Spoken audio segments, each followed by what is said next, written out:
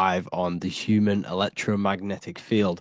This is very, very important, people. You have to understand how energy works, how your mind contributes towards this, and how your emotions contribute towards this.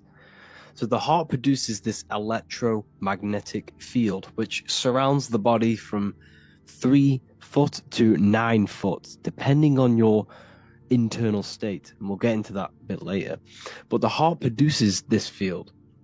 Now, the brain is all to do with the mind intelligence. However, the heart is the second brain.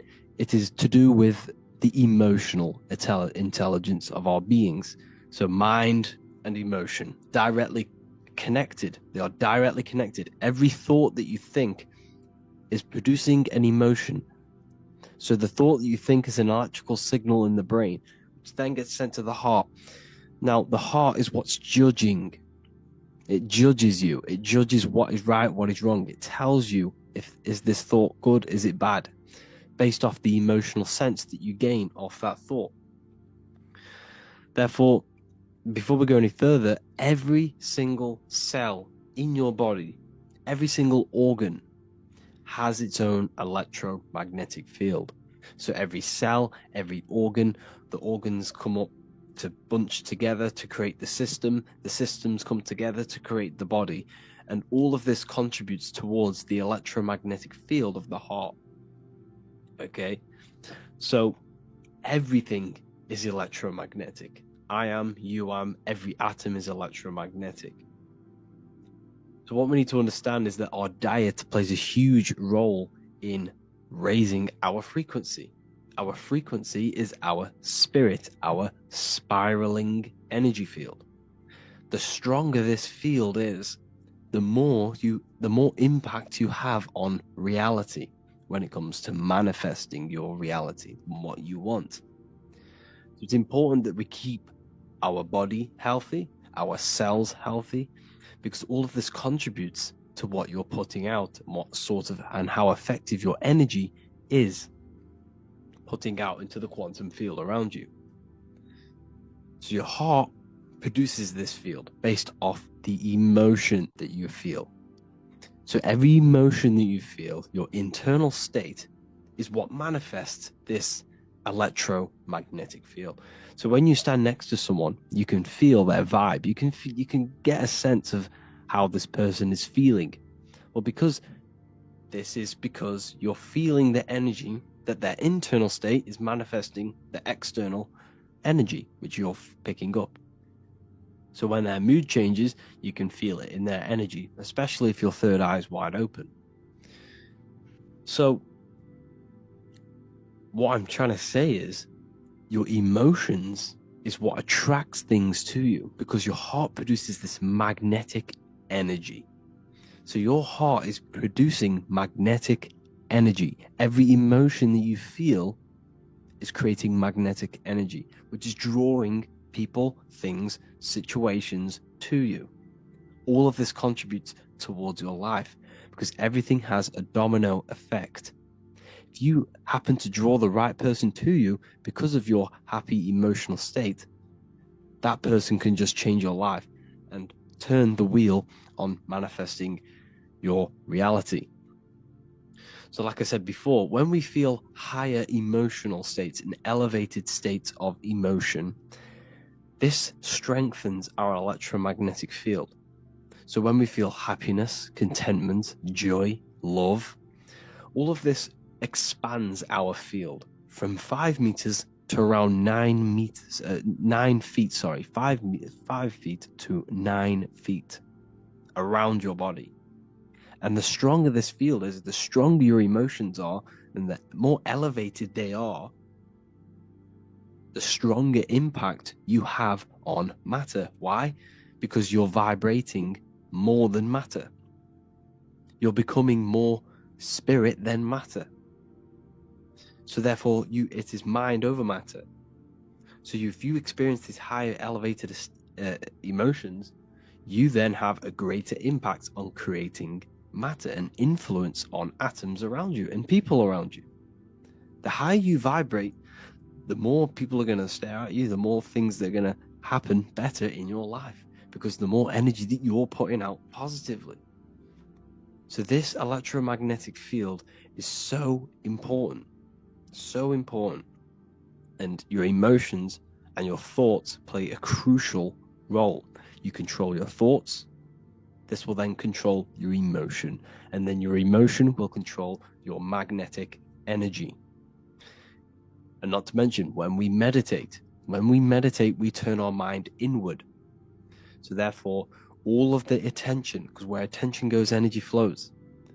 So where attention goes, energy flows. So if you turn your mind inward and put your attention on yourself, all of that energy is being internalized, and you can then redirect that into manifesting your reality. You can use this energy to manifest your reality. Okay? So the world will mirror back what we feel in our heart. This is a great saying. Whatever you carry in your heart, you will experience. Because emotion is energy in motion.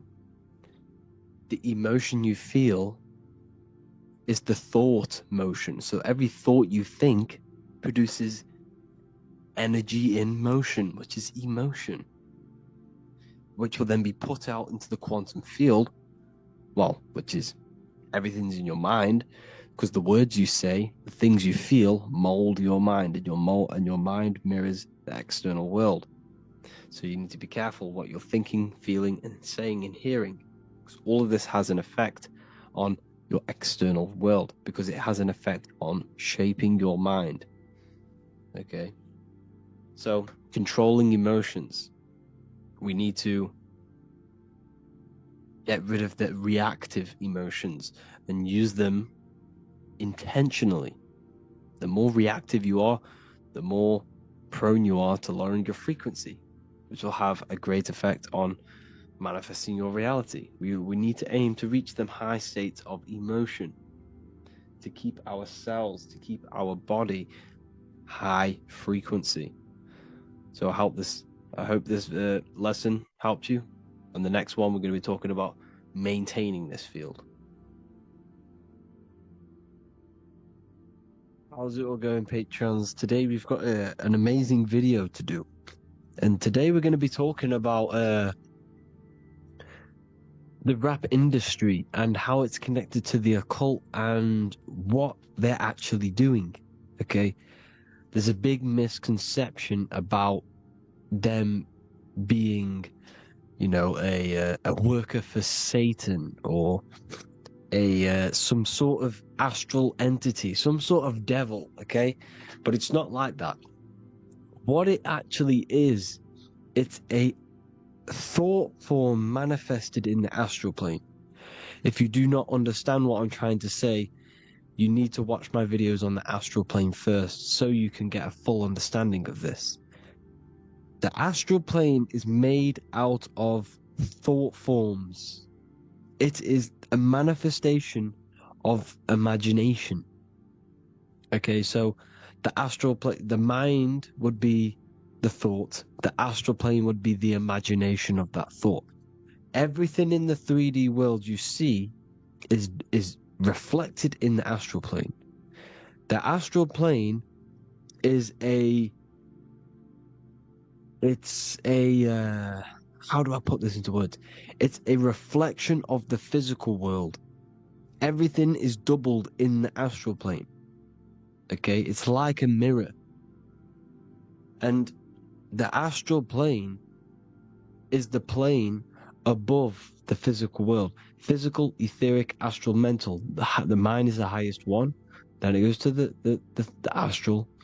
Depending on the vibration of the thought depends what astral realm it's going to. Higher, middle, lower.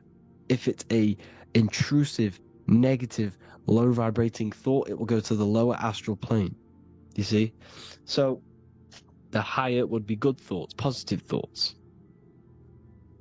So when you get so many minds as a collective consciousness to believe in one certain thing, all of these minds manifesting this certain thing will manifest as a being in the astral plane.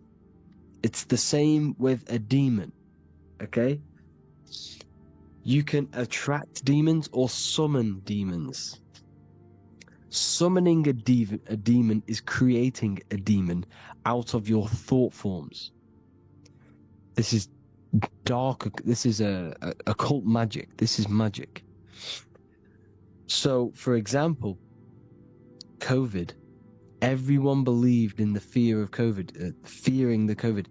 That all of their minds together would be creating a astral plane entity, some sort of energy, because so many minds are coming together to think about one thing.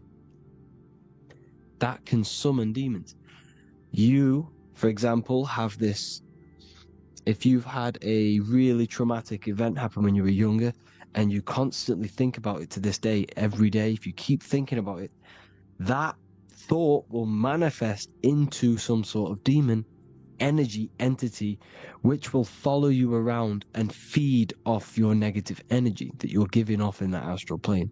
Because you're in the astral plane now. You're in the etheric, you're in the mental, you're in all of these different planes. They're all interwoven. They all link. They're not separate. They're all linked in. Okay?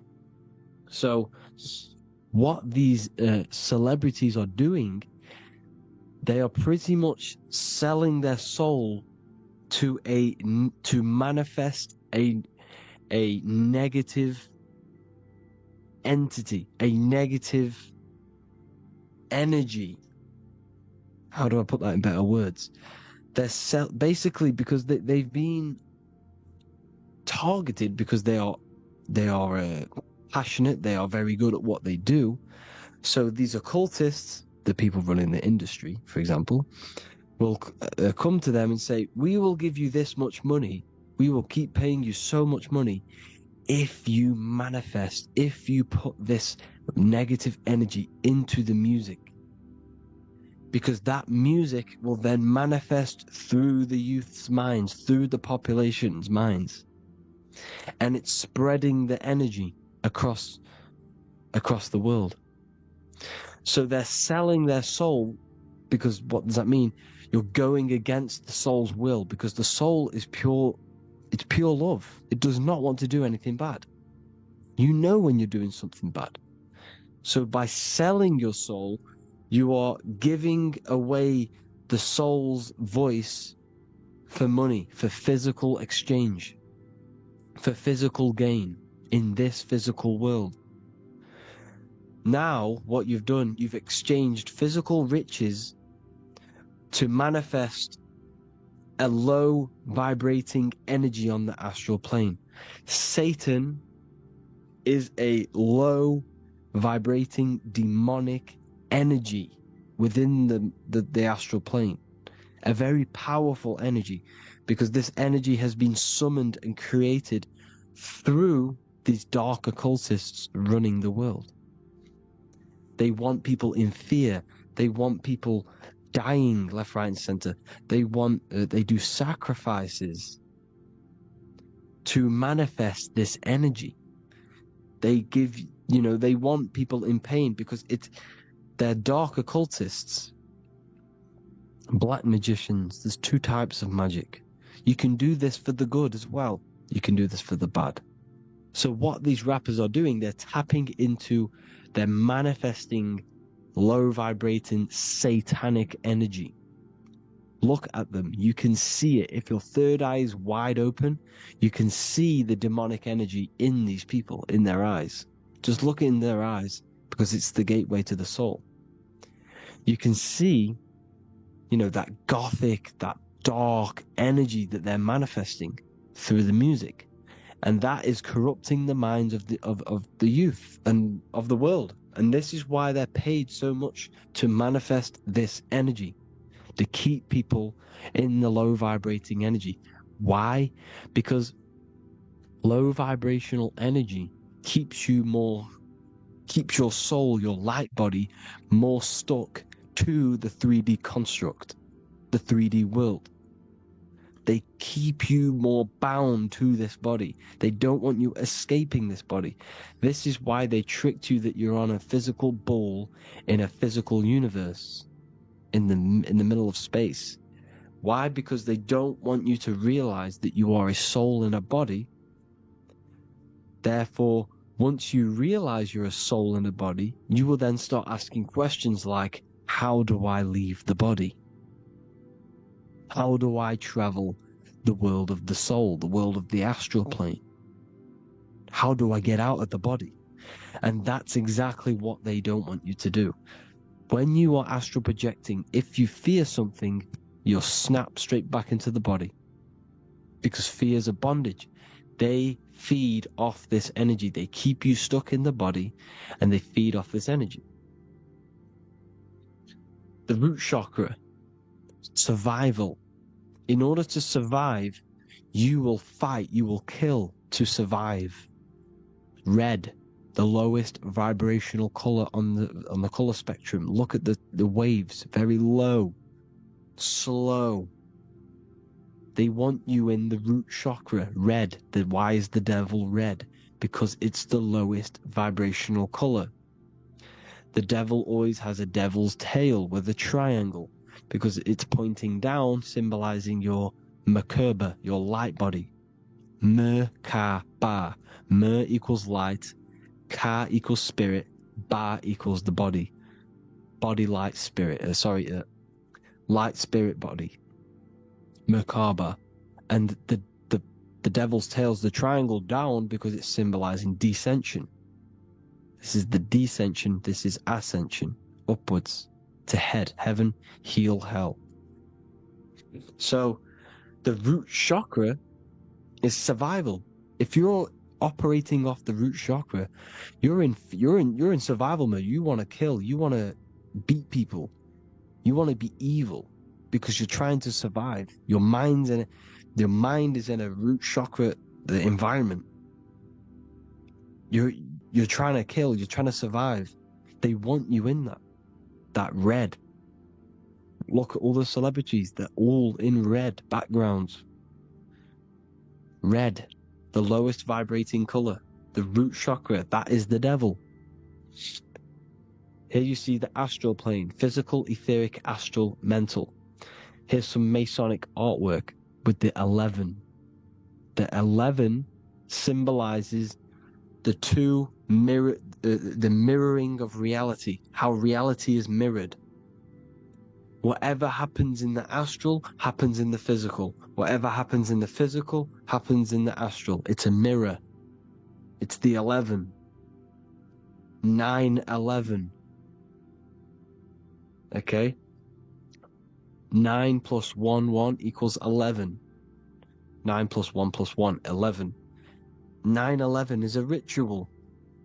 Because once that happened in 9/11, all of them people thinking of that 9/11 will manifest a low vibrating energy within the astral plane. It's a worldwide ritual. Okay?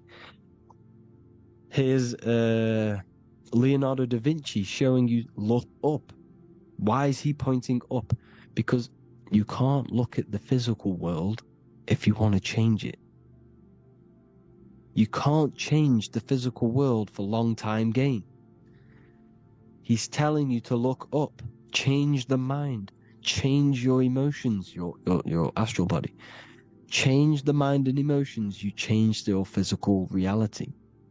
Look up, as above, so below.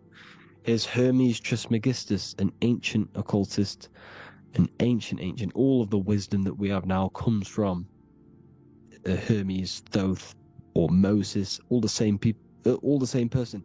Enoch, Hermes, Thoth, Moses, all the same deity, same person. Chris Brown announcing his album 1111, his 11th album, and it contains 11 songs. The Masonic 11 symbolizes the duality, not the duality, the mirroring of reality. This is why magic works. If you go to someone in the astral plane and affect them, that will manifest in the physical plane. This is how magic works. As above, so below. Here you see the goat. Oh, he's the goat. You see, when someone's very good at rapping or, music or good at football, he's the goat, right? They call him the goat. Because the goat is the manifestation. So this Satan is an energy. It's a powerful energy that's been summoning for thousands and thousands of years. These dark occultists have been tapping into this satanic energy that has no form in the astral plane. It's a shape-shifting form.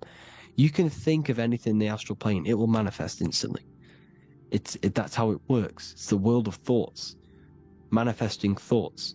So in the physical world, it takes on these different forms.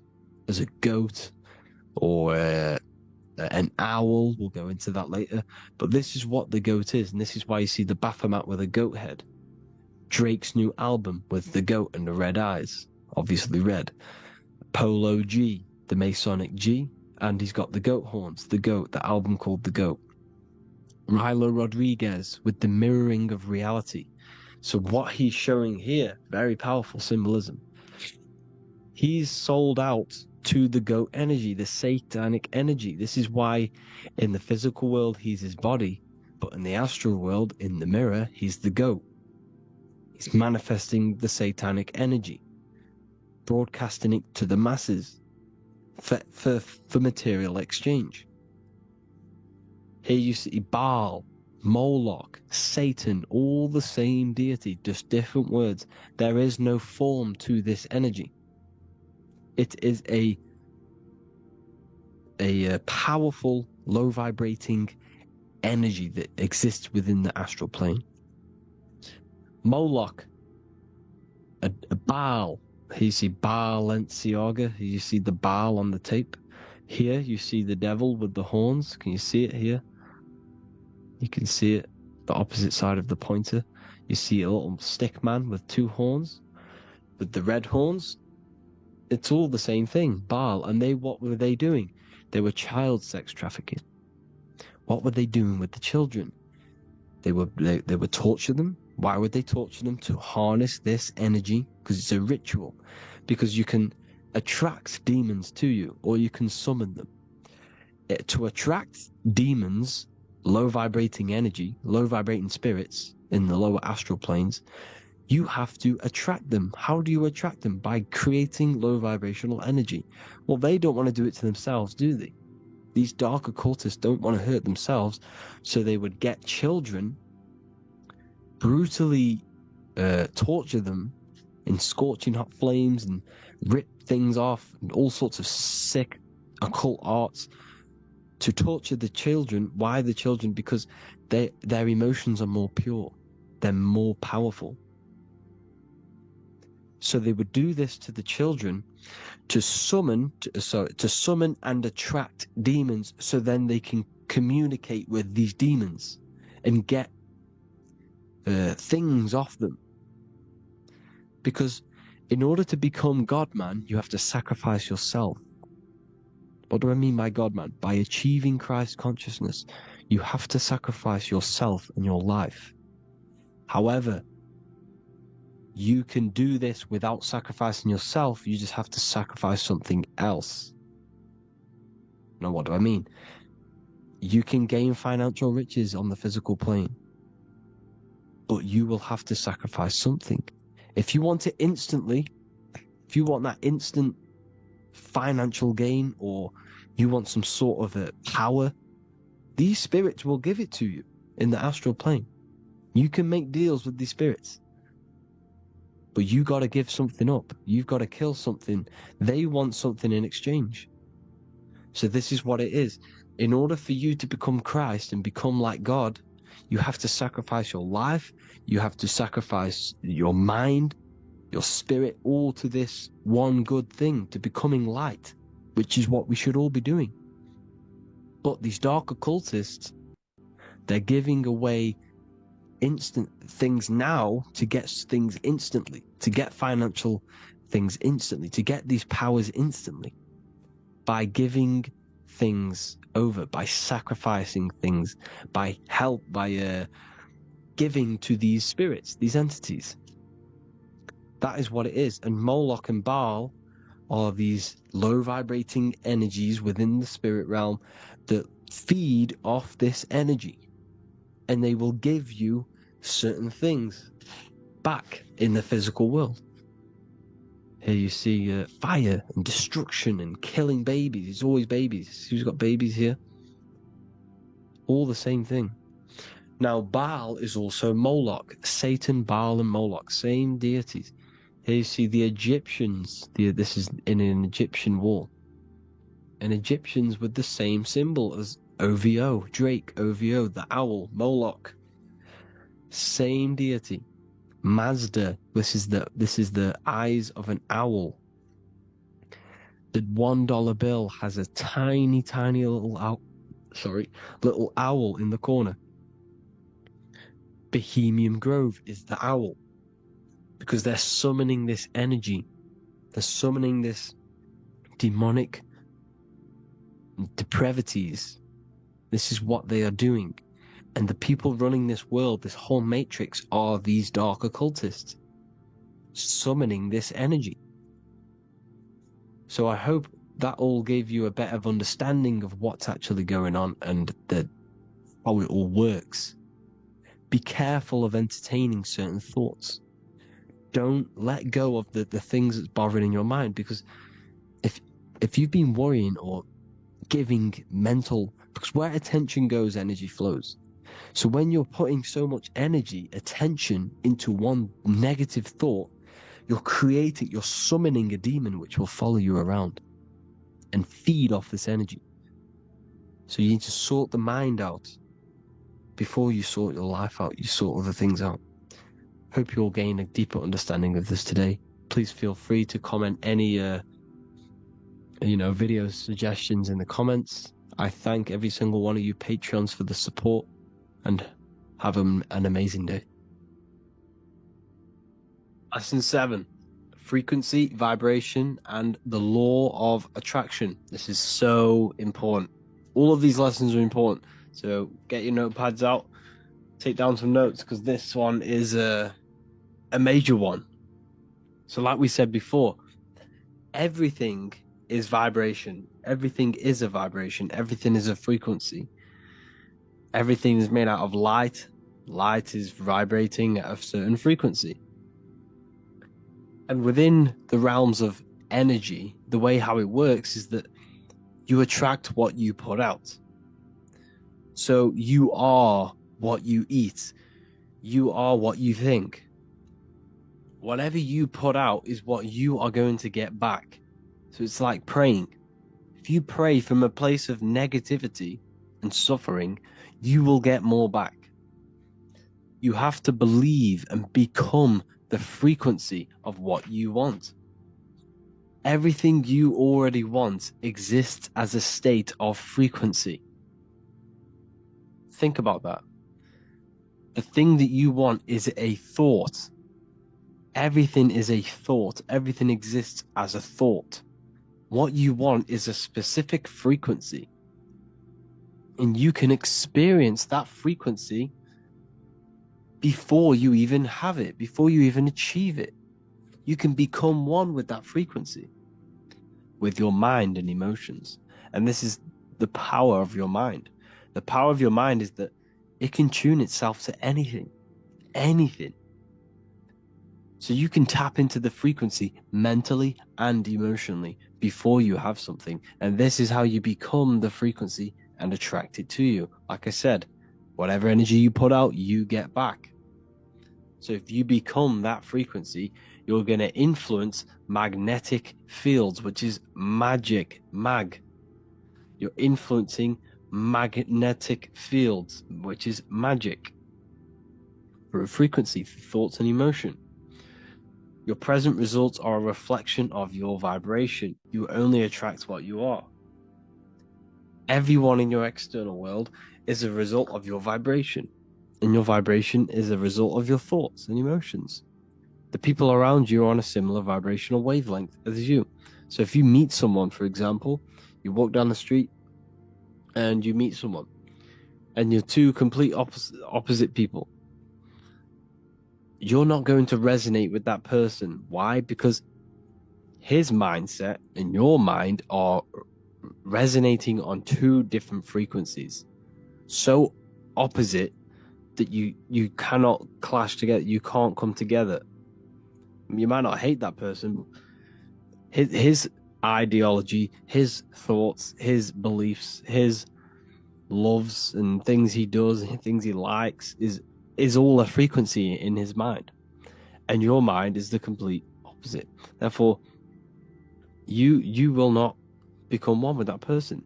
The people around you have similar interests, similar likes, similar things to you, and that is a frequency in the realm of your mind. Everything began in the mind. It mirrors reality. I've told you this many times. So if you look at this room, everything you see in this room did not just appear there physically. It began in someone's mind. Someone thought of the lampshade. Someone thought of this design. Some thought of this design of the sofa. And then someone thought to place it there. So everything is a result of mind. Mind is the first cause of everything. You're going to hear this a lot in this course because it's so true.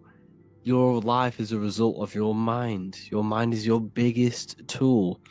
It's an infinite, limitless tool that you can use to manifest anything you want in your life. All you have to do is fill your mind with what you want. Tunnel vision. You have to fill your mind with what you desire and what you want, and it will come true. If you think and feel, if you believe it, if you fill your mind with belief and just that one thing, it will come true. It has to, because your life is a result of your thoughts. So everything you see in this room is all a manifestation of someone's invisible mind. Out of darkness comes the light. Your mind's the darkness, the physical realm's the light. You manifest things out of the darkness into the light. You see? So everything is a state of vibration, and we can tap into these vibrations through the mind. You control your mind, you control your reality. And this is all to do with vibration, the law of attraction. Because when you become frequencies, you attract that frequency back. This is how it all works. If you become a certain emotion, you're going to attract certain people around you that are on that vibration. Okay? Your mind is like a radio. You tune into different frequencies. Okay? You attract what you come one with. Whatever you become one with, that is what you attract. That is what you become.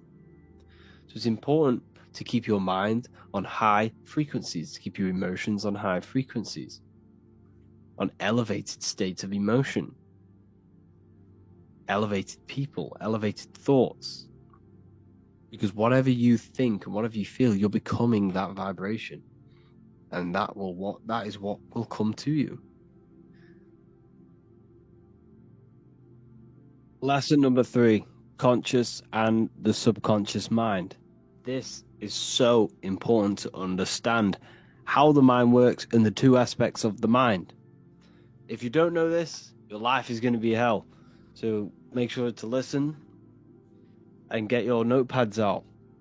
So the conscious mind is the awareness. This is what you're aware of right now. You're listening to me. You're probably watching your phone or, laptop, something like that.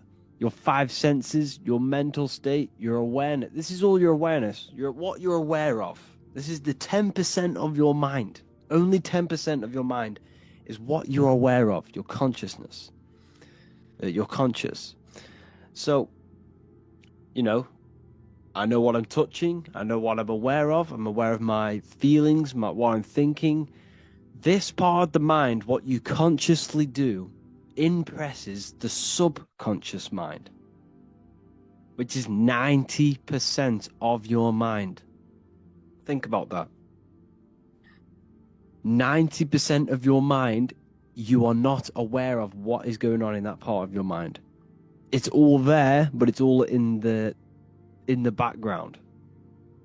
The subconscious mind controls the systems in your body. So it is the mind that is telling your heart to beat, telling your lungs to breathe, telling your digestive system to digest food without you being conscious of it.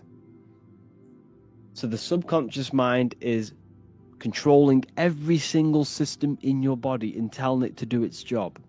It's storing all of your memory, all of your paradigms, which are mental programs. Very, very, very important. These mental programs that you have are why you act the way you are, why you do certain things the way you do. All of these programs that you have generated throughout your life from the conscious mind. The conscious mind is picking up on your awareness and your surroundings. So when you were a child, between the age of 0 to 7, your subconscious mind was wide open to programming. Why? Because this is why by the age of 2 or 3 you start to speak. Because your subconscious mind is that wide open. You are literally sucking in every bit of information so you can progress in life, so you can start to talk, walk, and act as a human being. So between the age of 0 to 7, there are programs that are really, really, really deep rooted within your mind. And these programs are operating 90% of your mind. 90% of your mind, which is 90% of your thoughts, and your thoughts become your emotions and they become your actions. Everything in the subconscious is affecting your life, is manifesting. So the subconscious is not only created by these programs between the age of 0 to 7, you've also generated new programs and you're still creating them now. However, essentially, we are deeply rooted with the older programs. But you create programs with emotion and repetition.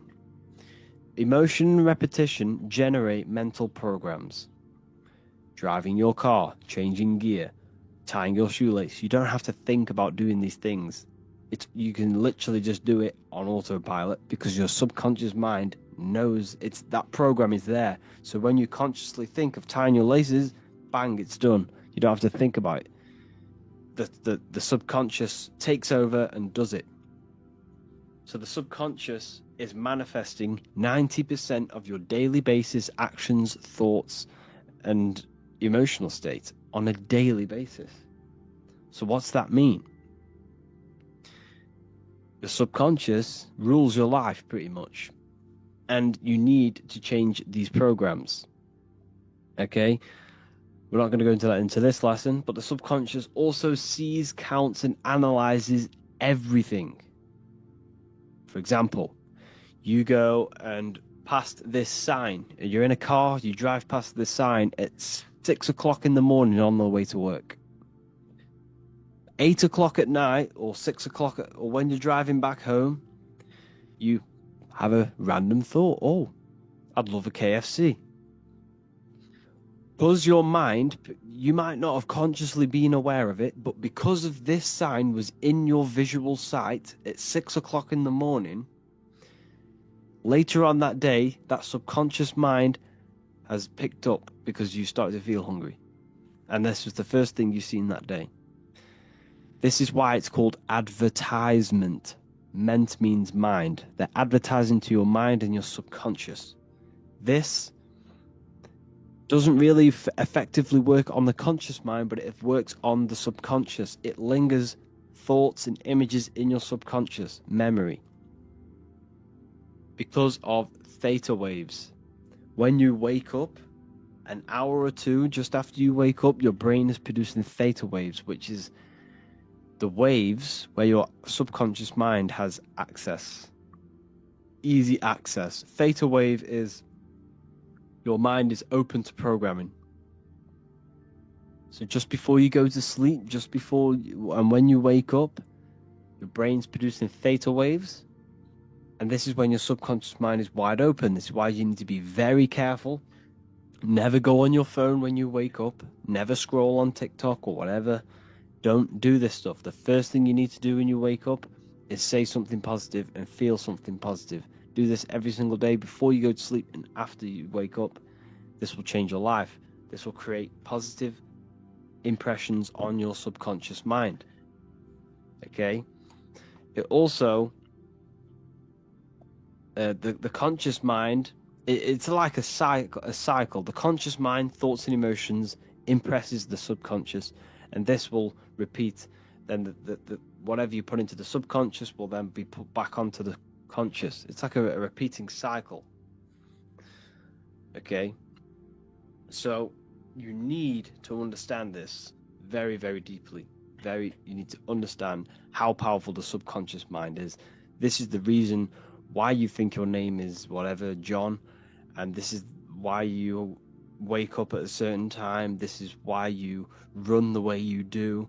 Everything is stored within the subconscious mind. Everything is in there. You identify yourself with the programs that are in your subconscious mind. And that's what the Matrix is. The Matrix, the system, is a program within your subconscious mind. This system doesn't truly exist. In the physical world, there's buildings and everything. There's only buildings. There's the government building. There's a government group. But what gives that power? The programs, the mind. This system only exists in our minds. We only need to go to school because our mind believes we need to go. We only go to jail because our mind believes this system. The Matrix is a program within your subconscious, and so is your self-identity. Your self-identity is just a program within your subconscious mind. Higher faculties. You need to work on your imagination, will, intuition, memory, reason, and perception. This was in the first lesson. You need to work on these to access the subconscious mind. These are all part of your subconscious mind. You have to work on your will, especially your will and imagination, and your memory. They are the three very, very important faculties you need to work on. Can't stress enough how this is so powerful on your life and your subconscious mind. So for example, I'm going to give you another example of how the subconscious mind affects your life. Let's say you were in a car crash. 20 years ago, you were in a car crash. You were going down the M6 in a red car. Someone flies around the corner or someone smashes into the side of you. You really hurt your leg. Your leg's broken. Your arm's broken. You might have even seen a fellow passenger die. Okay, right? This was 20 years ago. Because you had a strong emotion that you felt that very traumatic, sad, painful emotion. That emotion that you thought had a very, very big punch on your subconscious mind. And this is why, if you think about that moment, that traumatic moment that you've experienced when you were younger, you can recall that moment so vividly, like you were there. Like you could remember the taste, the smell. You could remember every little detail about that moment. Why? Because of the impression of your emotions. Because of the strong emotion you felt punched your subconscious. It says you're never going to ever forget that. Memory. What did I say in the beginning? You don't have good or bad emotion. You don't have good or bad memories, just strong or weak ones, depending on how deeply you impressed your subconscious mind with that emotion. Okay? Therefore, I've just given you the secret to success. The secret to your manifestation is emotion. Your emotions are not what you've been taught. Emotions are not something that is reactive. They should not be reactive. Okay? Your emotions are something that are given to you so you can manifest. Your emotions are a creational force. Emotion, energy in motion. Your emotions are energy in motion. And these emotions are impressed in your subconscious mind. And that's another thing. Whatever you think in your subconscious, whatever you think is true. Whatever you think is true in your subconscious mind. Whatever you think and whatever you say and whatever you feel is truth to your subconscious mind. Remember, the subconscious mind is manifesting 90% of your thoughts and daily actions. Therefore, if you call someone an idiot, if you feel like death, you feel bad, you feel sad, you're telling your subconscious mind that's what you want. If you call someone an idiot, you're telling your subconscious mind that is what you are, because the subconscious doesn't know anyone else but you. Only knows you. It only knows yes. Yes, yes, yes, yes, yes. I want this, I want this, I want this. That is all it does. If you think a negative thought, you're telling your subconscious, I want that. If you feel a negative emotion, you're telling your subconscious, I want that. And it will manifest it.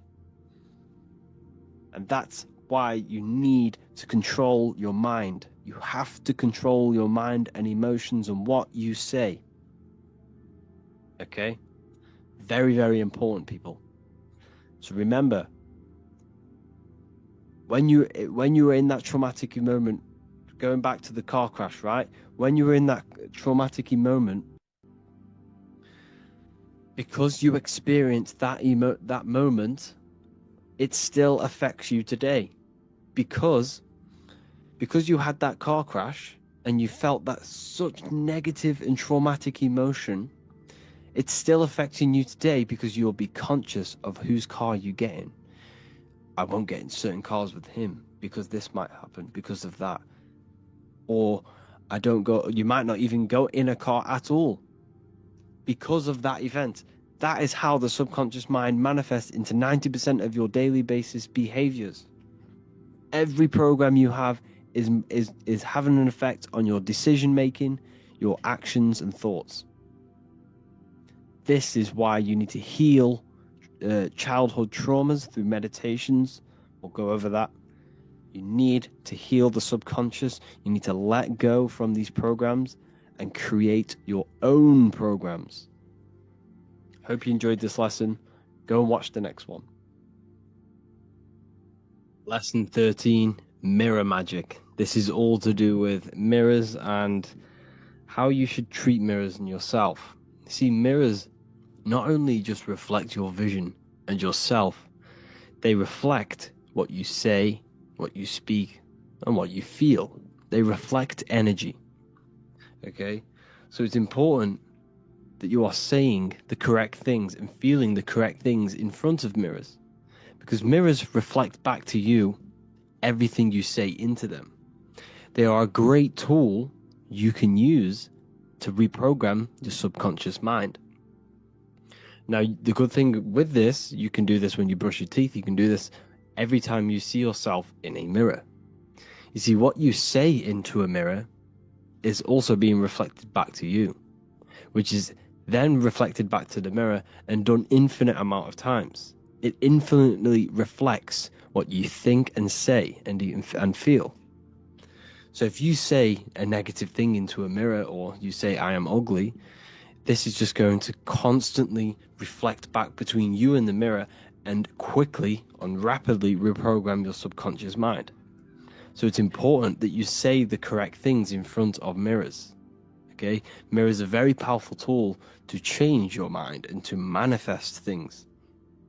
So if you get yourself hyped up, you think and feel and you say the things, your affirmations into the mirror, this is a very powerful way to become that frequency. Okay? It's all about giving high energy. Work yourself up. Give energy to these affirmations that you say. And never entertain any negative thought, any negative emotion into mirrors, because mirrors are what are reflecting back to you. Okay? This is a very, very important important lesson, because a lot of people are used to, doubting themselves in the mirrors and stuff like that. So you've got to make sure that you say very positive into mirrors and say, think, and feel very positive things. And this will reflect back to you in energetic wise, and you're reprogramming your subconscious. Lesson 2, planes of existence. These planes are all aspects of your mind. They are in you, they are outside of you, as above, so below. The Godhead is the sole purpose. This is how spiritual manifests into physical. This is the process that the universe goes through in creating the physical universe. So it starts with the Godhead, the sole purpose, then the mind, then the astral, then the etheric, then the physical. Everything is mental. Everything exists in the mind. These dimensions are not separate. They're all dimensions within your mind. They're different vibrational states, pretty much.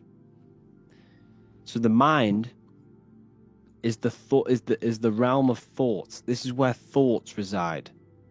There's no form to a thought. It's invisible. There's no physicality to it. It's the most lucid. The higher you go, the more lucid it is. The lower you go, the more solid it becomes. Okay? So the mental plane is the most lucidic. So the mental plane is the thought alone. The astral plane is the imagination of the thought. This is where the thought forms manifest into some sort of form. Not physical form, but some sort of form, lucid form. Like dreams. Then it goes to the etheric, then physical plane. The etheric plane is the blueprint. It's like a blueprint of the astral and the physical form. It's basically the realm of energy. This is where energy is, and frequency. And then the physical plane is where physical manifestations happen. So essentially, this physical world is a product and the world of effect. Everything goes through this is a world of effect. You can't change this world by manipulating it physically. You can, but it's not going to last long. It's not long term. This is where we get the saying, as above, so below from. You change the higher planes, you manipulate the lower planes. If you manipulate the astral plane, you manipulate the physical plane. This is a mirror effect. You manipulate the mental plane, you manipulate all of the planes. So these planes are how things manifest into physicality. Everything starts in the mind, then goes through the astral. Now, the higher, middle, and lower astral are the vibrational states of the thought, because remember that the mental plane is the thought alone. So, for example, I'm going to give you an example now. This is a chair. Think of a chair. Don't imagine the chair. Just think of the thought of a chair. So you have the thought of a chair in your mind. Now, imagine that thought. What form does it have? This is the astral plane. This is the imaginational plane. This is where you imagine things. So when you hold something in the screen of your mind, this is astral matter. You're creating out of astral matter. That's what imagination is. Depending on the vibration of that thought that you are manifesting in your imagination, depends whether it goes to the higher, middle, or lower astral. If it's a high vibrational form, high vibrational thought, you create the higher astral plane. This imagination will go into the higher astral. Or if you think of a chair to murder someone on it with spikes and kill someone on it, it will go to the lower astral plane because it's a lower vibrational thought form manifesting. So you got to use these planes to manifest things, to imagine things. You can manipulate the astral plane through astral projection. This is a very, very deep, this is a very occult teaching of astral projection, and that's going to be taught later on in another course, because that's not for everyone. But you can still access the astral plane through imagination. And that is how you pretty much get there. You use your conscious mind to project yourself, your consciousness, your awareness into the astral plane. So if you manipulate these higher planes of existence, you manipulate these lower planes. As above, so below. You got to look up. But it all starts in the mind. Use your thoughts correctly. Use your thoughts. Use your imagination. Use your energy. And this will all combine to manifest something physical. Okay? So use these planes to manipulate this physical world, because whatever you do in these planes, you manipulate the lower planes. It's like a mirror. So that is the planes of existence.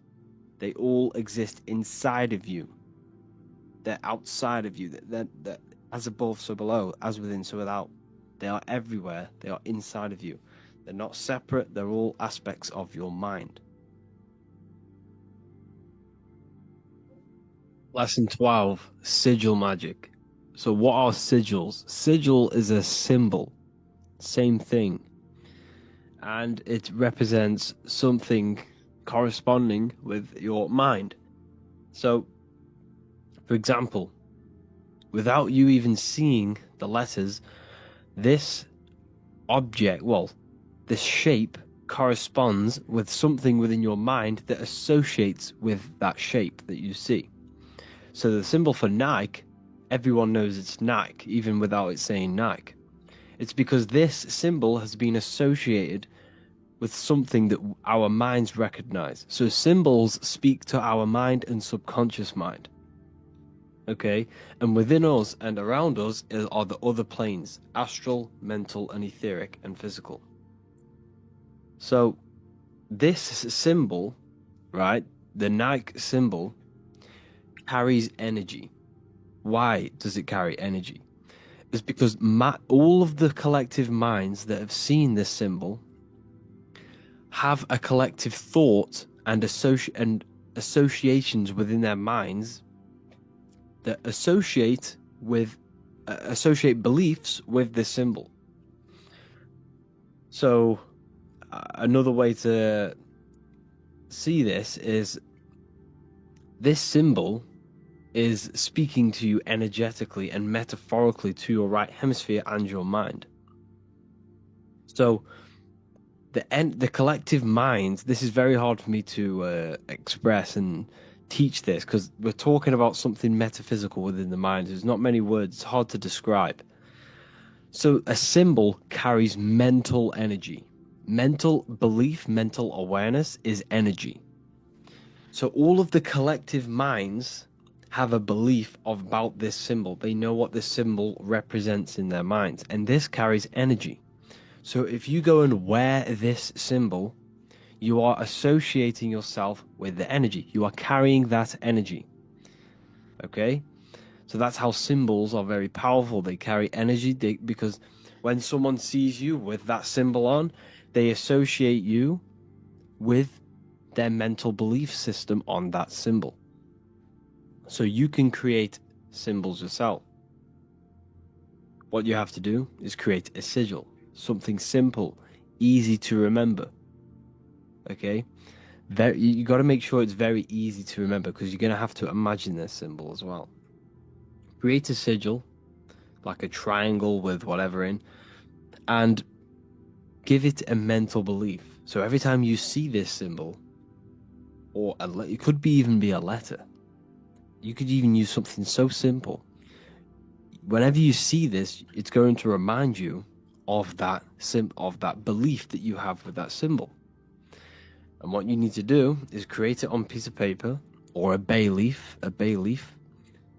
draw it, and give it mental attention. Hover your hand over it and give it a charge. Imagine this symbol glowing and give it the belief, give it the intent.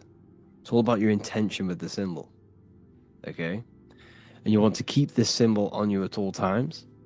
And when you do meditations, when you enter deep states of meditations or manifesting meditations, you can, instead of thinking about the reality you want, you could think about the symbol. This is a very good way to visualize. If you're not very good at visualizing a full reality of yourself in a world somewhere else with whatever you want or whatever you want to manifest, if you can't imagine in detail, this is a good practice. Imagining a symbol and holding your mental energy, your mental awareness and attention on that symbol. And you are associating mental energy with that symbol. And it will become bigger and stronger and stronger. And it will impress your subconscious mind. You want to give this symbol emotional energy as well. And then what you could also do with this symbol, or words, you can even use words. I am, I achieved, I have, underneath water, because water holds memory. Because when you speak to plants, which take in water, if you say love to one plant and hate to the other, the love plant will grow bigger and the hate plant will die off. It's because it's all to do with frequency. So if you write good words on a piece of paper or a sigil and put it under the water glass, it will impress them energy frequency codes into the water, and then you drink the water.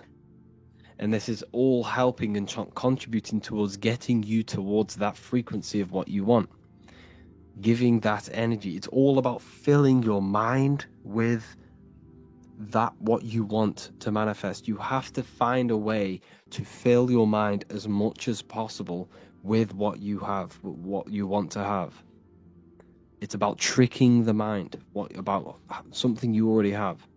So you can do this with the sigils. You can do this with, prayer, meditation, all of these different things. You want to employ them into your life. Every time you drink water, you want to impress them, speak into the water. Make the water vibrate on the frequency that you want and then drink it. Okay, this is very important. You have to find every single way to get yourself to that frequency by filling your mind with what you already have, what you want to manifest, by believing in your mind you already have it, and filling your spirit with that energy. By giving your electromagnetic field that frequency, you becoming that frequency. It's all about maintaining that frequency and that mindset, and it will reflect into your external world. So you want to find all these different ways and do them as much as possible. So to go over that again, create a sigil, just draw it, give it mental attention, mental energy. You can visualize it in meditation, or you can put it underwater. Keep it on you at all times, and whenever you see that symbol, think about what you have, what you want, and this will all contribute towards manifesting. Lesson 6: maintaining the human electromagnetic field, the human energy field. This is an important one, people. You have to understand how this field works. Without this field, you can't pull things to you. You can't attract things. The weaker your field, the more prone you are to diseases. The weaker the field, the less manifestation, the less power you have over matter. You have to have a strong field. Okay? This field is very important when it comes to manifesting and pulling things to you, attracting people. Because essentially this field is a manifestation of your internal state. So your internal state manifests this external field through your, the things you do on a daily basis contribute to this field and how strong it is. So to keep it strong, you have to realize that it's constantly changing based on your environment, the people around you, electrical devices, thoughts, emotions, and the food within the body. Now, every single cell in your body has its own electromagnetic field, has its own magnetic energy.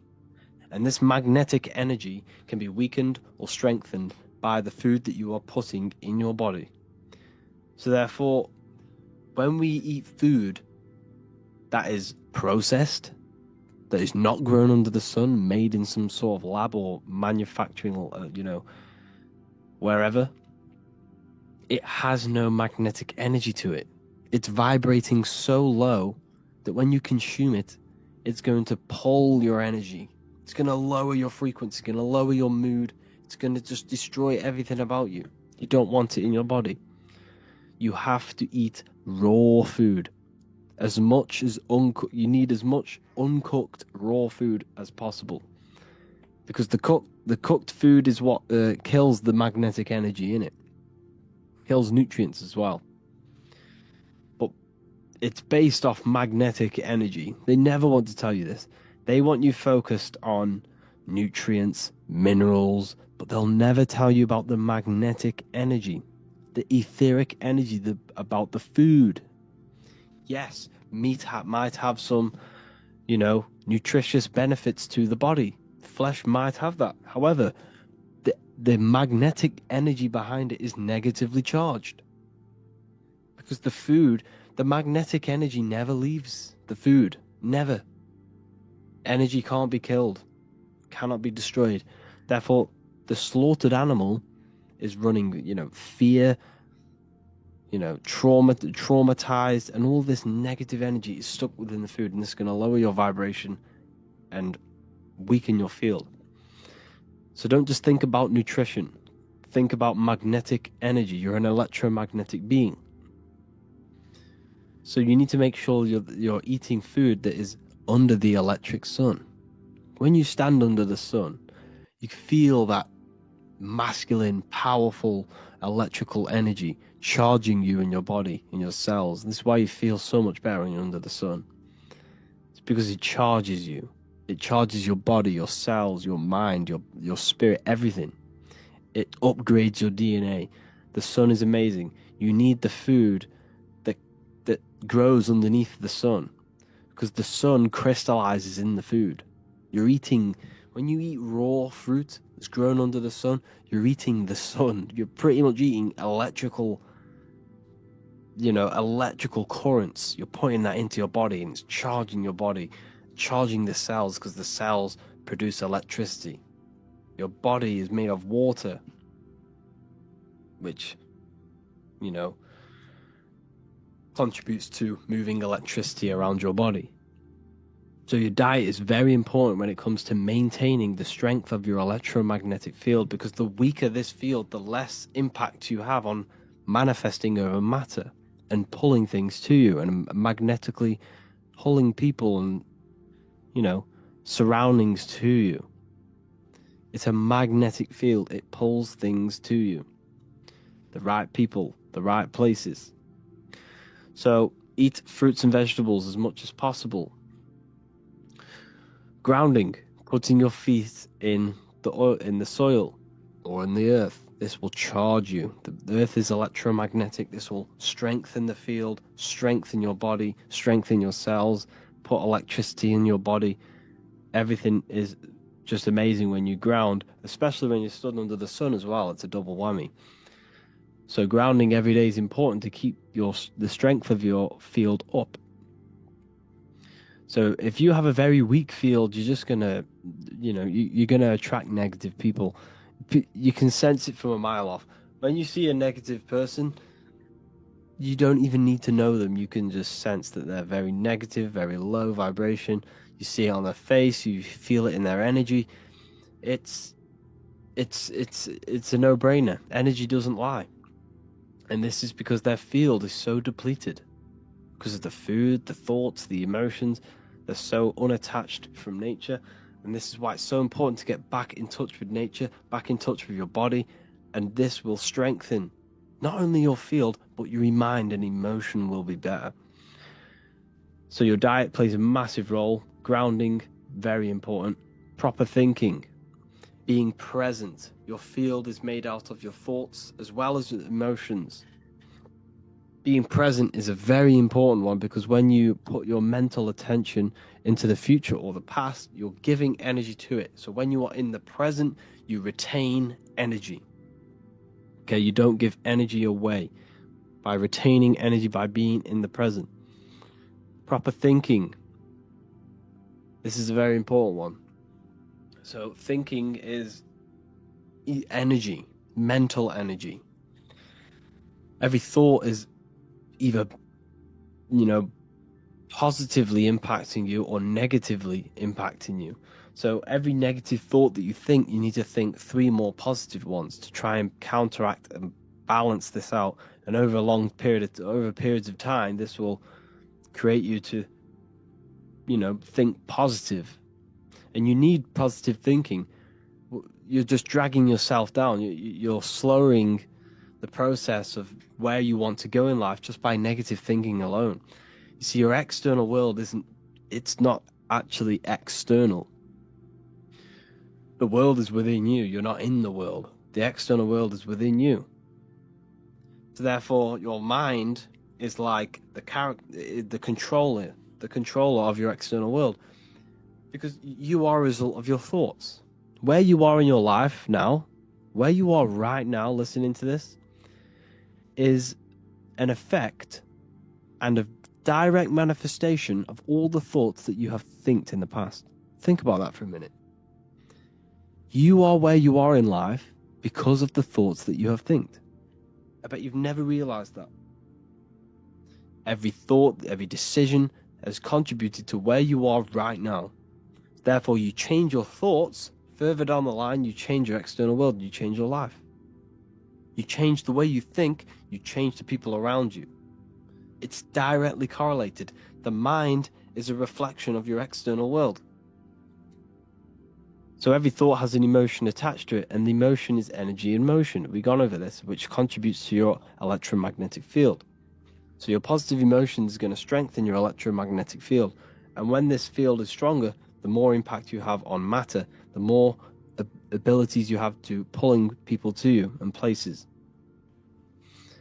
Okay, so your heart knows everything. Your heart knows what is good and what is bad.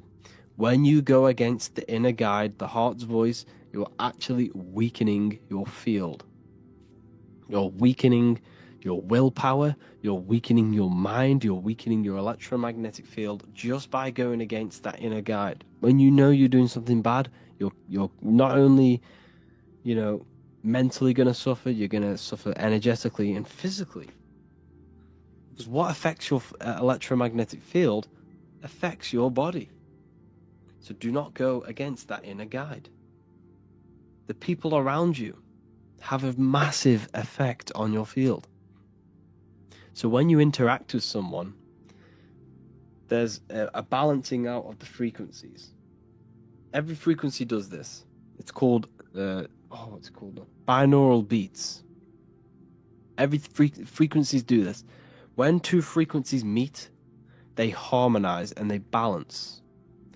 So if you're vibrating very high and you meet someone who's vibrating very low, when you meet, your vibrations will balance out. So yours will lower and his will rise to counteract, so to balance out.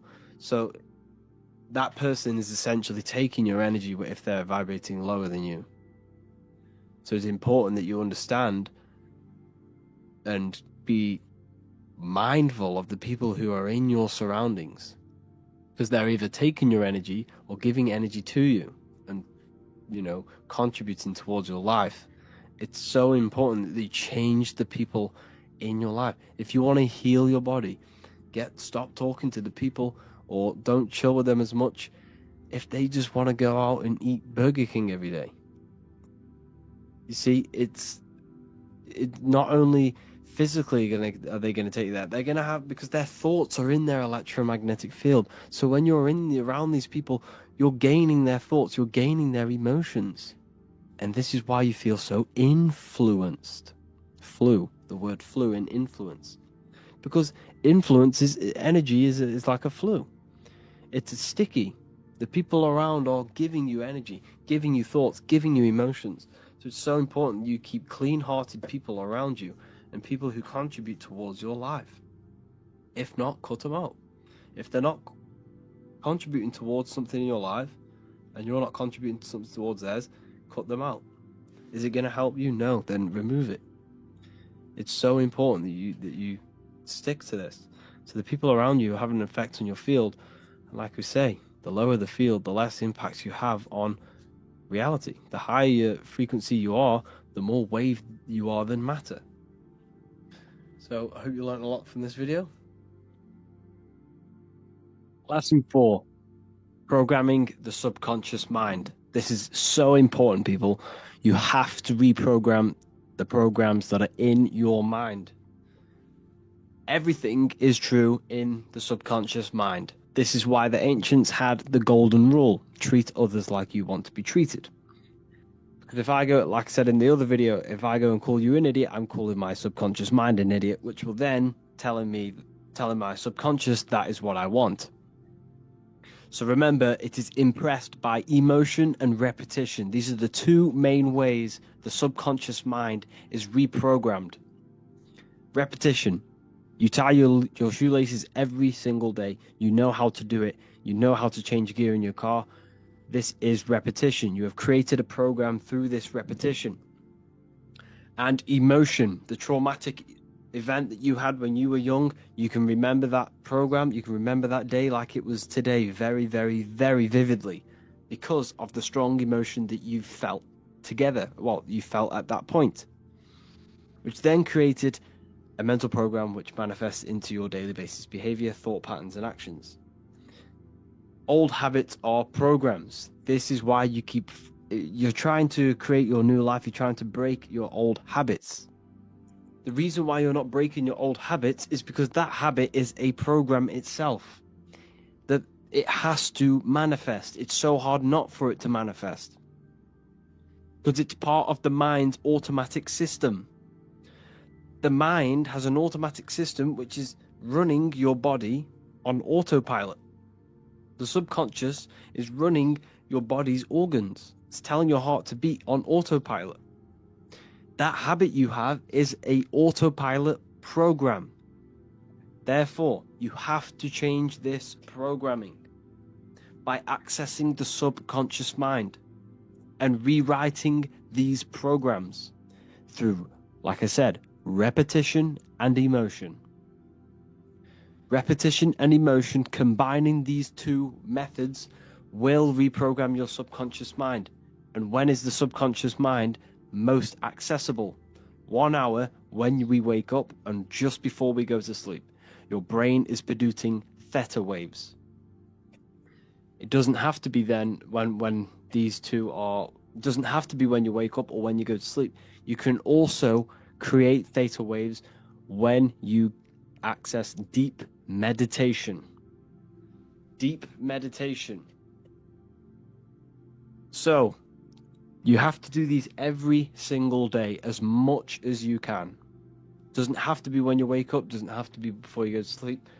Whenever you get time or whenever your conscious mind floats over the idea of doing it, do it. Repeat affirmations constantly, as much as you can. And I mean every second of the day if you have to. Whenever you get the time, mentally say it, physically say it. Get these affirmations done as much as possible to reprogram that subconscious. It has to be in present tense. The subconscious does not know the future, does not know the past. It only knows now. It only knows you, doesn't know anyone else, and it only knows now. You and now is the only thing the subconscious mind knows. And everything is true in the subconscious. Therefore, thinking, feeling, and saying I am affirmations. It has to be in the present tense. You have to claim as if you are what you are saying. If you want financial freedom, say money is coming in constantly on a daily cycle or whatever, or I am financially free. Money is coming in. I am happy. I am healed. I am healthy. Whatever you are trying to manifest, believe it is true. Say it is true and feel it is true on a daily basis as much as possible. Most effectively in the mornings and at nighttime and in deep meditation. Every single morning, as soon as you wake up, it's the first thing that should be on your mind is reprogramming the subconscious mind. Is feeling the emotion of that life you want, feeling the emotional state of your desire, rich, free, or happy, affirming your desire, listening to repeated affirmations. Download an app on your phone, whatever, voice recorder, whatever it is, download an app. Record yourself saying, I am affirmations. I am healthy. I am rich. Money flows into my life abundantly. And listen to this every single morning.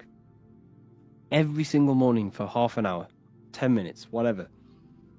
Do it every single morning as much as you can. And while you're listening to them, mentally say them.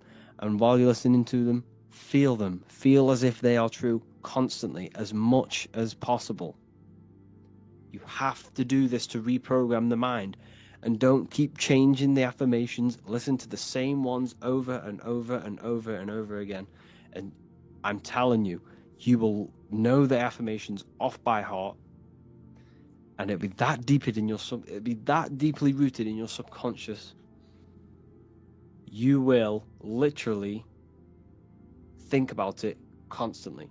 Once it's in the subconscious, once you have this deep new program of you feeling wealthy or feeling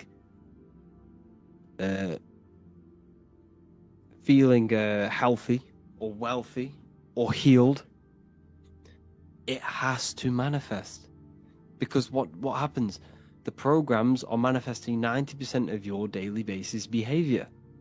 So if you create a program where you already feel like money is rolling in more than ever, or you are healed, that will manifest into 90% of your thought patterns, 90% of your actions, and 90% of your daily basis behavior.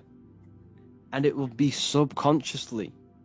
You won't even know you are acting upon this program because it's in the automatic system of your mind. This is how powerful this is. So if you create a program on, let's say you want to be financially free, and you've created a program, a memory, a paradigm, because you've been saying these affirmations and you've been thinking and feeling about this desired reality, guess what? You will be taking action according to that program. You will think the thoughts. You will do the things that person does of that reality. And you won't even know. This is how powerful it is. You have to do this. Mirrors are very, very, very, very powerful. You have to stay aware of what you're thinking, feeling into a mirror, because it's a direct reflection. Be very careful what you're saying to mirrors, and never ever say anything negative into a mirror. Okay? Meditation. Find a comfortable position. Close your eyes. Breathe deeply in through the nose until your lungs are full. Then exhale slowly out through the mouth. In through the nose, out through the mouth. Bring all of your attention to the present moment and lose track of thoughts, environment, stress, if you're trying to fall asleep. As if you're trying to fall asleep. So, if a thought, because this will happen, thoughts will appear, then you just have to remove it. Thoughts will keep trying to appear into your conscious mind when you're trying to meditate. Bring your awareness to the present moment, and if a thought comes, remove it. And this will keep happening. Thoughts or little words or little voice will come, just remove it. Keep removing it. And once you repeat this process, you'll gain a meditative state, a sleepish state. Your body become relaxed. The body will start to sleep, but your mind will be aware. Your conscious mind will be aware. Now bring all of your attention to the emotion you would feel as if you've got what you wanted. Feel that reality that you have, that you wanted. Feel the financial free, the freeness. Feel it. Feel as if you've already got it. Feel as if there is millions in the bank.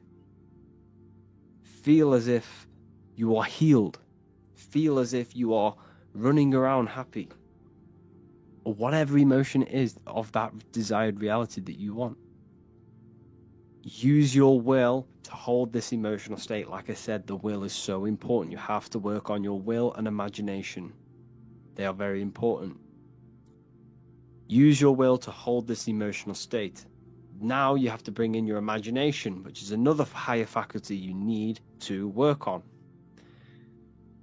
Imagine yourself being the person you want to become. What would you be wearing? Where are you? What would you look like? What would you smell like? Imagine, if you want to become financially free, imagine you are on a beach.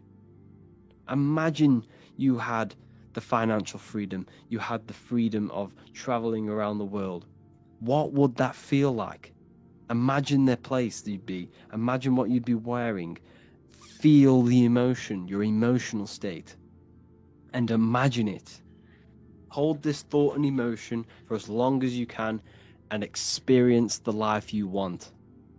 And I'm telling you, you do this over and over and over, combining this with the affirmations on a daily basis. I promise you, you will reprogram the subconscious mind that deeply. Your life will change. Not only your life, it will start to steep into your emotions. It will creep on your actions, sorry, not your emotions. This program will creep onto your actions and you won't even know you're acting according to this program that you've created. And before you know it, you're working this hard towards this life, it will show up in your life. But like I said, cause and effect. You have to take action on this program. You have to take action on these thoughts towards your goals. You can't sit around meditating and affirmating every day. But I promise something will happen to trigger this program. You will make the right decision. You will go the right place at the right time and meet someone, or you will have a conversation with someone and something will pop up in your mind and you can just, that is it. Your life will change. This is so important. Affirmations and meditation on a daily basis will reprogram your subconscious mind. You can heal, you can manifest, you can attract, you can do whatever you want. You can get rid of depression like this, anything you want. Tell your subconscious mind you already have it. The stronger the emotion you feel, the more impact it's going to have in your subconscious. You have to do this, people. This is a very, very, very important part of manifesting, is the subconscious mind. Thank you all. Hello, welcome to lesson number 1 of Manifestation Mastery 2.0. So the first lesson we're going to be getting into is the 7 universal laws. You need to obey these laws and operate your life within these laws so that you can maximize your manifestation. Now, what you need to realize is that you are manifesting at all times. You are manifesting now with what you are thinking, what you are doing. Everything is manifestation. But when you choose to do this consciously, you can get anything you want in your life. Think of it like this. When you're playing a video game, GTA for example, you level up your character. You are not the body, you're not the person in the game, you are the intelligence behind that body. You are this invisible intelligence which is a creating force. It manifests everything. You are a microcosm of God, a creator. You're a manifester. You can take non-physical thoughts and produce that into a physical world, material world. So this is the mindset you need to adapt. So the first universal law is the law of mentalism. Okay, mentalism, everything is mind. There is one substance in the universe, and that substance is mind. Me, you are mind. We are the same substance. Yes, we are in a different physical form, a different physical body. However, the mind, the substance that makes your intelligence, is the exact same.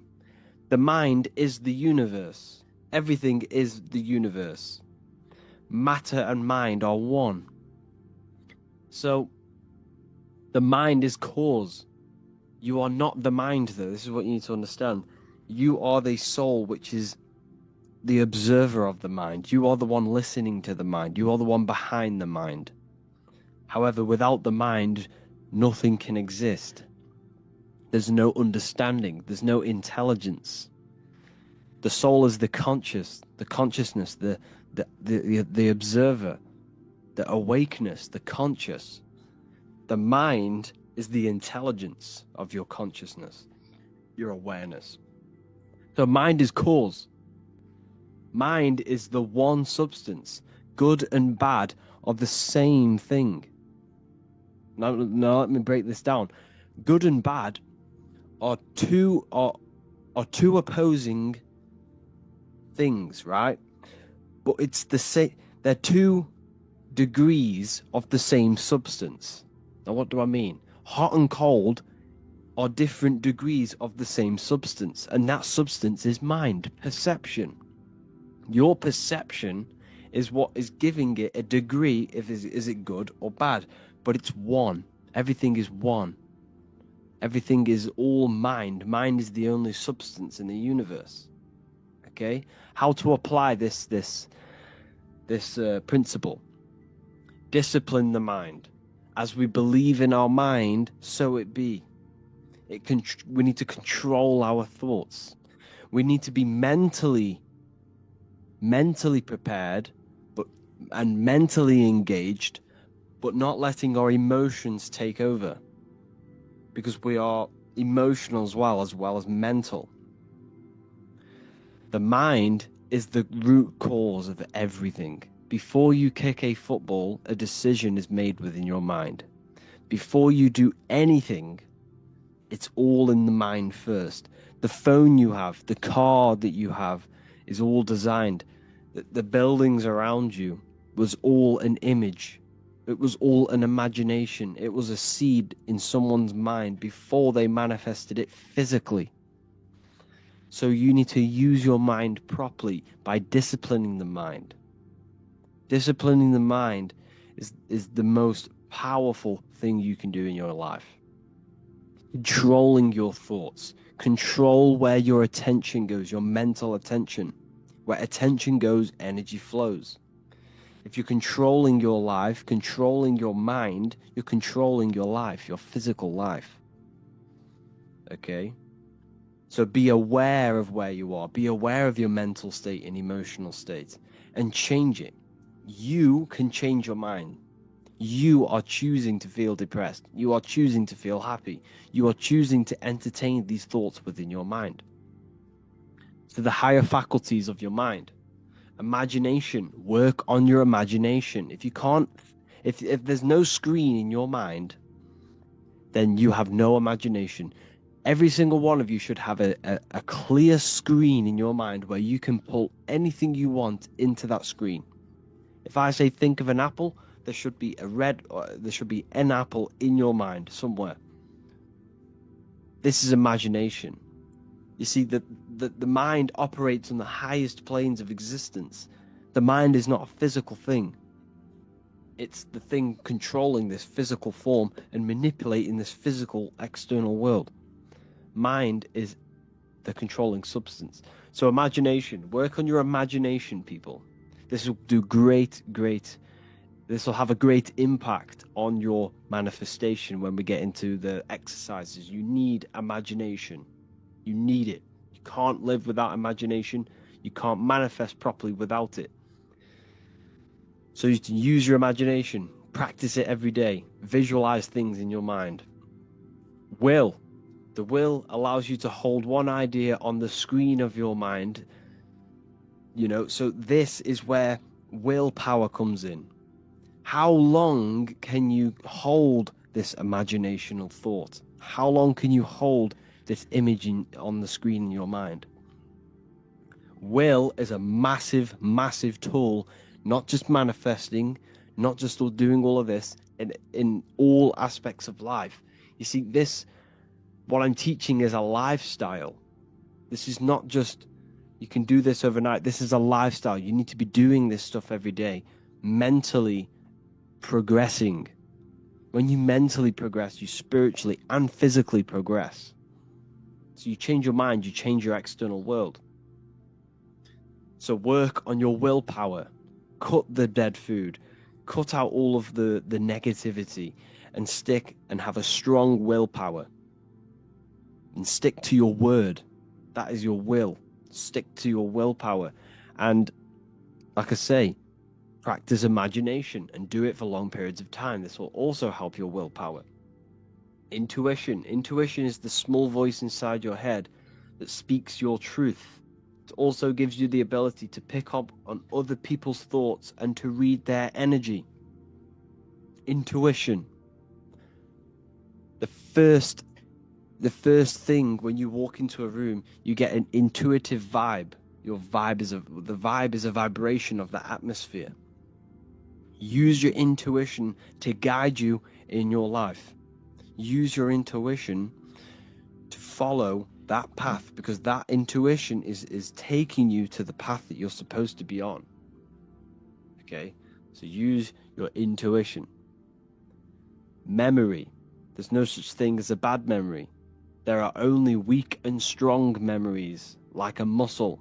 You can develop your memory by phenomenal degree through exercise.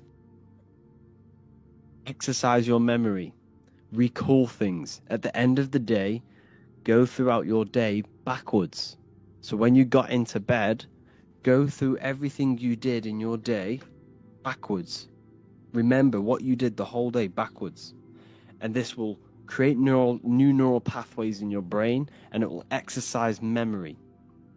You need to work on all of these. Reason. Reason is another one. Reason is what we use to think, to analyze, compare, and evaluate ideas. Reason is the ability to think, choose what information we accept, stir up, and use to come up with a brand new idea. What is the reason? What's the true reason behind what you want to manifest into your life? Is it coming from a place of negativity? Is it coming from a place of positivity? Is it coming from a good or evil place? You need to seek deep inside of you and truly ask why you want this in your life. Is it coming from something? Is it coming from a childhood trauma? Is it coming from a self insecurity? Reason is a big one. You should only be manifesting things that are positive, that will have a positive impact on yourself and the people around you, and the consciousness and the collective consciousness, and to the earth. It should not be a selfish thing. Reason is a good one, because it's important. It's important because if you go and manifest something that came from negativity, it will only amplify that negative reason inside of you. Let's say you wanted to do something like you wanted to get rich, but it came from a negative place. Okay, it came from a negative place. The reason why you want it was very negative. You wanted to just flex on people and stuff like that, right? That will amplify. When you become successful, it will amplify that reason, and you will become pretty much an idiot. So make sure the reason's right. Perception. Your perception is your point of view. It controls what you become aware of in your environment and how you choose to see it. Your perception is your reality. You have to be aware that there are people's perceptions are all going to be different. You shouldn't let that affect your internal world. You need to come from a positive perception and a balanced perception. Everything is neutral. Everything is balance. You choose. Your mind chooses whether it's positive or negative. So your perception of things is what you need to change. You need to come from a balanced point. Don't let the external world affect your internal world. Your perception should be neutral. Shouldn't be good or bad. It should be neutral at all times, and try and neutralize and balance your perception on things. Your mind is the decider of your perception, a good or bad perception. The next universal law is the law of correspondence. As above, so below, as within, so without. The outer world is a reflection of your inner world. This is so important, people. This is so important. You cannot go through life without knowing this deeply and understanding this. The friends you have, the car you have, the phone you have, all of the things you possess is a direct manifestation of all of the collective thoughts you've thought in the past.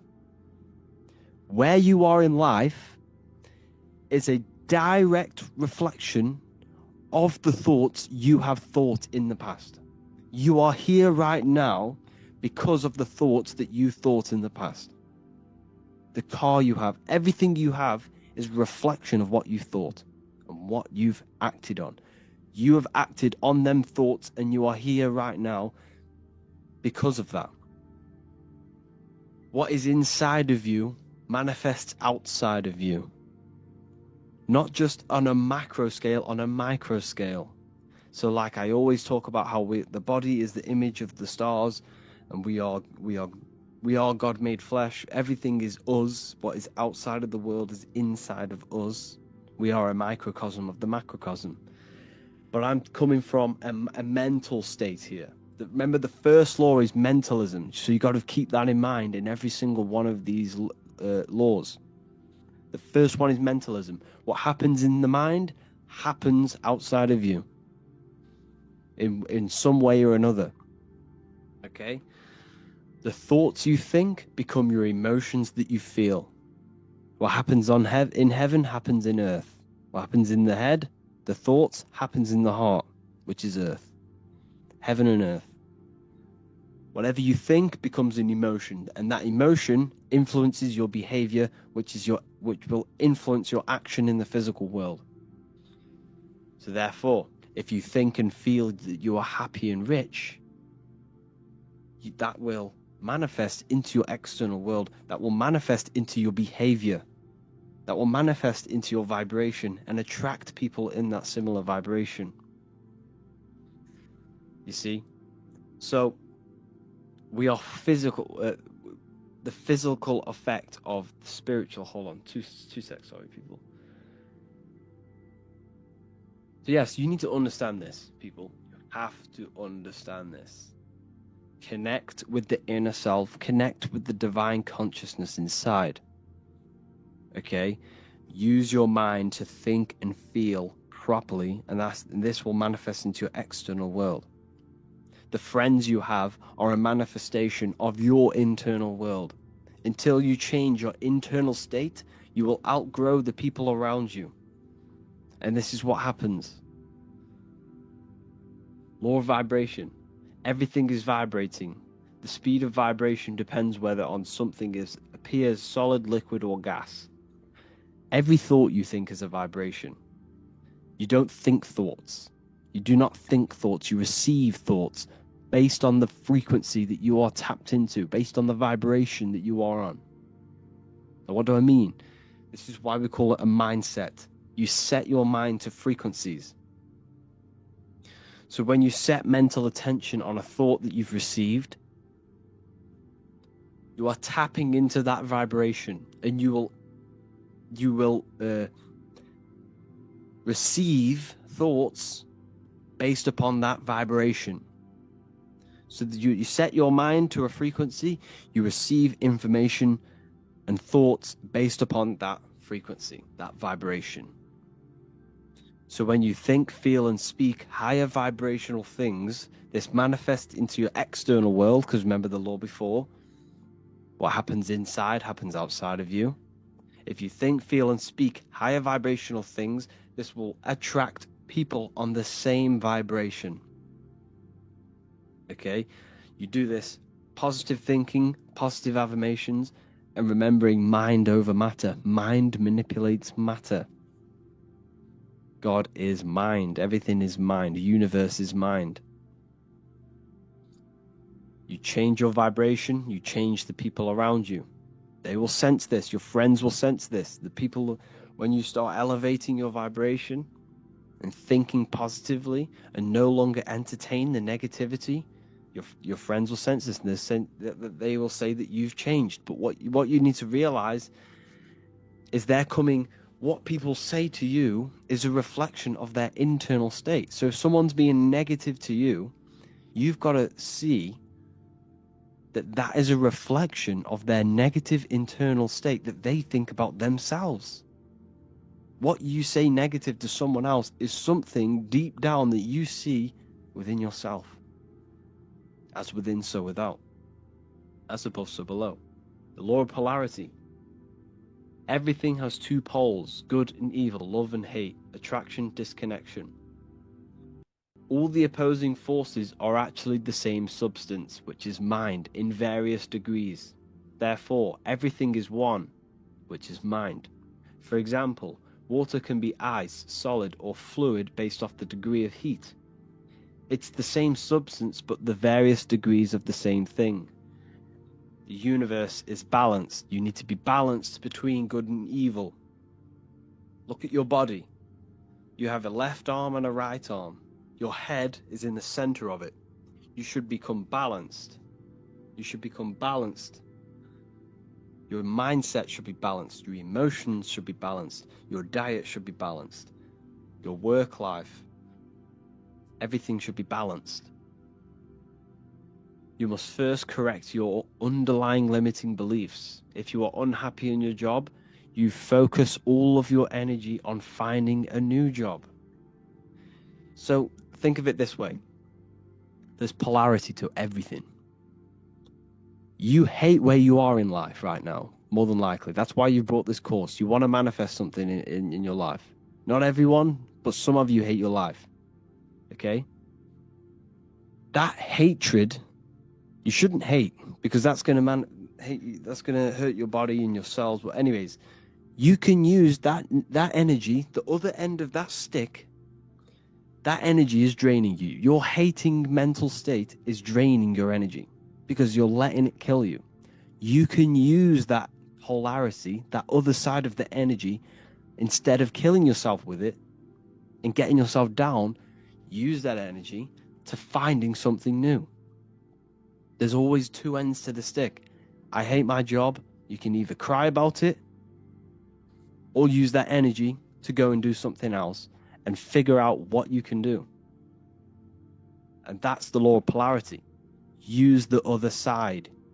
Use the polarity. Don't let it suck you in. Use it for purpose, for reason. The law of rhythm. Everything flows. Everything is out and in. Remember, the universe is made out of torus fields. This is a torus field. Comes out, back in, out and back in. This is a daily cycle. This is a yearly cycle. It's the cycle of the zodiac. It's the cycle of your life. You're out in the world, then you die from this world. You're out in this world, then you die from this world. Everything's a cycle. Everything's a rhythm. Everything has tides. All things rise and fall. Use the day and night cycle. Use the cycle. Create a cycle in your life. Don't let your life be chaotic. Don't be a feather in the wind. Create a purposeful cycle so that it works, so that you are progressing 1% every day towards this goal. Okay?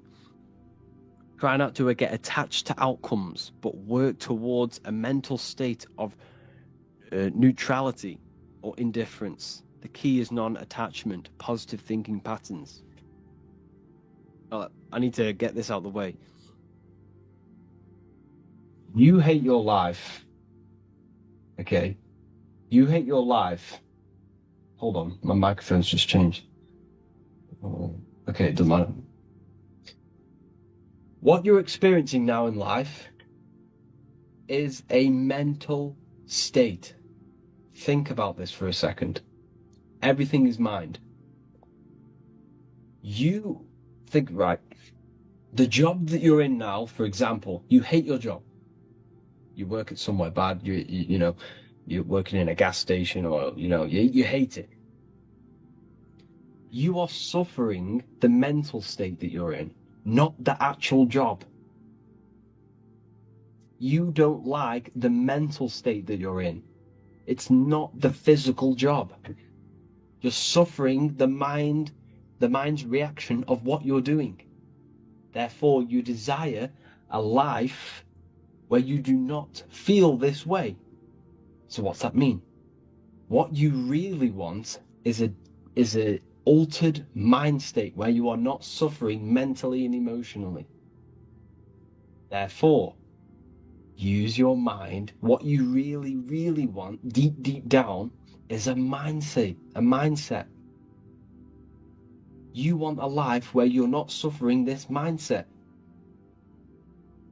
So therefore, if you change this mind of yours, you change the emotional state. So when you do your bad job or when you're there, change the mindset.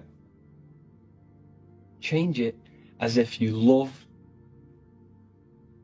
and you experience blissfulness and you experience amazingness. And this will manifest into your life. When you go home, think and feel the reality that you want. Think and feel the reality that you want. Create a cycle. I've gone a bit off guard there. But what you really want is a mindset. This is what you need to understand. Everything is mind. Okay? If you had the mindset properly, you'd actually stay in that job. But it's the mindset that you hate, that you're suffering from. Cause and effect. Every cause has an effect. The physical world is the effect world. What you see and experience is an effect of mind. The root cause is the mind. The building you're in, the microphone I'm speaking into, is the effect of someone's mind. Therefore, use this properly. When you push a domino, it will push all more. Every little choice you make has a massive impact on the rest of your life. Every decision you decide has the biggest impact ever. It has a domino effect on your whole life and the people around you. So if you see someone, let's say you want to get financially free, you see someone, you make a little comment, nice car, nice shoes. That could spark a conversation where you speak to him and he changes your life. Speak to people. Go to the gym. Conversate with people. If you want to become the best, you want to own a restaurant, go and work at a restaurant and learn how it works. Use the law of cause and effect. Speak to people. This is the most important thing. Speak to people and use the law of effect. Do the action. You can't just sit around visualizing all day or else nothing will happen. You have to use the law of cause and effect. Every cause creates the effect. Take action on your thoughts, on these thoughts that are based on reaching your goal. The law of gender. Everything is masculine and feminine. How to apply? We can use the law of gender by balancing the spiritual higher self and the physical lower self or ego. It is important to not let the ego get out of control. Because when the ego becomes out of control, you're coming from a place of physicality. You're seeking physical pleasure. You need to come from a place of internal. You need to come from the internal. Don't let this external world run your life. Let the spiritual, the positive, run your life. The place of calculated thoughts and calculated action. The internal dialogue. Don't let your taste buds run your diet. Let the internal calculated mind run the diet, because the calculated mind knows you should be eating healthy things that feed the mind, body, and soul. But the taste buds just want sugar and bad food. So balance the spiritual and the physical self. Meditation. This is that lesson. Hope you enjoyed the next lesson. Hope you enjoyed this lesson. Let's go to the next. Lesson 3, the etheric plane. This plane is a very subtle plane. It is the base of all physical matter. It is the spirit of the world, what the ancients called. It connects the physical plane to the astral spiritual plane.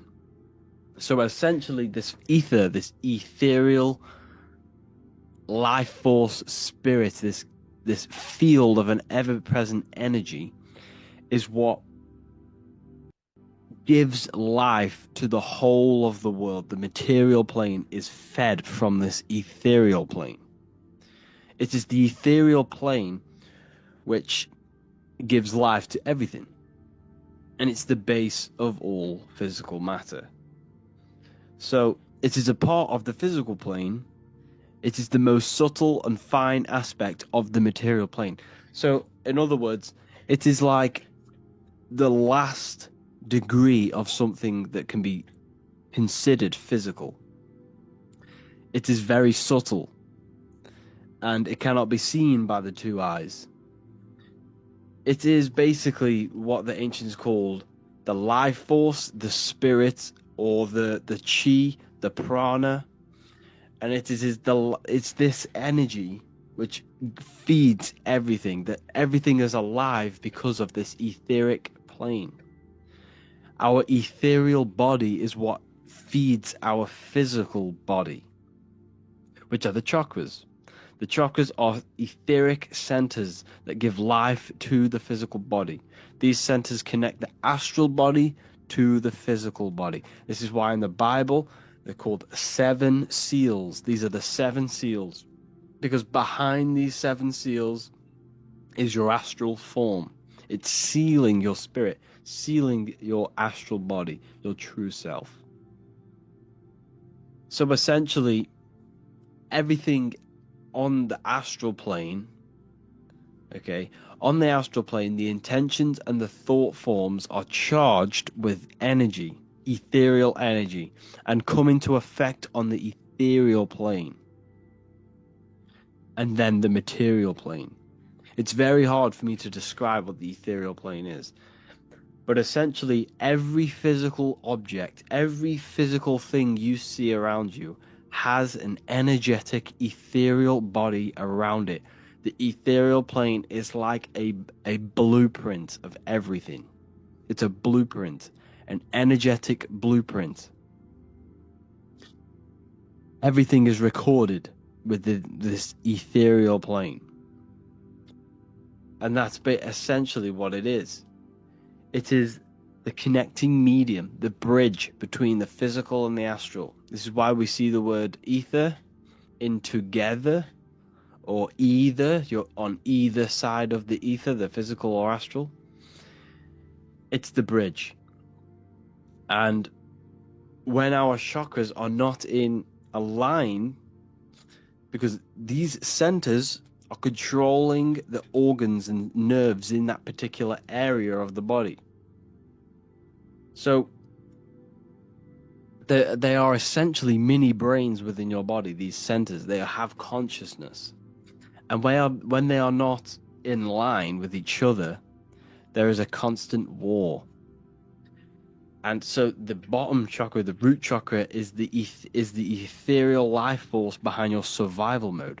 So when you are in survival mode, when you're running away from someone or whatever, this is the essential. This is the life force that you are using. This is the consciousness that you are now using.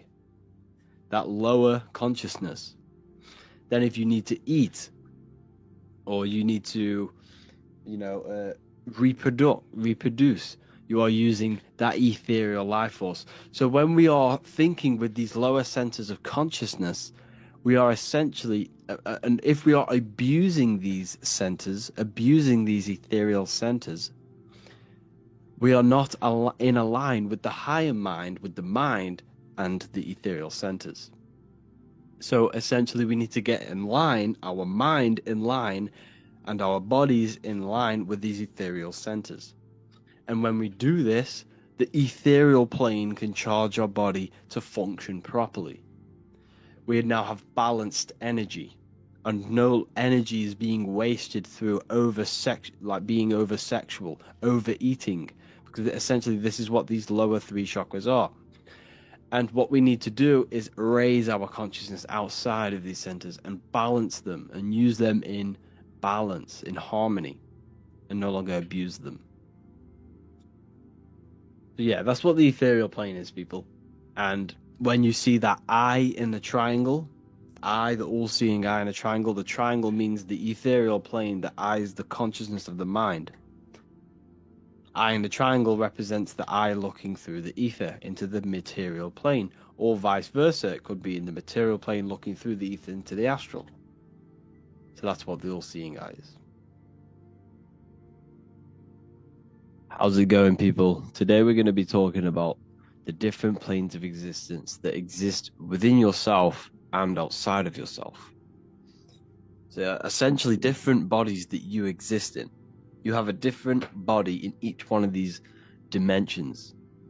We call them the planes of existence, or the layers to reality. They are basically layers. There are layers to reality, and we must understand this before you can understand on going further into practices like, astral projection and stuff like that. So essentially, everything begins from the highest source of light. It's basically a projection of light. So imagine this is the highest plane, then it falls down into the lower planes. Essentially, that's what it kind of like is. So we have a fourfold nature. We are mental, astral, etheric, and physical beings. We are not just a physical being. This physical body is part of the physical realm, or layer to reality. There are higher levels to reality, which are these. Essentially, people only think, which is the mental plane, that they are the physical body, but the physical body is just the lowest plane of existence. Our minds do not exist in the physical realm. It operates in a higher dimension. So we have the spiritual realm, which is not actually considered a realm or a layer of reality, because this is the void, this is nothingness. Then out of the nothingness turns into infinite potential, which is the realm of the mind. The mind has infinite potential. It can think anything, and anything is true within the mind. And that's the realm of the mind. It's the first dimension where things start to become possible in the universe. So essentially, the universe is your mind. And that's what the universe is. It's all mental. It's one giant mind. Then we have the astral. This is where the mind manifests into some sort of form.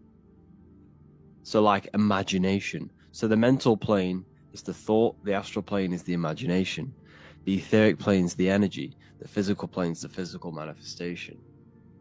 So the mental plane is the highest plane, essentially. And this is where infinite potential is, like I just said, and it's shared. It's shared with the collective consciousness. We all share this mental realm of thought. So we do not think thoughts, we receive thoughts based off this mental plane. So our mind is not in our brain. Our brain is not our mind. They're two completely separate planes. The brain is a part of the physical realm. But this mind is essentially a spiritual, invisible force or power which we can use and utilize to bring things into manifestation occurring in the physical realm. So it's the plane of thoughts and information and form. It's pretty much formless. Thoughts are very subtle things. They're not physical. The astral plane, this is the realm of imagination. This is where the thoughts from the mental plane start to manifest into into some sort of form, like a imagination. Your imagination is a realm. It's a realm. So when you visibly think of an apple, the thought is in the mental plane. The inner vision is the astral plane. And essentially, we are creating out of astral matter when we when we imagine something. out of astral matter, and we are using the mind to do so. It's basically where thought forms start to manifest, and this is where the light starts to come together to create, some sort of lucid forms. It's the realm of our imagination. It exists within our subconscious mind. So our subconscious mind is connected to all of these different planes, these layers to reality. Then you have the etheric plane. This is the plane that is connected to the spiritual realm, the astral, and the realm of the physical. That's what it essentially is. And it's connected. It's connecting these two planes together. It acts as a connecting medium. It's the realm of where magnetism takes place, where plasma and energy and frequency takes place. This is the realm of energy, so in simple words. It's a physical and spiritual, what's the word for it? It's a physical and spiritual element. It's very subtly physical, but it's very subtly spiritual, or astral, another word for spiritual. That's why we see it in the word either, because you're on either side, the spiritual or physical, or together, because you're joining the two worlds together, together. The physical plane, this is the plane of materialism. This is also called the material plane. This is where physical manifestation takes place. From the mental plane, or the mind of God, manifests down, and this is the world of effect and outcomes. So this is the plane where all of the universe takes place in this realm. It manifests physically in this realm. Everything you see is already manifested in this plane. It's already there. It's the realm of effect. Everything in the physical plane is an effect of the mental plane. It all begun in the mental plane. Just like the things you see around you, your phone, your laptop, whatever you're looking at, that was an idea within the mental plane of someone's mind. And then they manifested it physically. So essentially, this world is the world of effect. Everything in this world is a product of your mind in the mental plane. It's the densest plane. It's very low vibration. So it's personified as hell. The physical plane is personified as hell. Because it is essentially hell. It's the physical plane. So I forgot to mention that the lower you go, the more lucid. I think I have a slide on this actually.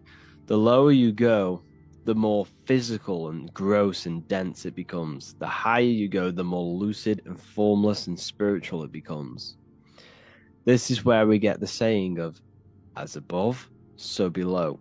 What happens above happens below. Happens in the mind, happens in the astral, happens in the etheric, happens in the physical. Essentially, every plane is affecting every plane.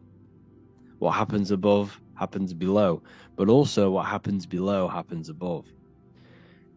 So the words I am saying now in this physical realm is also having an effect on your mental plane, on your mental mind, because they're words, they're affecting you, they're going into your mind. That's why words cast spells. So an example of how these planes work is, take for example this chair you see here. The mental plane is the thought of the chair. The astral plane is the imagination of the chair. So think the astral plane is like a plane where all of the possible chairs that could possibly be made exist there. It's the realm of imagination. The etheric plane is now the energetic blueprint of what you want to manifest, that specific chair. And then the physical plane is the physical manifestation of the chair. So that is essentially how the planes actually work. It's quite simple. However, they're not outside of you. You exist in one of these planes. You exist in all of these planes. You have a body in every single dimension. You just haven't woken it up yet. And this is what we'll be going into later on into this course. How's it all going, people? Today we're going to be talking about the astral plane in lesson 2 of the astral projection series. So the astral plane, as I told you in the last one, we went over the basics. Now I'm going to go into a bit more detail about what the astral plane is and what to expect, what is there. It is the realm of the collective and personal subconscious. So all of the things that you keep in your subconscious mind, all of the things in everyone else's subconscious mind, is essentially manifested there as some sort of energy or something. Emotions, dreams, and inner images. Emotions manifest as energy on the astral plane. Now, emotions also manifest as demons. If you continuously feel negative about a certain thing and give emotional and mental energy to this thing that you cannot give up in your mind, you will create some sort of astral form which will latch onto your astral body and influence you. So essentially, you are creating your own demons through mental and emotional energy. Dreams. Dreams are when you dream, your astral body is slightly hovering above your physical body. And a dream, when you no longer consciously control it, but you're experiencing the dream, this is your subconscious creating the dream. So your dreams are created from your subconscious if you are not controlling them. If you control them, you can create them consciously and create a whole dream yourself and a whole world. And essentially, what you're doing in the astral plane when you dream, you are creating a whole world and a reality. That's what you can do in the astral. You can do anything. And inner images. So when you think or imagine something, that screen in your mind, that is the astral plane you are creating out of astral matter. It's the realm of imagination. Essentially, it creates the matrix of the material world. Why do I say that? It's because the energy manifested on the astral plane has influence on the material plane. So, like I said, when you create demons, you are essentially creating an energy which will manifest and influence your physical body on the physical plane. So essentially, the collective programs in people's subconscious and the collective mental thoughts is creating an astral energy which has a spell on the material world. That's how it's working. It's the realm of imagination, as I've already gone over. Thought forms, and it's your light body. This is what we call the light body. It is the body made of light. All of the bodies are made of light, but the physical body is the lower vibrational light body. It is essentially the light body, and it's where thought forms manifest. It's where the thoughts you are thinking are taking form. This is where they are things. This is why we say thoughts are things, because they are essentially astral matter. And this is why we call the mind the third eye. It is an eye because it can see into these planes, these lower planes and the higher planes. And it's important to understand that the mind has access to all of these planes, all of them. And that's why it's the all-seeing eye. It sees all things. Now, the astral plane is split into higher, middle, and lower. So the lower astral plane is essentially where more material things are going on. This is where the thoughts that are based on material things are. I'm not saying it's hell. This is not... Because it's lower, it doesn't mean it's negative. If you're thinking about creating a thing, creating a physical thing, and you're imagining this thing, you're essentially using the lower astral plane. It's more material based. So most people when they astral project and they see when they're seeing this realm, but in the astral plane, they're in the lower astral plane. The middle and the higher is when things are more formless. You can still create there, but it's depending on the vibrations of these imaginations, and the vibrations of these thoughts that you are manifesting will depend whether it goes to middle, higher, or lower. So we have beings and entities within the astral plane. This is where we get, all the myths about ghosts, spirits.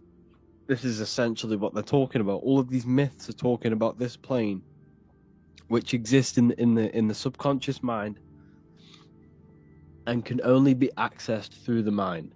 The two eyes could never see into this plane, only accessed through the mind, or the third eye, whatever you want to call it. And there are beings there, there are souls there, there are minds there which manifest. So first type of beings which exist in the lower astral plane doesn't mean they're negative, doesn't mean they're demons.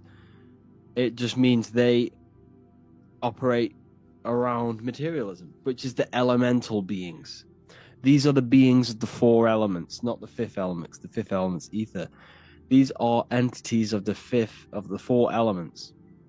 And what essentially they are the energy behind, they are the forces, the astral forces behind the physical four elements: earth, air, water, and fire. They are beings of the elements, and they assist the elements in the material plane. Another type of being is etheric being. They exist in the astral and the etheric plane, and if they want, they can manifest in the material plane. This is where we get all of the myths about trolls, gnomes, nature beings, little nature creatures which are little humans. This is where we get all of these myths from, because there are beings in the etheric plane which have the ability to materialize at their will. They can materialize into physical form whenever they want, and they can go back straight into the ether and become formless. And they manifest as gnomes, nature spirits. They essentially look after nature. And they because we are so disconnected today, we will no longer make contact with these beings because we're so ignorant. We're not on their level. We're not advanced. They will stay away from us. It's like Yoda, for example. All of these little creatures that they tell us about in the movies, they're talking about etheric beings, fairies. All of this stuff is all etheric. And essentially what they do is assist nature and make sure nature is doing its thing. Jinns. These are powerful beings. These are very mentally and spiritually advanced. They are very powerful mentally. They hold a lot of mental power. And essentially, these beings exist in the lower planes, and they have a lot of negative demons below them. So there are hierarchies within demonology. This is called demonology now. And they can, like any astral form, can manifest as anything as they think. Whatever they think, they can appear as. So as you see here, you've got, the head of a human and a cat and a toad and spider legs. Whatever they want to manifest as, they will manifest. This is why we see the goat head all the time in the music industry, or the goat. Just remember, it's basically symbology for these demons within the astral plane, these powerful beings.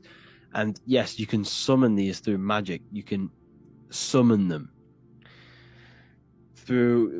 by figuring out their true names and calling them and doing these magic rituals. You basically what you call them in your mind's eye, and they can appear in front of you, and you can ask them to do things.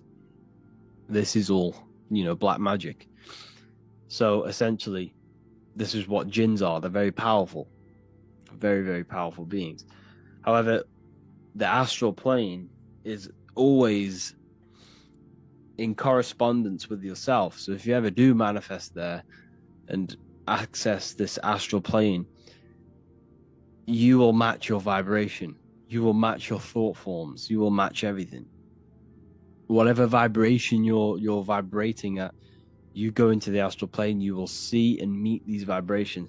This is why you'll never ever encounter a very, very advanced spiritual or mental being. You'll never encounter them because you are simply not vibrating on their frequency.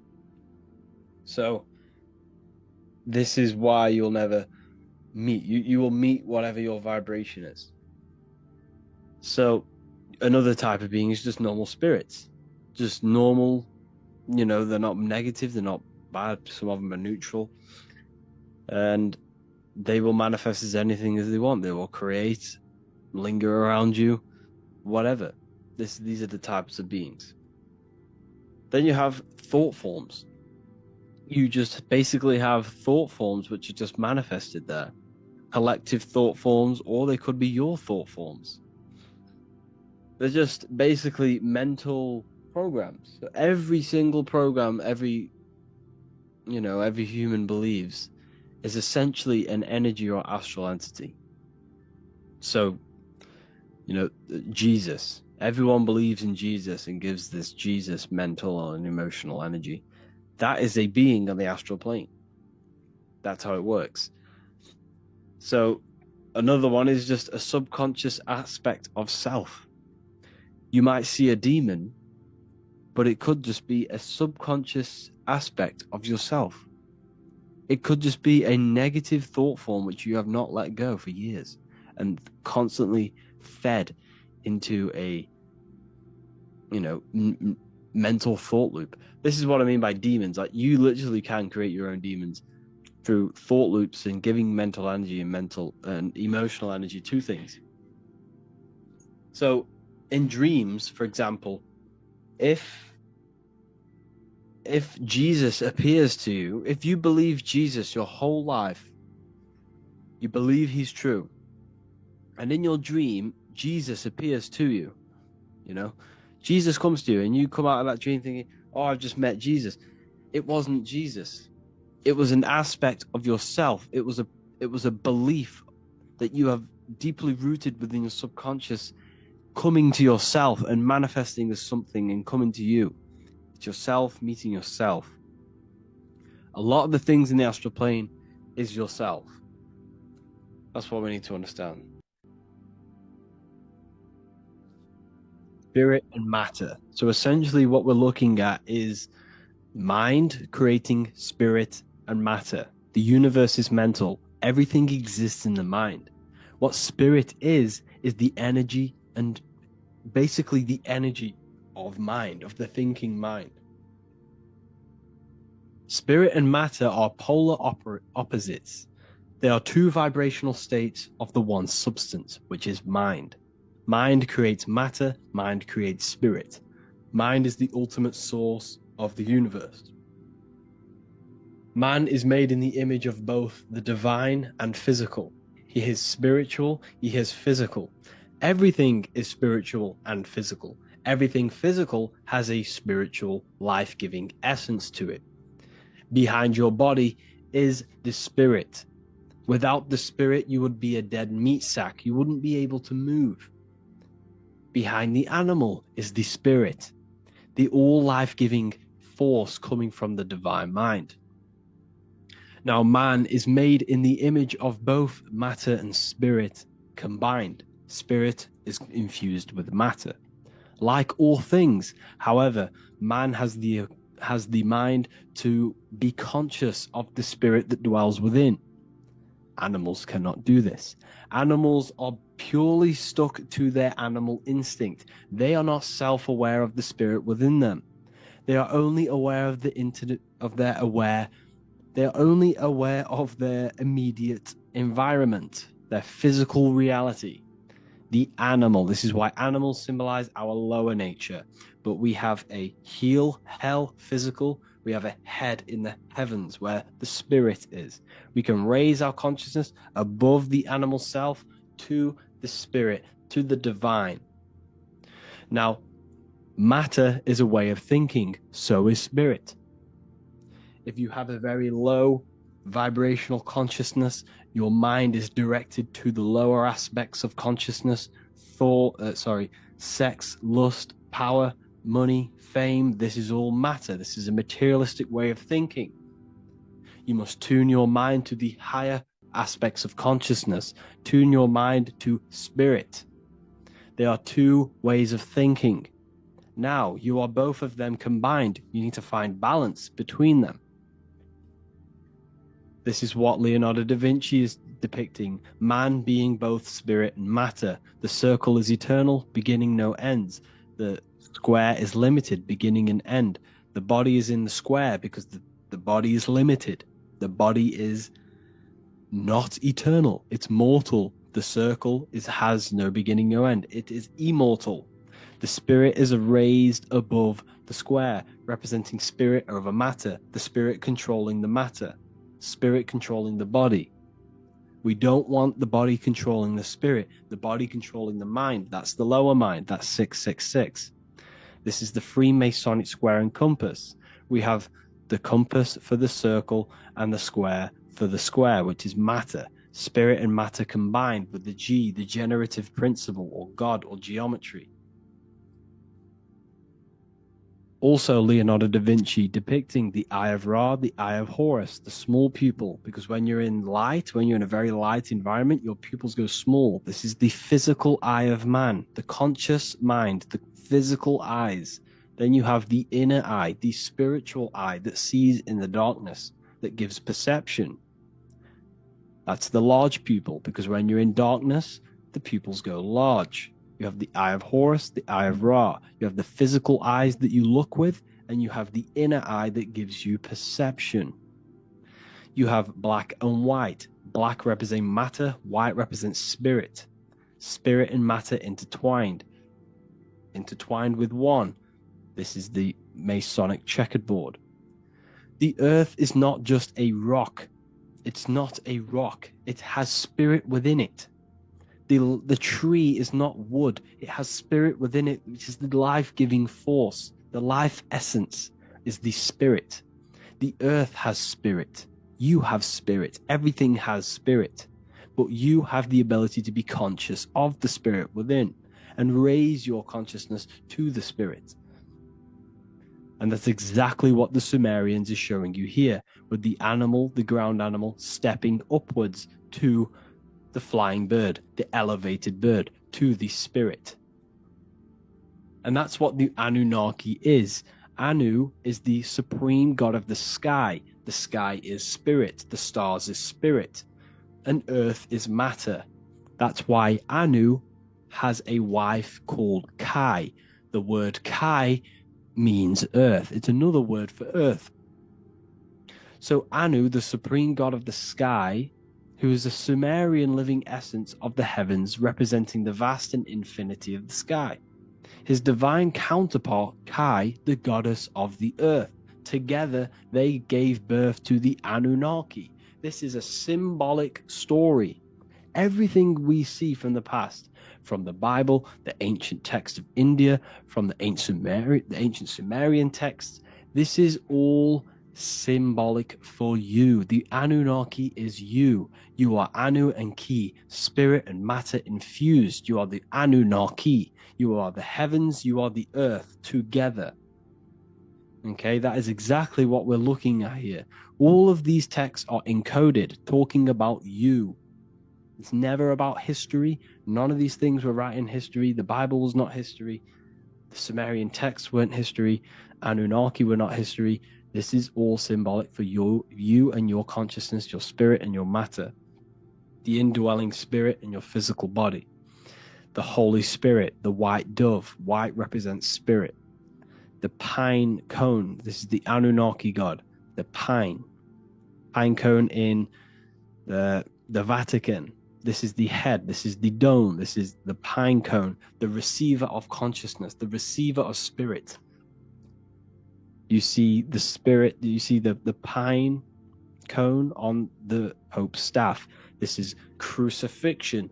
What does this symbolize? You must crucify yourself, crucify your body to the spirit through the pineal gland. Pine is pine cone, pine, pineal, etymological connected. You have the Freemasonic square and compass. Now notice something. you have the square on top of the compass. This represents the beginning of the Mason's journey, the beginning of someone's journey on their spiritual evolution, of their spiritual awakening. This is what we're seeing here. We're seeing spirit underneath matter, matter over spirit. Now, this one is the compass on top, which represents spirit over matter. This is the triumph. This is the ultimate state of consciousness when one has gained spirit over matter. Now, we also see other symbolism of Freemasons depicting one leg on top of the other, which represents balance over spirit, well, balance of spirit and matter. All of this will be available in the Book of Wisdom, Volume 2. This book is the next revolution of human consciousness. I cannot explain the amount of hours and work and research that has gone into this masterpiece. I'm not even going to call it a masterpiece. That is up to you whether you think it is a masterpiece. But I have put my heart and soul into this book. The amount of knowledge, over 230 pages of pure esoteric and occult knowledge that will blow your mind, that will make you feel so connected to the universe, because you're going to understand everything once this book is released. October the 8th is when you can get your copy. And if you are inside of the Ethereal University, then this book will be free for you. You'll get this book for free if you're inside my university. So I hope you all gained a great insight from this video, and I'll see you all in the next one. Lesson 4, Astral Projection. This is a very important one. This is the one we've all been waiting for. The astral plane is a reflection of your vibration, as I mentioned before. Frequency matches. Everything you think of, the thoughts that you tap into, the emotions that you feel, your overall vibration is what you match.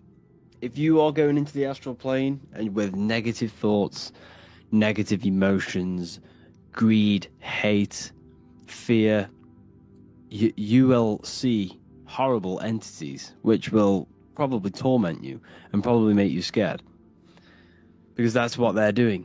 You're matching frequencies. That's why we call it a mindset. You're setting your mind to frequencies. What frequency are you setting your mind to? What are you tapping into? So essentially, we need to raise our vibration before we astral project. And the easiest way to, raise your vibration in your mental and emotional state is turning off the mind. Every day we need to turn off the mind, meditate, turn off the mind, and then after we turn off the mind, we need to be thinking, feeling, and saying positive things. Never say anything negative, ever. What's the point? There's no point in saying anything negative. It will only come back to you, and it will only program your mind to be negative.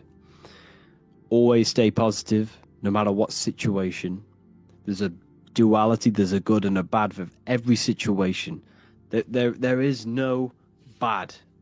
Yes, there's bad, don't get me wrong, but don't focus on that. Focus on the good of every situation.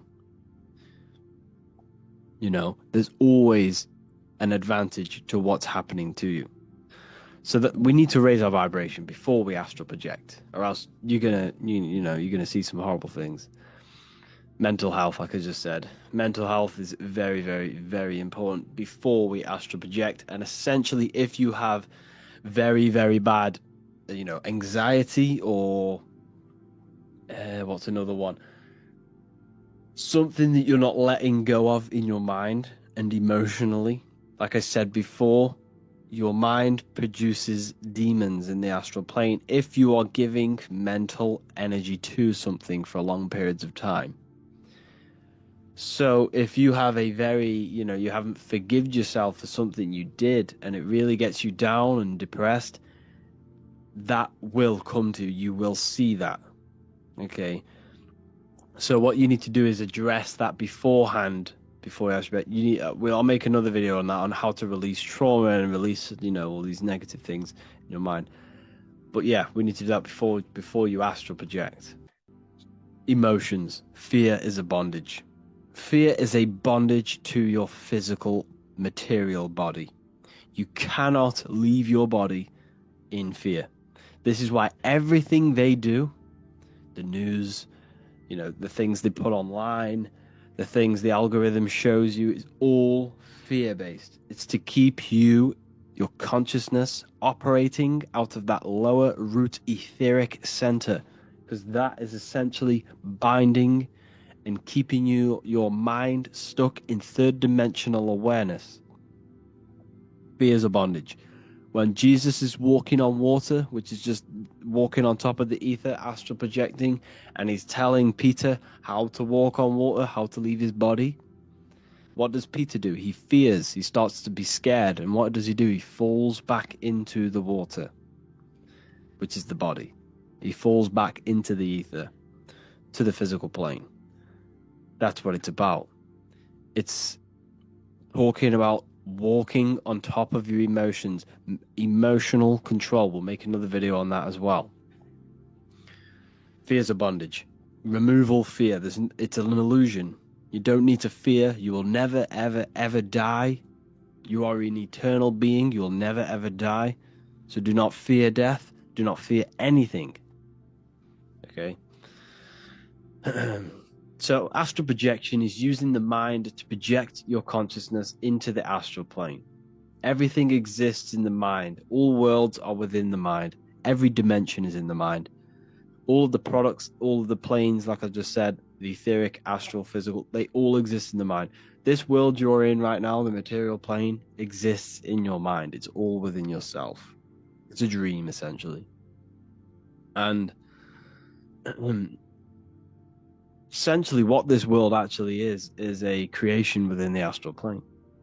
It's what we do it all the time. Every time you dream, you're creating a world from the astral plane.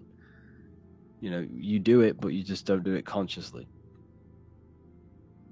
So essentially what astral projection is an altered state of consciousness.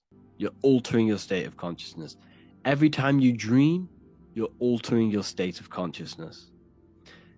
Every time you have a lucid dream or whatever mystical experience you've ever had, you are altering your consciousness. This physical plane is an altered state of consciousness.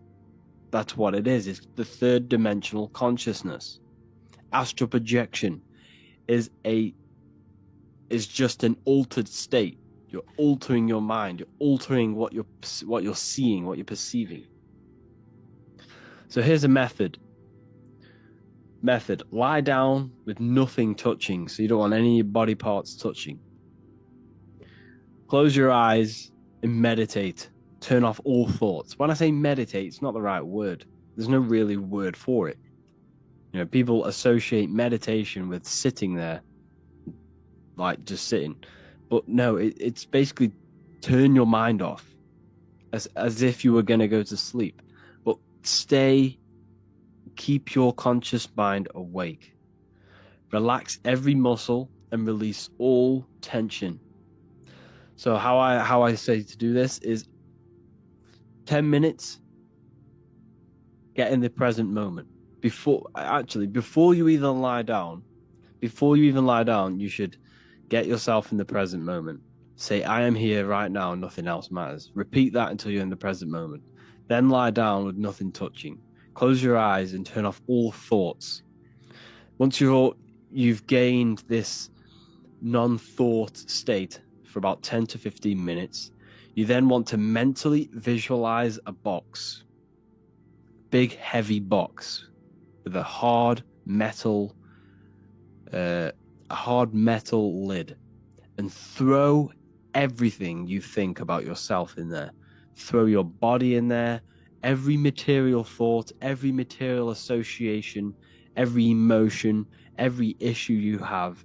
Throw everything into this box. You do not need it. And if you don't, you will not astral project successfully. You have to remove all bondages, every bondage you have, everything, just throw everything away. Then once you are there, you want to begin to think of nothingness.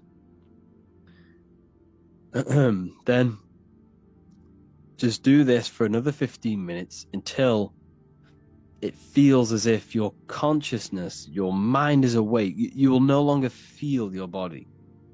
Okay. When you get in this state where you no longer feel your body, this is when you want to use your mind and imagine, okay, of drawing a circle with your hand, but not your physical hand. Just imagine you're drawing a circle. This is a starter practice. You cannot go straight into the astral plane. You will not do it. You have to train your imagination. So draw a blue circle and keep drawing stuff. And if you do that pretty successfully, start drawing something more complex, like a star or whatever. Train your imagination, because when you do this, you're creating focus, and you need to focus in the astral plane. Okay. So once you do this, you can do this for a couple nights before you actually astral project. What this is doing is training your mind to operate in this imaginational plane. Okay. This is another method. This is a bit more advanced. Like I said, get in the present moment, lie down with nothing touching, like the same process as before.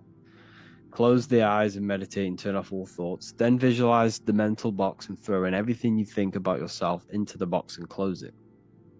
Then turn away from the box. Once you are relaxed, and once your mind, and you no longer feel your body, your mind is your consciousness, you're just pure consciousness, not the body. Use your imagination to imagine yourself pulling a rope that is in the sky and that you are leaving your physical body. Image pulling yourself up a rope or climbing the rope. You have to do this mentally. You have to understand that these planes are all mental. Just like how you move your physical body around, you're moving your physical body around because your mind is telling it to do so. It's slightly different within these astral planes. You're still using your mind, but because you haven't activated this body, there's not much of a connection between your mind and your astral body.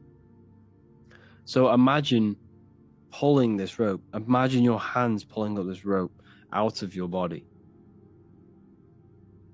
And once you are there, you might leave your body. You'll feel like you will no longer feel your physical form. You might not see much because your mind's eye has not been trained to see in this astral plane. You might not see much. It might appear white. You might see colors. A good indication that you're essentially ascending into the astral plane, or you've altered your consciousness, you will see just colors moving weirdly, like patterns, colors. You'll see all sorts of things. Okay. So that's a good indication. Okay, here's another method. Like I said, same process as before, but just a different ending. So get yourself in the present moment for 10 minutes. I'm here right now. Nothing else matters. Then lie down with nothing touching. Close eyes and meditate and turn off all thoughts. Place everything into the box once you have gained this. Once you're in that sort of meditative state, put everything in the box. Release all tension, all emotions, all problems, put into the box and turn away from it. Imagine that. Once you are relaxed, you want to do this all again. Get into that meditative state until you no longer feel your body. Until it's just the pure mind, the pure consciousness. No thoughts, just pure consciousness. Focus your attention on the middle of the brain, the place of the consciousness. And shake mentally. Do not shake your physical body, but shake mentally until your soul or your light body leaves the body. Shake with all of your willpower. So essentially what you're trying to do here is shake your mind out of, or this astral body out of the physical body. and just shake with all of your mental willpower until you are fully out of the body. Like I said, you will see these strange colors, or you might even feel a tingling sensation. The tingling sensation. That's your energy body, it's your etheric body. And another one, what was I going to say then? My mind's just gone blank. Yeah, so essentially when you are in this plane, like I said before, you will not see much. You have to train your eye, your mind. It's all based on imagination. Whatever you think, you manifest there. You can create anything you want in these planes. Anything you want. But make sure you are doing things in harmony with others, yourself, and be careful, because the things that you are doing there will have an effect on your material life. What happens above happens below. So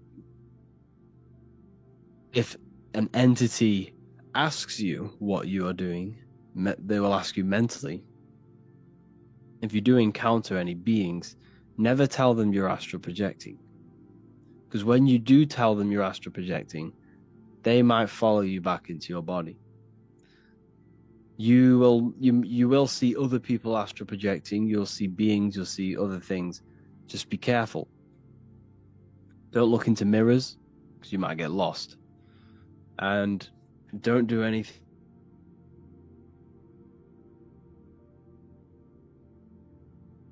to this one. So returning back to your physical body, if you just want to return, just think of your physical body and you'll fall back into it. Or as soon as you start to fear something, you'll fall back into your body. But essentially what it feels like is when you leave the body, that was what I was going to say when my mind went blank. Before you leave the body, your heart might be racing. When your heart is starting to race, you're starting to fear. Okay, because you've installed a fear of death, because it does kind of feel like death. Well, that I can imagine. But your heart will start to feel, beating really quick. And if it does do that, just calm yourself down and try it again.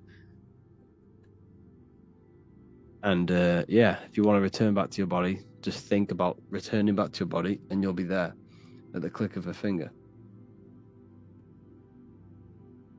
The chakras are part of your etheric body, which is all to do with your life force energy. There are 7 life forces within the body, which is fed through the etheric plane, the etheric body, into the material body, which is the human form.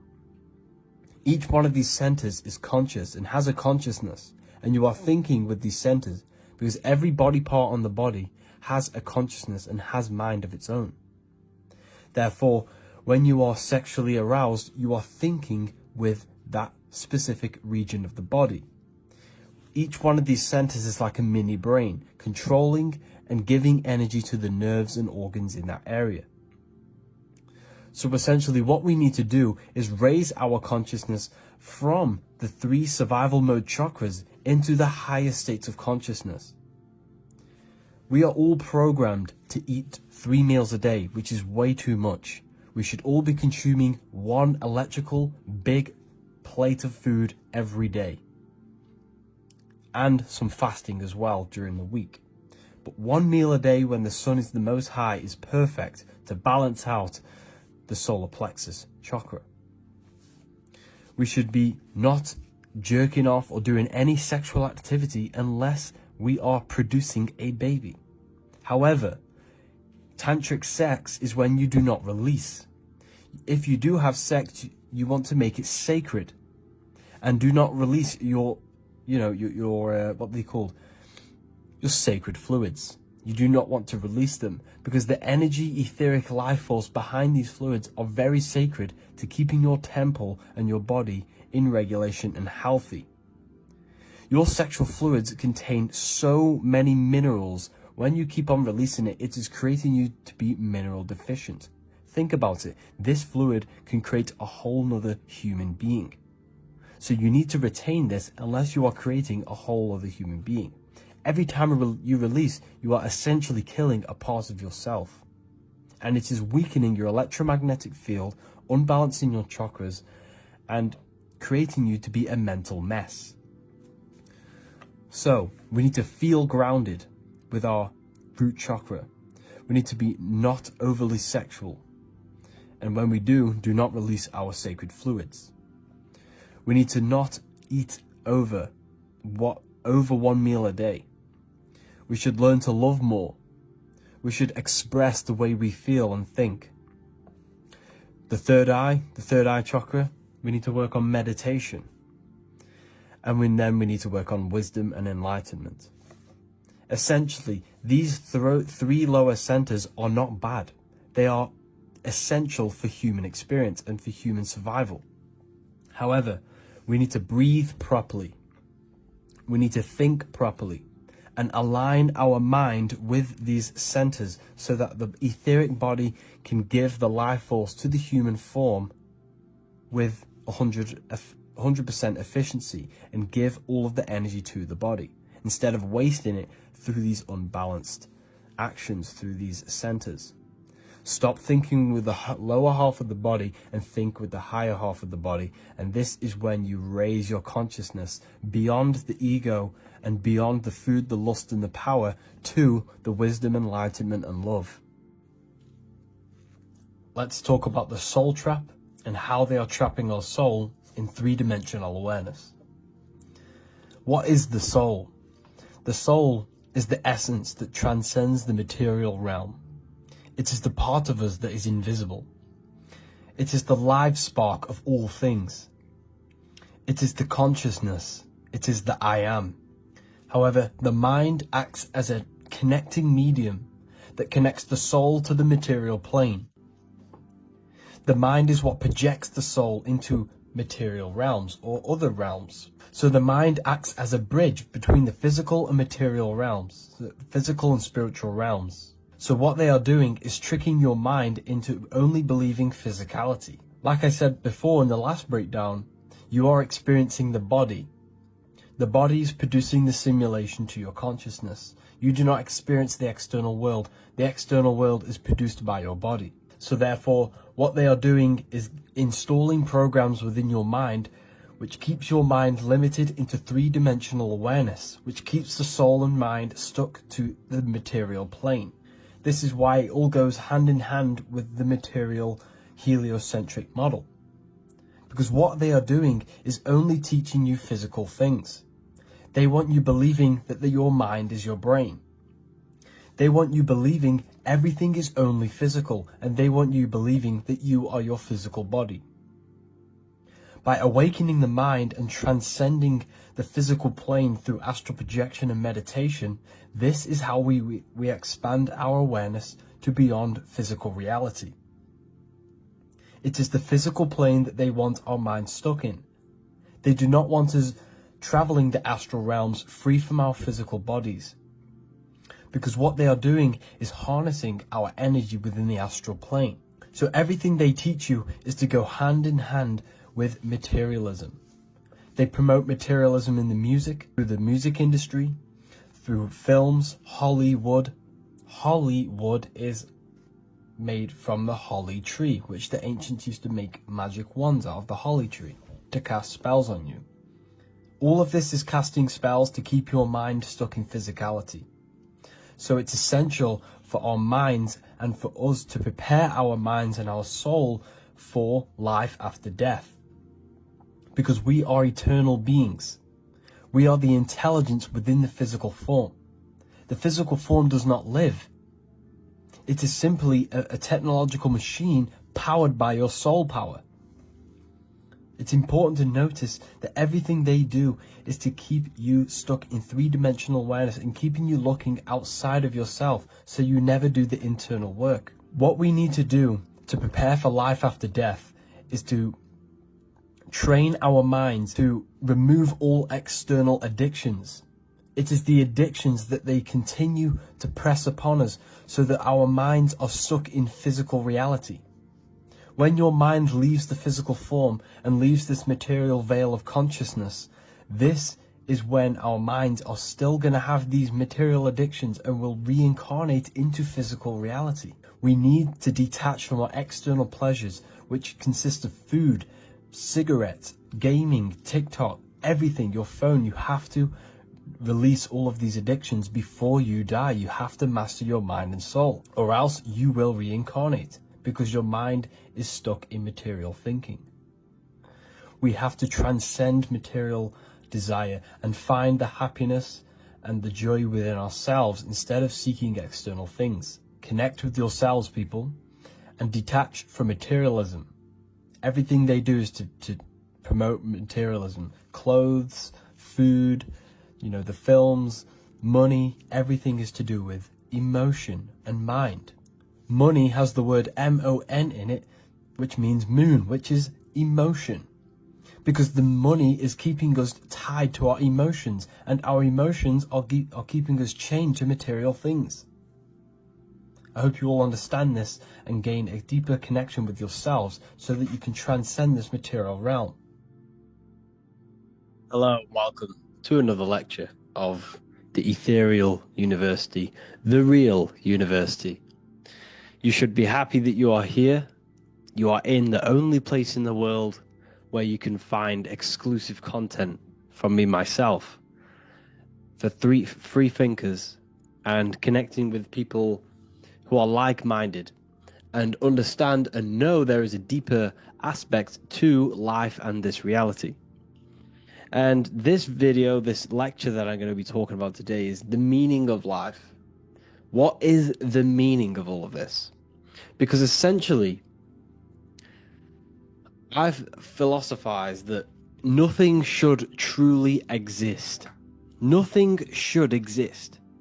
The fact that something does exist means it's an intelligent design, and something has created this. So the meaning of life, when I look at the meaning of life, I look at things that are impossible not to do. What is impossible not to do in your life? It is impossible for you not to create. It is impossible. You are creating and manifesting every second, every millisecond of the day. You are creating. The consciousness that you possess is a creating consciousness. And when we have creation minimal in our lives, we fall into mental illnesses. Well, I don't say they're mental illnesses, but we get things labeled as depression, anxiety, and all of these other things. We have to create. As a human being, it is in our nature for every living species to create in some sort of way. We are always creating every second of the day. The mind is infinite potential. The mind cannot be filled. The mind cannot be full. You can't fill the mind. You could know everything about the universe and every little secret, yet your mind would not be full. It is infinite potential. Every thought you think has potential to become true. Anything you think in your mind is true in your mind. There is nothing that you cannot think about. You see the power of the mind now that you understand it is an infinite potential. So when I say the mind is the universe is a giant mind, and we are all expressions of this mind. And when they say the universe is always expanding, it's the mind expanding into new information. The universe is mind, and the mind is always expanding. So creating is something that you cannot ignore. So you have to create something in your life. You have to create, you have to manifest, or else you will fall into some sort of mental problem. Learning is another one that it is impossible not to learn. Learning is the expansion of the universe. It's the expansion of mind. And every person you meet is a product of their mind. Where you are in life right now, whether you are very ahead, and I'm supposedly going to say, if you are joining this university, you are doing something right because it's not on the cheaper side to join this university. So, wherever you are in life is a direct manifestation of every thought that you have thought in the past. Where you are right now is a product of all of the thoughts collectively. And all of them thoughts collectively have led you to this point where you are right now. So what does this tell you? Your life is a product of thought. Your life is a product of mind. Everything you see in your life is a product of your mind, was manifested from your mind, from thought alone. Okay? So that's a very important thing to understand. And you can never learn enough. The more you figure out, the more you realize you know nothing. And I say that. I know absolutely nothing. The more you find out, the more doors that are open within the universe. The universe is an amazing place. You should appreciate being alive. You should appreciate that you are using the most advanced piece of technology on the face of the earth, which is the human body. It's so advanced. It's a piece of organic technology. It's so advanced. All of the systems are working together. We cannot replicate the human body. We can make rockets, we can make planes. You cannot replicate the human body. It is so advanced. It's so advanced. Limitation. This is a very important one. Physical reality limits our mind. Mind is infinite, like I explained earlier, and everything in the mind can happen in the mind. There is no limitation. When you are in the astral plane, there is no limitation. Depending where you are projecting yourself in and what realm you're projecting yourself into, there is no limitation. You can create worlds, and you do create worlds when you sleep. When you dream, you are creating your own world. When you are sleeping and dreaming, you are in fact creating a whole reality from your subconscious mind. And every character you see in your dream is an aspect of your mind. Did you know that? That when you are dreaming, there are hidden messages within your dreams because it's your subconscious mind coming to reality and showing you codes, showing you messages about your mind. So when the mind incarnates physically into a physical reality, there is limitation now pressed upon it. It's hexed. That's why I say you're hexed. You know, you're in the hex of Saturn. Saturn is the cube. Saturn's pretty much the computer running this world, based off my research anyway. And, well, it's time. Saturn is time. So you are limited by time. You have a set time here. And you are limited by physical matter. And when you are in physical reality, you are limited from the things that you learn here. You are a product of your mind's information that you gather. If you gather the deepest and secret knowledge, then your life has less limitations than the one who has a programmed mind. And you are learning the limitations of the mind. You are learning the limitations of physical reality.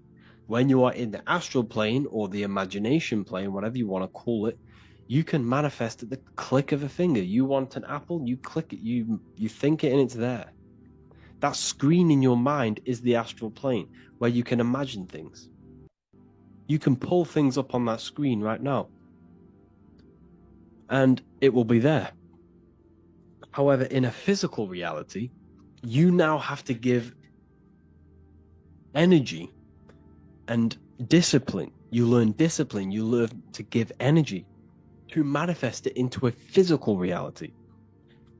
To manifest something into a physical reality is a lot harder than manifesting into an imaginary plane, in the astral plane. So we come here to learn discipline and limitation and to find out how we function in a three-dimensional world of matter. Because essentially you were astral before you came here. And here's another one. Nature shows us truth. Open your eyes. You have day and the night. You have the sun, the conscious, the electric, boom, power, the sun, living. You have the moon. You have subconscious, the hidden one, the astral. So the sun represents physical reality. The moon represents astral reality. As above, so below. So what is this telling us? Well, the physical world is telling us that there's cycles in this world. You have the good and the bad, and they are cycles.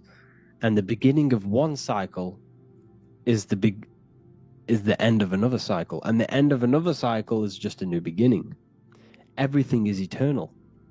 Your body is not eternal, but your mind is eternal. You have the cycle of the 4 seasons. Like I said, everything begins and ends, but the ending is just a new beginning. It's an infinite cycle of the universe, symbolized by the Ouroboros. This symbol has been used for thousands of years, depicting the end is a new beginning. When you leave the physical reality, you are now reborn in the astral reality. Have you ever died in a dream? I've died in a dream. In fact, this was the other day. I got killed in my dream, and I woke up in another dream, in another reality. And I knew it was going to happen. Like, as soon as I woke up, I just knew, like, I'm in another body now. You are eternal. You are a multi-dimensional being. And until you gain access to these higher planes, people, you will realize how powerful we all truly are. We are all multi-dimensional beings, and we all have immense power when we figure out how to use these minds of ours. These minds are very, very, very powerful. Very powerful. So this is a new page from the new book, the Volume 2 Book of Wisdom. We also come here for growth and expansion, like I said earlier, the expansion of the universe. The scientists, these paid scientists that, are paid to lie to you, they say the universe is always expanding. Well, yes, it's mind. Mind is always expanding. Mind is always figuring out new information. The mind can never be full. It's always expanding. And the mind is the infinite potential. The mind is the universe. It's every substance you see around you is a product of mind. The squirrel, the dog, you, your mother, your family. It's all mind. All product. They all possess mind. They all share mind, and this mental plane is shared. And your reality is a product of thought, and this physical reality on a macro scale is a product of God's thought.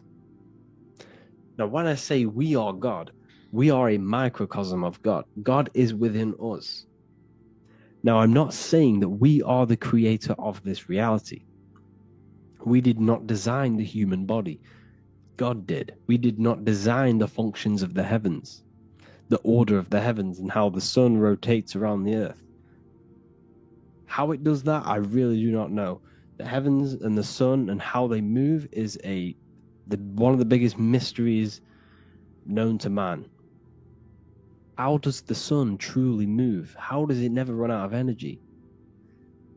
How does it move? How does the stars move? What's moving it? What's the force behind it? Who is it obeying? It's technology. The sun is the most advanced technology ever, but that's of a whole nother video I can go over. But I'm not saying I am the one. You are the one who created this reality, who designed the human body and designed everything in this world. I'm saying that you can connect to the source within yourself.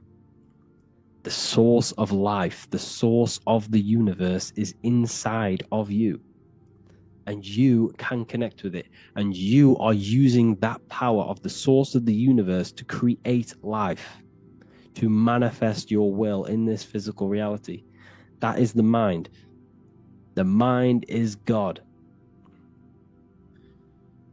So, you have the day and the night, you have the left and the right. Everything is dual in this world. We learn duality, we learn the good and evil. And that's why I say the body, while the central nervous system is the tree of knowledge of good and evil. Why? Because the tree of knowledge of good and evil is this electrical nervous system you are experiencing this reality from. The central nervous system is giving you the knowledge of duality, of good and evil in this physical dual world. Your consciousness is experiencing the central nervous system. Without the nervous system, you cannot function in this world. You need it. This is why it's sacred. It's the tree within the Garden of Eden. Okay, so I hope you enjoyed this video. Please contact me if you wish, for any lectures on anything you want. Give me a message. I'll create a lecture for you. And yeah, have an amazing day, people. Astrology in the Bible. First of all, we need to understand that this is astrology. This is The Last Supper by Leonardo da Vinci. This is depicting Jesus as the sun, which represents yourself. Now, people always say, what is the 13th constellation? As there are 13 lunar cycles every single year. There are 13 months in a year. Jesus is the 13th constellation, the sun, which represents yourself. And you have the 12 disciples revolving around you, because you yourself are the center of the universe. So now that you understand that, this is why they demonize the number 13. The number 13 adds up to 4. 1 plus 3 equals 4. The number 4 is you, mental, astral, etheric, and physical. You have a fourfold nature. As you can notice here, you have the 12 constellations and the 12 bodies and the 12 systems of the body. And this is how they correspond with the body. Aries, which is an anagram for arise, because you have to arise your consciousness to Aries, to the Lamb of God. Aries is the lamb, which represents the brain, the cerebrum in the brain. This is why he's on the head of the table. Taurus. Taurus is the bull. Taurus represents the neck and the throat. Bulls have very thick necks, and this person here seems to have a very thick neck, showing the neck off. Gemini. Gemini rules the arms and the hands. Gemini is known for the two twins. This is why he's holding up his two hands representing the two twins of Gemini. Now we go into the summertime, because there are 4 groups and 3 people in each group, for the 3 signs in each season of the year: spring, summer, fall, winter. Matthew, Mark, Luke, and John, which represent the 4 aspects of yourself, the sun. Cancer. If you look very closely, he has a knife in his hand, because Cancer represents the crab, which have very sharp pinches for a knife. Leo is the dominant lion. Leo represents the sun when it's most high. This is why this represents Leo, the roaring lion, very loud and dominant. This is why he has his elbow on the table, symbolizing dominance. Virgo. Here you see he's pointing at the Adam's apple, showing and indicating that there is no Adam's apple. This is a female. This is Virgo the Virgin, the constellation Virgo. Now we have Jesus. This is the sun, the risen Savior, the light of the world. It represents your consciousness, yourself, or the sun in the sky. As above, so below. What is within is without. You are the light of the world. You create reality. You yourself are the sun. One hand up, symbolizing day. One hand down, symbolizing night. Day and night, red and blue shift. These represent the 2 polarities of male and female. Red and blue. Police sirens are red and blue. Your tap, you have a red and blue tap. You have a red pill and a blue pill on the matrix. This represents the polarity. Now we have Libra. This is when the sun is balanced between the summer and the winter. It's the midpoint. It is the equinox, the equaling of the sun. This is why he has his arms balanced outwards for the scales of Libra. He represents the balancing of the sun. Libra also represents the kidneys and the bladder, which help balance out the blood of the body, of toxins. This is all astrology. This is the exact order of the signs. Pisces rules the feet, and this is why he's on the bottom of the body. Jesus represents the middle of the body, which is the heart. Aries represents the brain, the top of the body. This is all astrology. Let's break down the body, the tree of knowledge of good and evil, the tree of life, and your consciousness, and this three-dimensional world. You have two trees in the Garden of Eden. The Garden of Eden means your mind, because everything is mental, the universe is mental. The universe exists within your mind. This world is what you're experiencing, is the lowest dimension within your mind. The central nervous system is what you truly experience. You do not experience the world. What you touch is your brain's interpretations of electrical impulses on your nervous system. What you see with your two eyes is an image produced by the visual cortex in your brain. So essentially, you are the mind experiencing the body. The body is running the simulation to your consciousness. This is why the central nervous system is one of the trees in the Garden of Eden. It is the tree of knowledge of good and evil, which gives you the knowledge of this realm. This realm, this three-dimensional matrix, it consists of a good and evil, day and night, of duality. The only way your consciousness can experience duality is through this central nervous system, which produces the simulation to your consciousness. So essentially, your mind or consciousness is experiencing and gaining the knowledge of good and evil through this central nervous system. The tree of life is the cardiovascular system, because without this system, this is what gives life or energy to the physical body.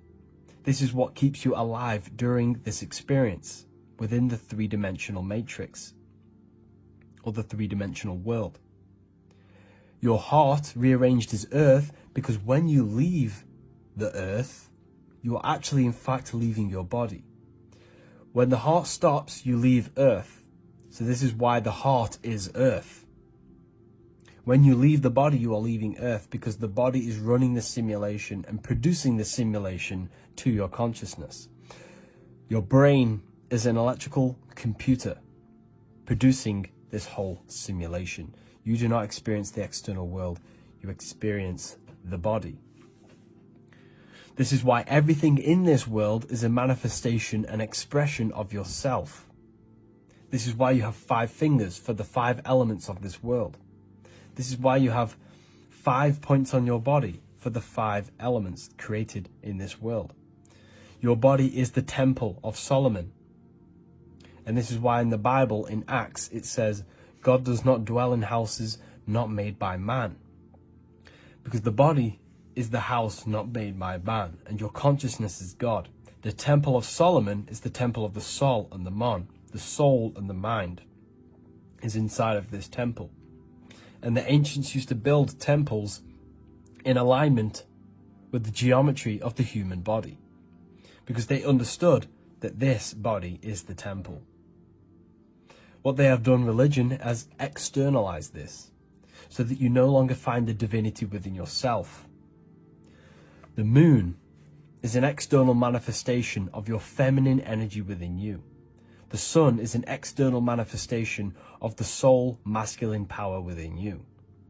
Everything outside is within you, as above, so below, as within, so without. You yourself are the universe experiencing itself. You are the center of creation. The third eye, or the all-seeing eye. This is an important video because there's a lot of misunderstanding when it comes to the third eye. People tend to think that the third eye is the pineal gland. The pineal gland is not the third eye. It is the radio receiver for our eye. It's not the third eye, it's the first. It's the eye where everything begins. So the pineal gland acts as a radio antenna or a radio receiver because the pineal gland has crystals on it. And crystals are used in your phone, they're used in radios because they pick up and transmit frequency. So the pineal gland is the radio receiver for the higher consciousness, for the thoughts, for the commands that come from within. Before you move your body, it begins mentally in the eye. Before you say something, before you kick a football, it all begins in the eye. What happens above happens below. What you think, you manifest into the body. Whatever you think, your body reacts. You see, this eye is the universal cosmic intelligence, the higher consciousness, which is controlling the physical body. Like I said, you have the Buddhic, mental, astral, etheric plane. This is a page from the brand new Book of Wisdom, Volume 2. You have the Buddhic plane, the nothingness. Then you have the mental plane, infinite potential. This is the I, the singular consciousness. This is the infinite potential within you. The I is where the thoughts are. This is the mental plane. And it is this I which is experiencing everything. It's the I behind the body. It's the I behind the thoughts. Yes, the mental plane is the plane of thoughts, but you are the I experiencing the thoughts. You are the I behind the thoughts, behind the emotion, behind the words. Deep, deep down within your being, there is the all-seeing I, which the body obeys. Everything the I says, the body does. This is the I in between the two pillars, or in between the sun and the moon in the Masonic artwork. Sun, masculine, left brain. Moon, feminine, right brain. The all-seeing eye in the middle, consciousness, the I, the order, the intelligence, the infinite potential within you, the creative force within you that can create the good and the bad, the left and the right. So you are either creating negative or good. You're even doing good, which is God, or evil, or the devil, which is do evil. You have this creative ability within you, which is God, the consciousness, and you have the choice to do the devil or the God. So the third eye is the human mind. It's the mind. It's the infinite awareness, infinite potential within you. And when you see it in the triangle, it represents the ethereal plane. This is the ethereal, the triangle. This is the eternal. This is the material. Because the physical plane is the box. It's the square. That's why we say think outside of the box. Because you've got to think outside of the box to awaken your divinity. You see, humans have been given the tools to awaken to their true divinity. No other animal on this planet, or whatever you think it is, on the earth, has the ability to have self-awareness.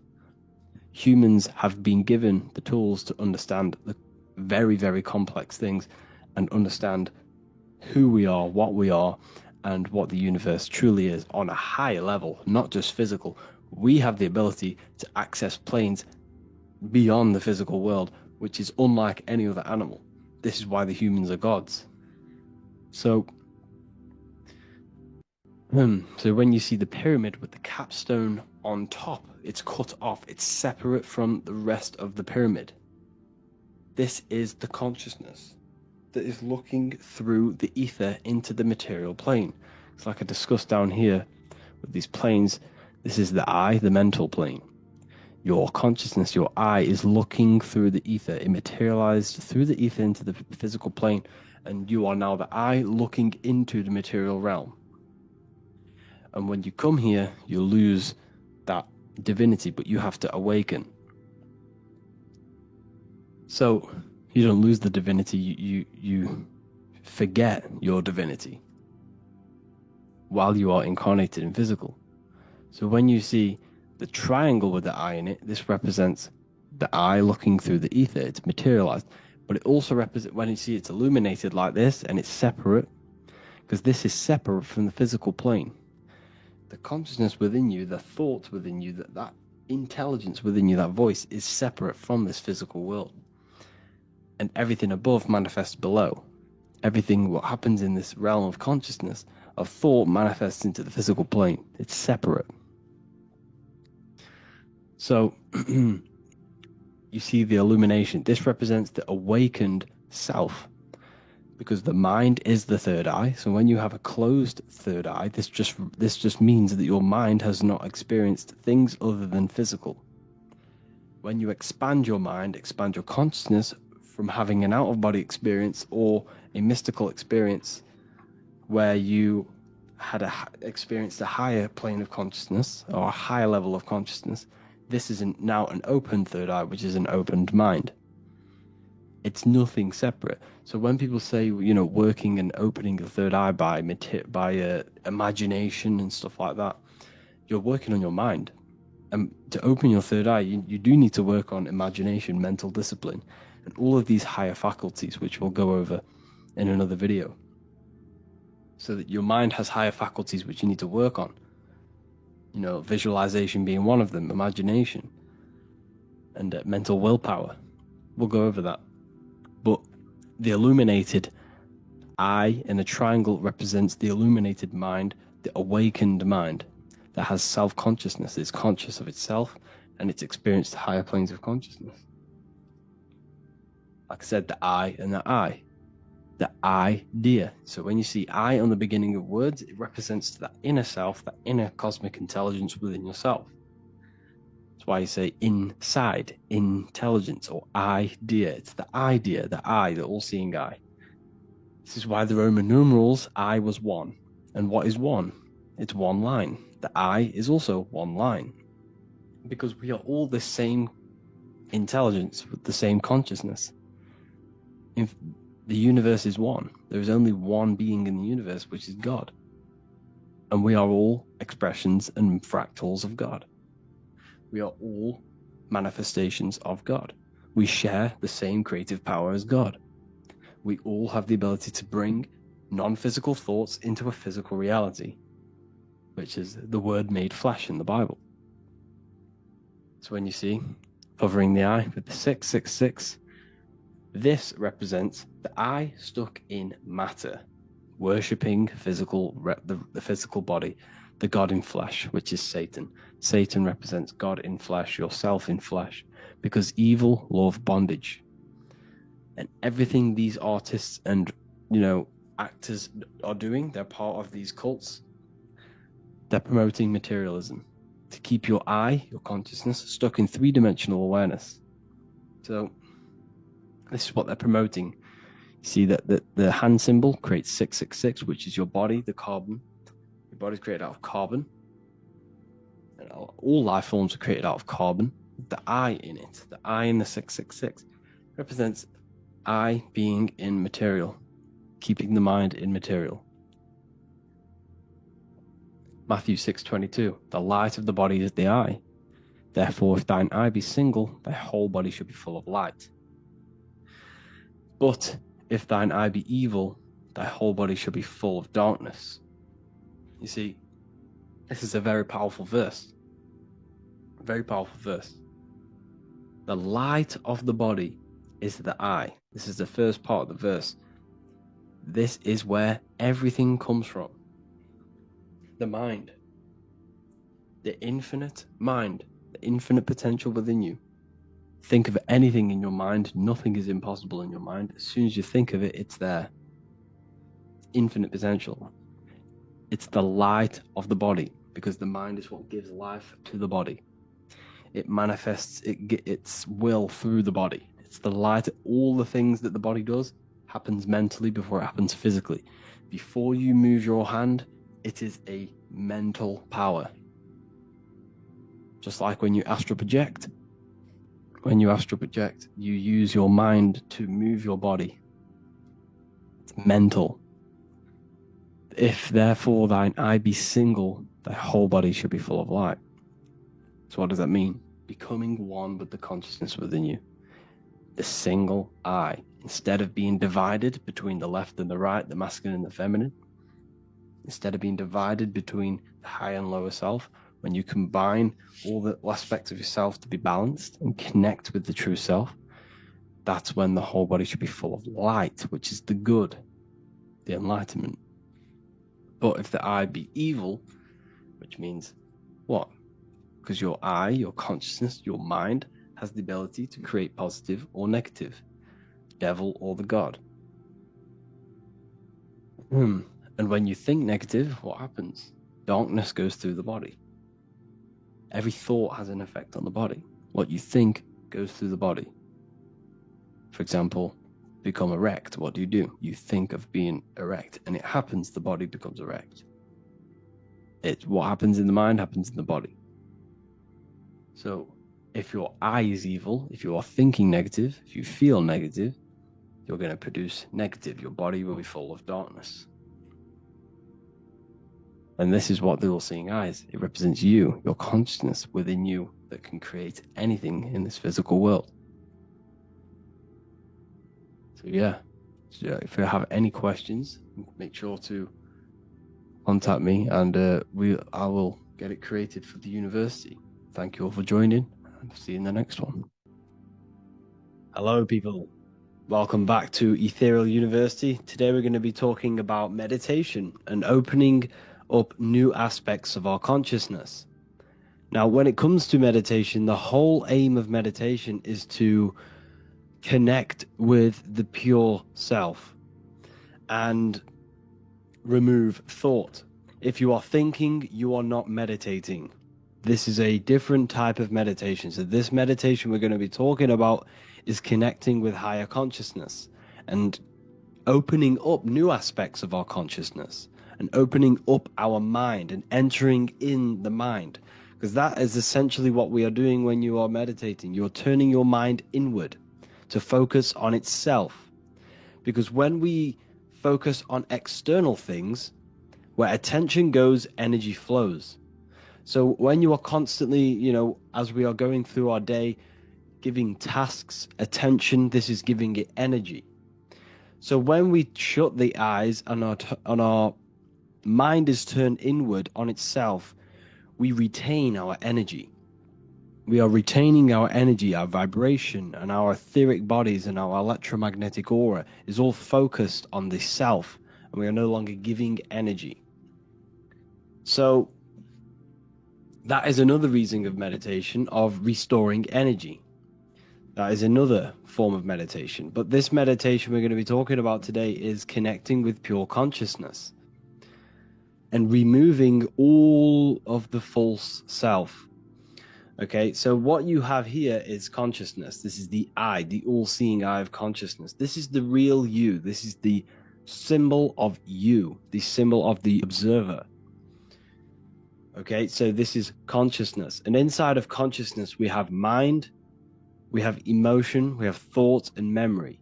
So thought kind of comes under mind, and so does memory. Memory comes under mind.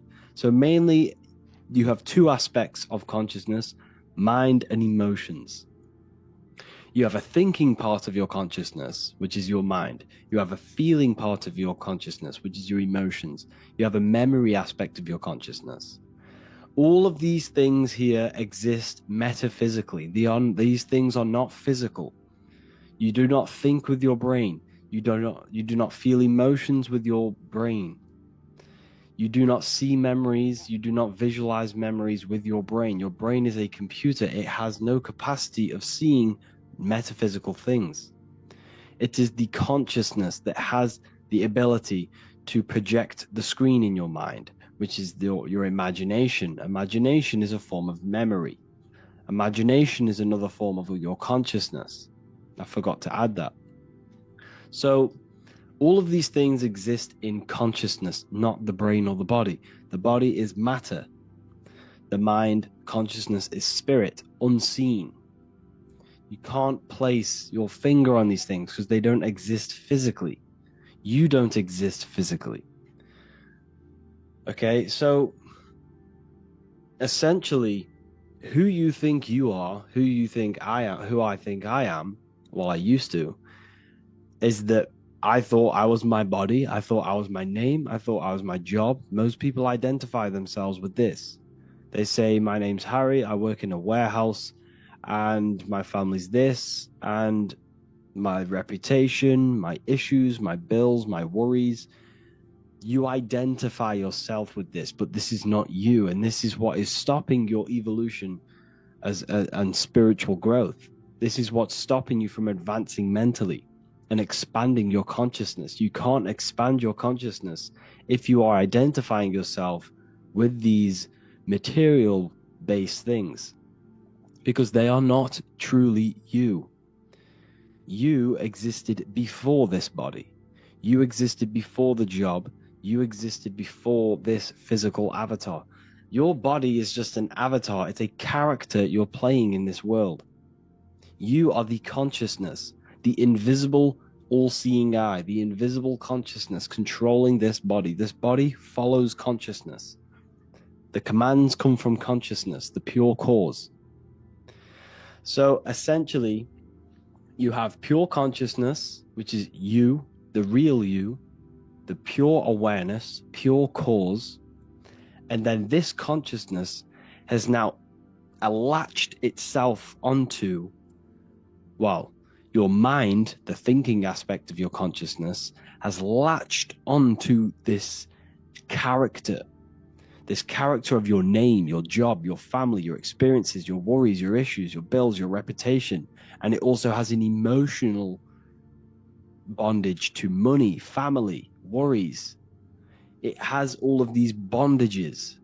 Your consciousness is bonded through mind, thought, and emotion. Now, this is why you have to reverse this now. You need to find your back way up to source, which is pure consciousness, pure cause. Now, what do I mean when I say pure cause? And you'll understand this later, because consciousness is cause, matter is effect. This world you're in is the world of effect. Everything you see is already manifested. It's an effect of consciousness. So essentially, you can't expand your consciousness to be, let's say, astral projection. Maybe this is stopping you from astral projecting, is because you have so many emotional and thought bondages. Your subconscious mind is latched onto this character you're playing. And you can't go into these higher realms of consciousness. You can't expand your mind if your mind is stuck in a three-dimensional way of thinking. So, like I say again, you have pure consciousness, you, the real you, with no programs, nothing. This consciousness is unconditioned. And then through life, you have conditioned this consciousness to believe your name, believe your job, identify with all of these things. And this is stopping you from growing. So what we need to do in meditation is to shut off all of these bondages and unidentify yourself with these bondages. And the practice I do this is that I go through these one by one. First of all, before I meditate for 5 minutes, I will say, I'm here right now, nothing else matters. This brings your mind into the present moment. And when you when you say something for more than 90 seconds, your mind fully focuses on that thing. So keep repeating this for like 90 seconds or 5 minutes. I am here right now, nothing else matters. And while you do this, breathe in through the nose, breathe out through the mouth. Do this for 5 minutes and you'll feel a very nice calmness. Your mind will be in the present moment. You'll just be you, yourself, and your consciousness and your mind. Once you are there, you can then shut your eyes, or you can do it with your eyes shut. And then you now need to cast off all of these bondages one by one. If you're very advanced, if you have a very advanced imagination and mental capacity, you can imagine this. But if you don't have a very advanced imagination, try this first one. So the first one, if you don't have advanced imagination, is to just list them. Say, I am not my name. I throw it away. Picture yourself throwing it away. Or just say, I am not the name. I detach from that. Then detach from your job. Detach from your family. Detach from your experiences. Detach from your reputation of other people's thoughts. Detach from your bills, your money, your worries, your car, your house, detach from your clothes, detach from absolutely everything. Once you've named absolutely everything, you then need to detach from the body and say, I am not the body. I am more than my physical body. And once you've detached from this, you are left with the mind. You're left with the mind, the thought. Once you are detached from absolutely everything you can think of that you identify yourself with, which is not truly you, that is thought. Once you are left with the mind, you may have a few emotions you need to get rid of, like money, family, any emotional connections you have, detach from them, detach from absolutely everything. And once you are left with absolutely nothing, you're left with the mind, you're left with this thought. Thoughts will just keep popping in your head when you're trying to meditate. And over time, the more you try to meditate, the more you can control this. But thoughts will constantly pop in your head, random things. You'll think about a random thought will come in about some rubber gloves, and then another one will come in about your car. It'll be anything. Random thoughts will come in. Once you're left with this, you then need to detach from the language your mind is using. Yes, that's the one thing that is left. Your consciousness is latched onto English or whatever language you can speak. Your little voice in your head, your consciousness, is using a language, and you need to detach from that language. And once you have detached from that language, you're left with pure cause. It's a flame. This is why the ancients used a flame to symbolize consciousness, because it's a flame. It's an ever-burning flame. Now, words can't describe what it is. You have to go there and find it yourself, because there's no words to describe something that it's not three-dimensional. So once you are left with this pure mind substance, pure consciousness substance, that's the only way I could describe it. That is the real you. That is pure awareness, pure consciousness, pure creative power, pure God, pure awareness, pure observing. This is the true essence of you. And you can only connect with this once your consciousness has casted off every single bondage. Because who you think you are is essentially a bunch of programs in your subconscious mind. Now, if you don't know anything about the subconscious, go and watch the Manifestation Mastery course. That tells you everything you need to know about the subconscious. But essentially, who you think you are is a bunch of programs. You've been programmed to think your name. You've been programmed about your family, programmed about your reputation, issues, worries. This is not you. You are consciousness. You are God. You are the God universal essence. You are the universe in the deepest aspects of yourself. Now, when I say you are God, I'm not talking about your body. I'm not talking about, this is why when people go crazy when I say you are God, because they don't understand that. They identify themselves with this name, their job, their worries, their cars and their family and their money. That's who they identify themselves. So they can't understand that. But when they detach from all of that, they're left with pure consciousness, and they realize everyone is this pure consciousness. It's inside of me, it's inside of you, it's inside of the squirrel. And this is God's consciousness. Now, once thought has been removed, once activity, thought, and emotion has been removed, other aspects of your consciousness can start to open up. Now, what do I mean? All of your life, you've been thinking, you've been feeling. You've never had time to turn off the thinking mind and the activity of the mind of consciousness. Once this aspect of your consciousness is shut down, because thought is an aspect of your consciousness, it's the creative part of your consciousness. Once this aspect of yourself has shut down, it opens a door for new aspects of consciousness to come in. Okay? Because you don't think thoughts, you receive thoughts based on your mindset. That's what you set your mind to.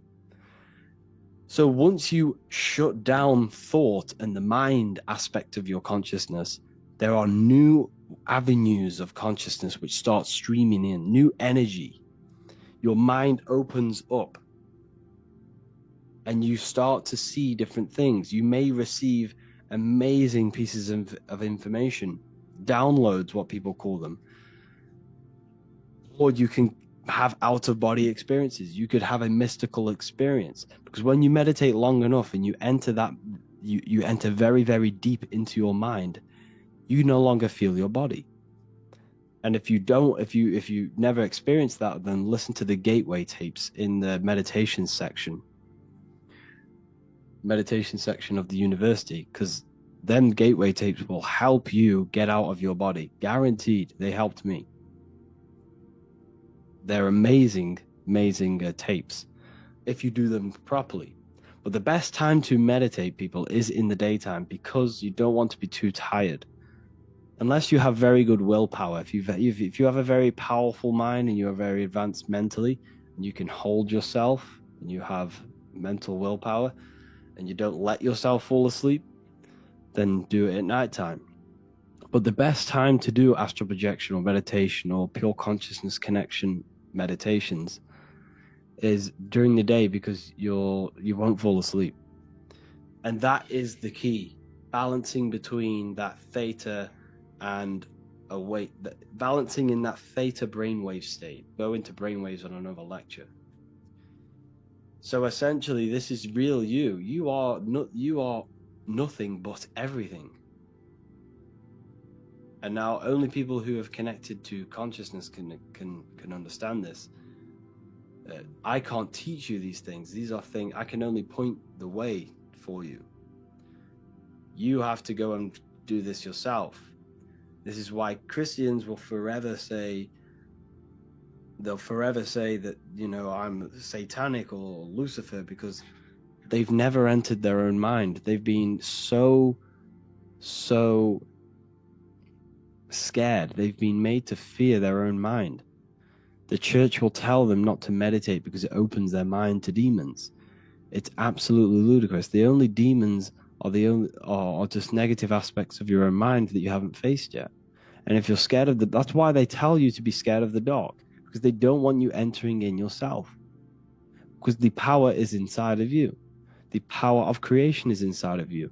You can bring a non-physical thought into a physical, tangible reality. Do you know how powerful that is? Every single one of us can do this. You've been doing it your whole life. Before you kick a football, there's a thought. There's a decision made in the invisible realms of consciousness. Then your body brings it into fruition, into manifestation.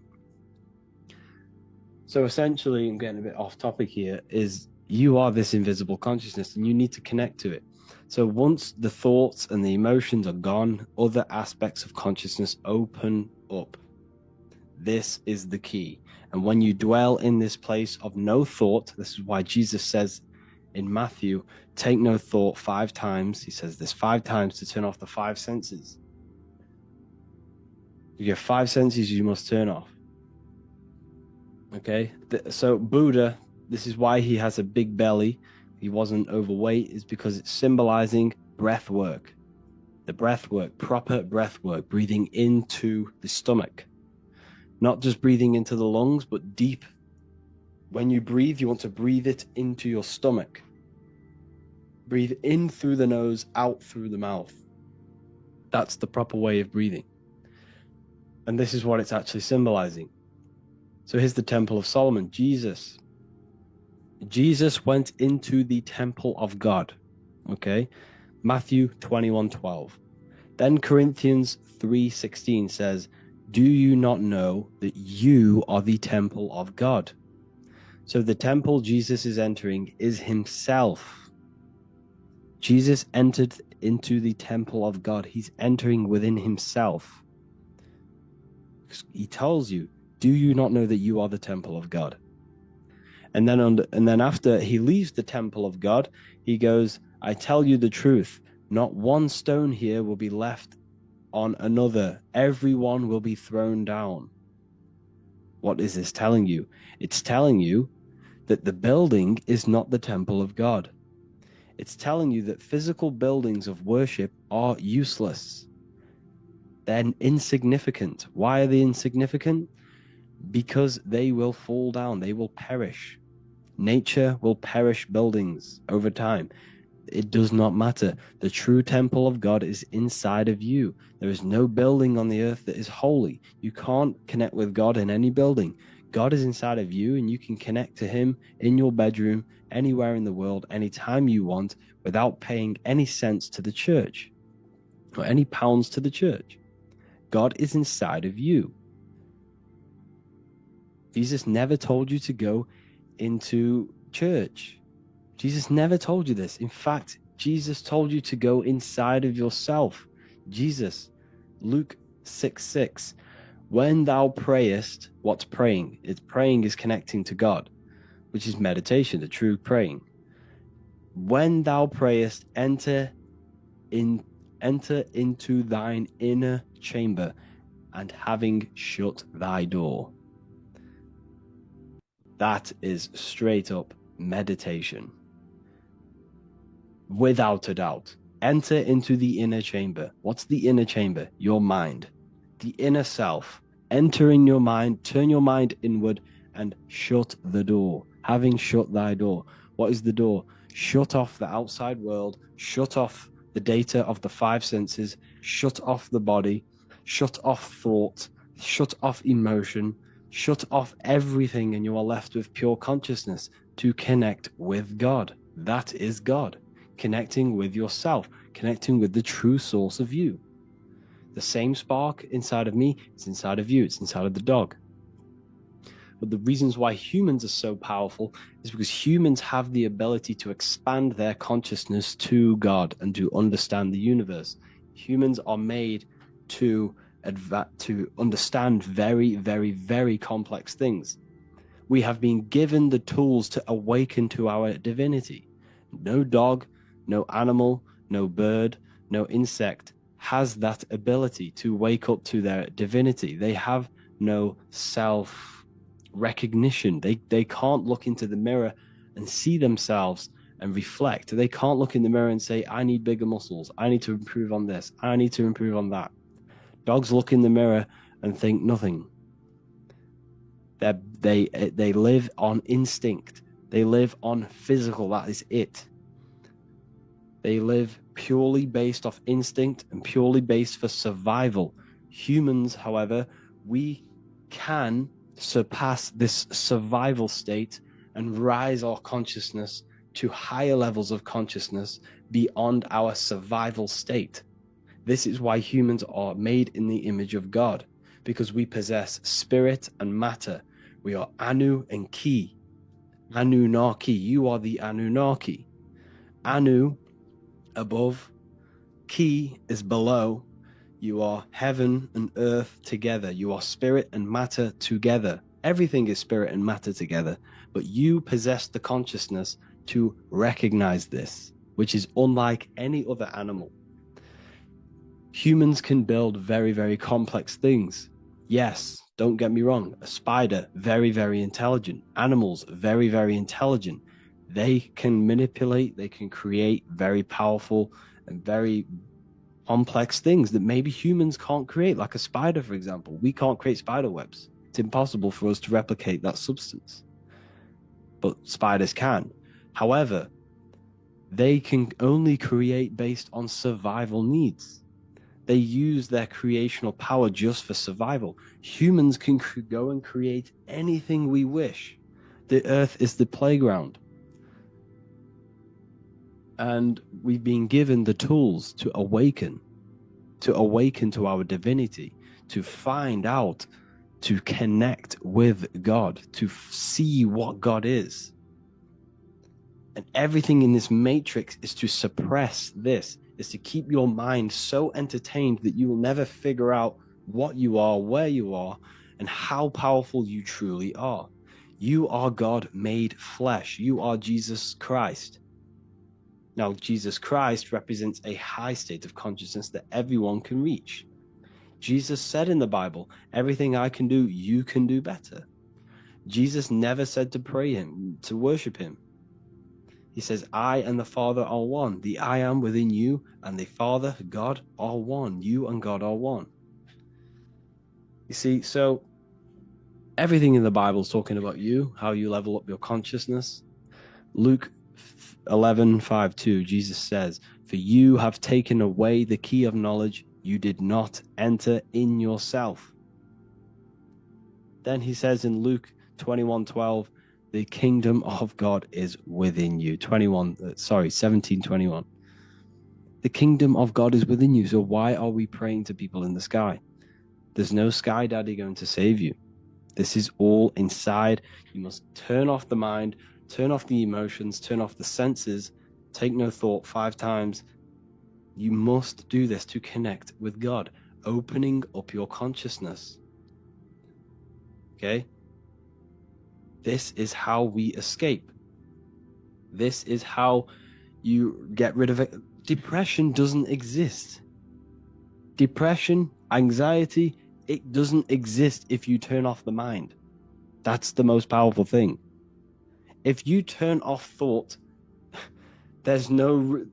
you can't be depressed because there's no thought, there's no emotion. And this is the key. Now, you might not do this the first time. It's going to take weeks. It's like learning how to type quickly on a keyboard, learning how to play football. You have to keep doing, showing discipline and consistency. Over time, you'll start to take control of your thought. And once you can shut off that mind of yours, if you do this for long enough, you'll gain such a strong mind that nothing external can bother you. Nothing external can influence your internal state. And that's where the power is, controlling the mind, controlling the emotions. And once you gain control over the mind and over full aspects of your body and consciousness, you're no longer being controlled by your emotional urges. You're no longer being controlled by the 5 senses for food, for sex, for lust, for anything that is low-level pleasure. Once you have full control over your consciousness and your body, you then retain all of this energy which you can manifest and place into other aspects of your life to accelerate that aspect of your life. This is why occultism is so powerful. This is why we're not taught this. Because once you stop wasting your creative power on sex, on watching dirty websites, on overeating, on dopamine, TikTok and Instagram, once you retain yourself from all of these things, you're then left with all of this powerful creative energy and this mental energy, mental capacity to accelerate and charge into aspects of your life to grow and become successful and to become a person, to become a powerful person. This is why we're not taught this, because if we were all taught spirituality, mentality, and we all refrained ourselves from these negative low-level pleasures, which are made popular in today's society, we would have a complete different world. The world would be great. Everyone would be on a path of self-mastery. And this is the whole point of occultism. It's all good knowing about this stuff, but if you're not applying it into your life, then you won't get anywhere. You have to gain control over your mind, over your emotions, over your body, over your senses. And once you do, you then have full control and full potential. You then have full everything, which you then can place your attention on exactly what you want. And that's the power of self-mastery. And it all starts with meditation. Meditation is the gateway to controlling your mind. It is the practice of controlling every aspect of your life. Once you do this every single day without any excuses, you turn up every single day for at least half an hour to 45 minutes. You shut off the thought, you shut off the emotions, you shut off the 5 senses. You have over time, you'll gain full control over your mind, full control. And once you have full control of your mind, that's when you have power. That's when you gain the power. No one can stop you once you have full control of your mind. And this is what they've done. They've externalized the devil. They've externalized Satan, saying the devil's tempting you. No, it's the lower aspect of your mind seeking low-level pleasures. That is Satan. Satan is an aspect of your mind. It's a psychological myth. It's a psychological allegory about you and your psychology and your mental space. So I hope you enjoyed this video. Meditate every single day. I don't care if you can't do it the first week or 2 months. You turn up every single day. You discipline yourself to sit in peace and quietness and take control and learn how to control your consciousness and control your body and turn off everything and detach from everything. Once you detach from everything, you know who you are. You will receive information. You will receive guidance. You will receive all of these things because you will expand your consciousness. Thank you all, people. Let me know for any lecture. What's the word for it?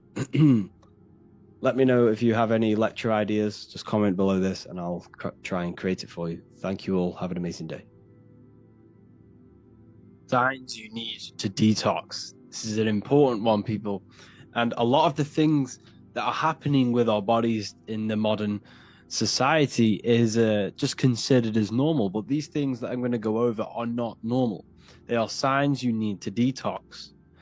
So the first sign we have is a runny nose. Runny nose means there is too much mucus in the body. The mucus is forming from the acidic food that we are placing into our body. So every time we consume something that is unnatural and something that was not produced by the earth, the body does not know what the food is. Therefore, the body has to attack it. So if the body did not have mucus, it creates the mucus to attack it so that it can help the body and detox from the chemicals and the things in these foods. So essentially, mucus is not bad. It's the body's defense mechanism. However, too much mucus will create blockages within the body, and especially in the sinuses in our head. And this is what we get runny noses from. It's too much mucus in our sinuses. Our sinuses are blocked, and this can lead to breathing problems and all sorts of things. Like, you don't want too much mucus in your body. So runny nose is a sign that you have too much mucus in your body and you need to detox. The next sign is a yellow tongue. This is a sign of unnatural foods. This is waste. This is toxic chemicals on the tongue, left over. When you place something natural into your tongue, it will leave very minimal residue, and it will not stain your tongue because it is natural. It's produced by the earth. When you place something natural into your body that was grown by the earth and produced by the earth, it becomes one with the body. It assimilates with the body. The body recognizes it and it can digest it properly without fighting it. So by placing, all these food colorings, chemicals, seed oils, essentially this is what all of this residue is. It's leftover waste. And if your tongue is looking like this, imagine what your colon and your gut looks like if your tongue is showing this. Yes, you need to detox if you have this on your tongue. This is a healthy tongue. No issues, no residue left over. Yes, don't get me wrong, you can clean these with the scrapers, but you're just placing a plaster on top of the main problem. You're placing a plaster just by scraping all this grime off. You shouldn't have it in the first place, so therefore you need to detox and go on a cleanse. The next sign is body odor. So what they have done is gave you all of this toxic chemicals, food and seed oils, and because they knew that your body would stink after consuming these foods, they go and sell you more toxic seed oils and chemicals with what we call aftershave or deodorant. So it's just you're putting more chemicals on your body, and you're just going to smell more and more and more. You should not be using deodorant. Deodorant is filled with harmful chemicals, disrupt the hormones of your body. It's going to cause inflammation, cause skin issues, and it's all going into your blood. All of these chemicals you're putting onto your skin is going to go straight into your blood and poison you. So essentially, body odor is an unhealthy gut. It's basically the food that is rotting inside of you. The stench of this food is sweating outside of you, coming outside of your body, because that's what sweat is. You know, sweat is just the body removing toxins from the body. Okay, so when you are sweating and it smells, this means you really do have to address something that is internal within you, and you have to go on a detox. So essentially, this is what it is. It's a rotting gut. The next sign is smelly breath. It's the same thing. It's not even your breath. Your breath does not smell. Your mouth does not smell. It's your gut that is smelling. All the stench is finding a way out, and what you're smelling is someone's gut when you smell their breath or your breath. And it's the seed oils, it's the toxic food, the unnatural foods, and the garbage. This is what it is. It's all of the unnatural foods that is accumulating, and the metabolic waste that is left within the colon. Inflammation. This is a very common. Everyone nowadays has these bellies.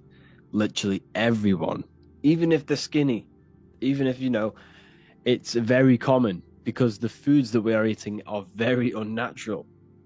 It's filled with seed oils, chemicals, food colorings, and GMOs, and essentially the body does not know what to do with it, so it stores it in its waste. The body cannot digest it. So what you're seeing here is an expanded gut. This is their colon expanded outwards. It's so inflamed. Every time you eat something unnatural, you are essentially, every time you eat something unnatural, your body produces inflammation every single time. And this inflammation over time, the more you eat this unnatural food, because every time you inflammate something, it's weakening that organ. So the more you keep inflamming it, the weaker and the weaker and the weaker it's getting. So this is why we need to detox. If you have this, if you have this bloated stomach, this is leftover waste in your colon. This is leftover waste in all of your body. This is also an inflamed gut. This shows that your gut is not in good health, and it really needs to flatten out like this one. This is a healthy gut, nothing hanging over, flat. That's a healthy gut, and this is what you should be aiming when we come to detoxing. The next sign you need a detox is farting. This is unnatural. You should not be doing it. This is a sign that you have waste in you. This is a sign that you are blocked, because the air in between your colons is finding a way out through all the food and the waste, and it's coming out. It's a sign that you are blocked, and it's a sign that you have waste inside of you. You should not be doing this. This is very unnatural, and it's also a sign that you're eating too much solid foods. The air in your colon is finding a way through the foods, and you're eating too much solid food, and it's blocking you up. The next sign is acne. This is unnatural. They should not be having acne. It's waste coming out of the body. So if the body cannot sweat it out, if the body cannot poo it out, if the body cannot, wee it out, if your body cannot do any of these, if all of the detoxing elimination processes of the body are blocked, this is when it comes through the skin. It's pretty much the last chance your body can get of getting rid of all the waste. So if it can't do all of these elimination processes, which are fairly natural, it will push it through the skin. And this is what we are seeing with acne. Acne is just undigested food. It's waste. It's seed oils. It's GMOs all coming through the skin. So if you want to get rid of this, it's so simple. Just get rid of all the unnatural foods. And when I say unnatural foods, I mean everything unnatural. GMOs, seed oils, when I say unnatural, everything falls under that. Chocolate, all of these things that are not produced by nature, cut them out. You do not need them. So this is also blackheads. Blackheads just also more toxic and waste. Yes, depending on your environment and where you work in, like say you're a plasterer and there's a lot of dust, this can contribute towards your skin. I'm not saying it's all waste, but normally when you are in bad environments, it's normally blackheads, not spots. Spots is more undigested food. Blackheads is more of like environment based. Another one, headaches. Headaches is another sign you need to detox. If you're getting constant headaches, it's also a sign that you are not getting enough H3O2 or H2O to your brain. Also means that there's not much oxygen in the brain. This is also a sign you need to detox, because if there's not enough oxygen getting to your brain, this means your blood is not working properly, and the blood is not working properly because the rest of the body is not working properly. So it's a sign you need to detox. Another one, this is constipation. Constipation is a sign that you are blocked. Your bowels are blocked, your colon's blocked, your gut is blocked. From the solid and unnatural foods and the seed oils that you are consuming is essentially blocking up your colon, so you can't get rid of it, or you find it hard going to the toilet. It's because all of this waste you see here, this is all food, leftover food. You would be surprised how much food is inside of you, especially if you have a bloated gut like I just showed you. You have a lot of food in you, like a lot. You have probably food left over from last week inside of your body, and it's rotting away. And this is what causes sickness, illness, parasites. It's the food, people. The food is the problem. Low energy, like I just said, all of these signs that I'm showing you, it's all the same cause, the unnatural foods. Low energy is essentially your body's not getting enough minerals. Your body's not getting the electricity. Your body runs off electricity. Every single cell in your body is conducting electricity. Your body is a technological electrical machine. So low energy means you're not getting enough electricity in your body, or your body is using all of your energy to get rid of toxins and waste in your body. Let's say you have a very bloated stomach. All of your energy and your electrical energy is going towards the gut so it can help fight off all of this poison in our gut. And that's essentially what tiredness is, if we're not getting enough energy. So these are all the signs that we've gone through. And in the next few videos, we'll be going over on how to detox. If you have any of these signs, please carry on watching on the next few lessons, and you really need to detox. Hello, and today we're going to be talking about sex, sacred energy exchange. Now, what you must understand is that your energy, everything that your physical body is doing is coming from the ether. So your energy of your body, your aura, is all etheric. And this is the life force behind your body. And this is what you are exchanging when two people interact. When you interact, you are exchanging this etheric life force energy, which is very, very powerful. Now, the sexual energy within the human is the most powerful energy and the most powerful emotion that you could possibly feel. This is why lust is so hard to come over, especially when you're addicted to watching them dirty websites, because the power of the sexual emotion completely takes over the body, takes over the mind, it takes over the spirit. It's so powerful, and that's why it's personified as the serpent tempting you.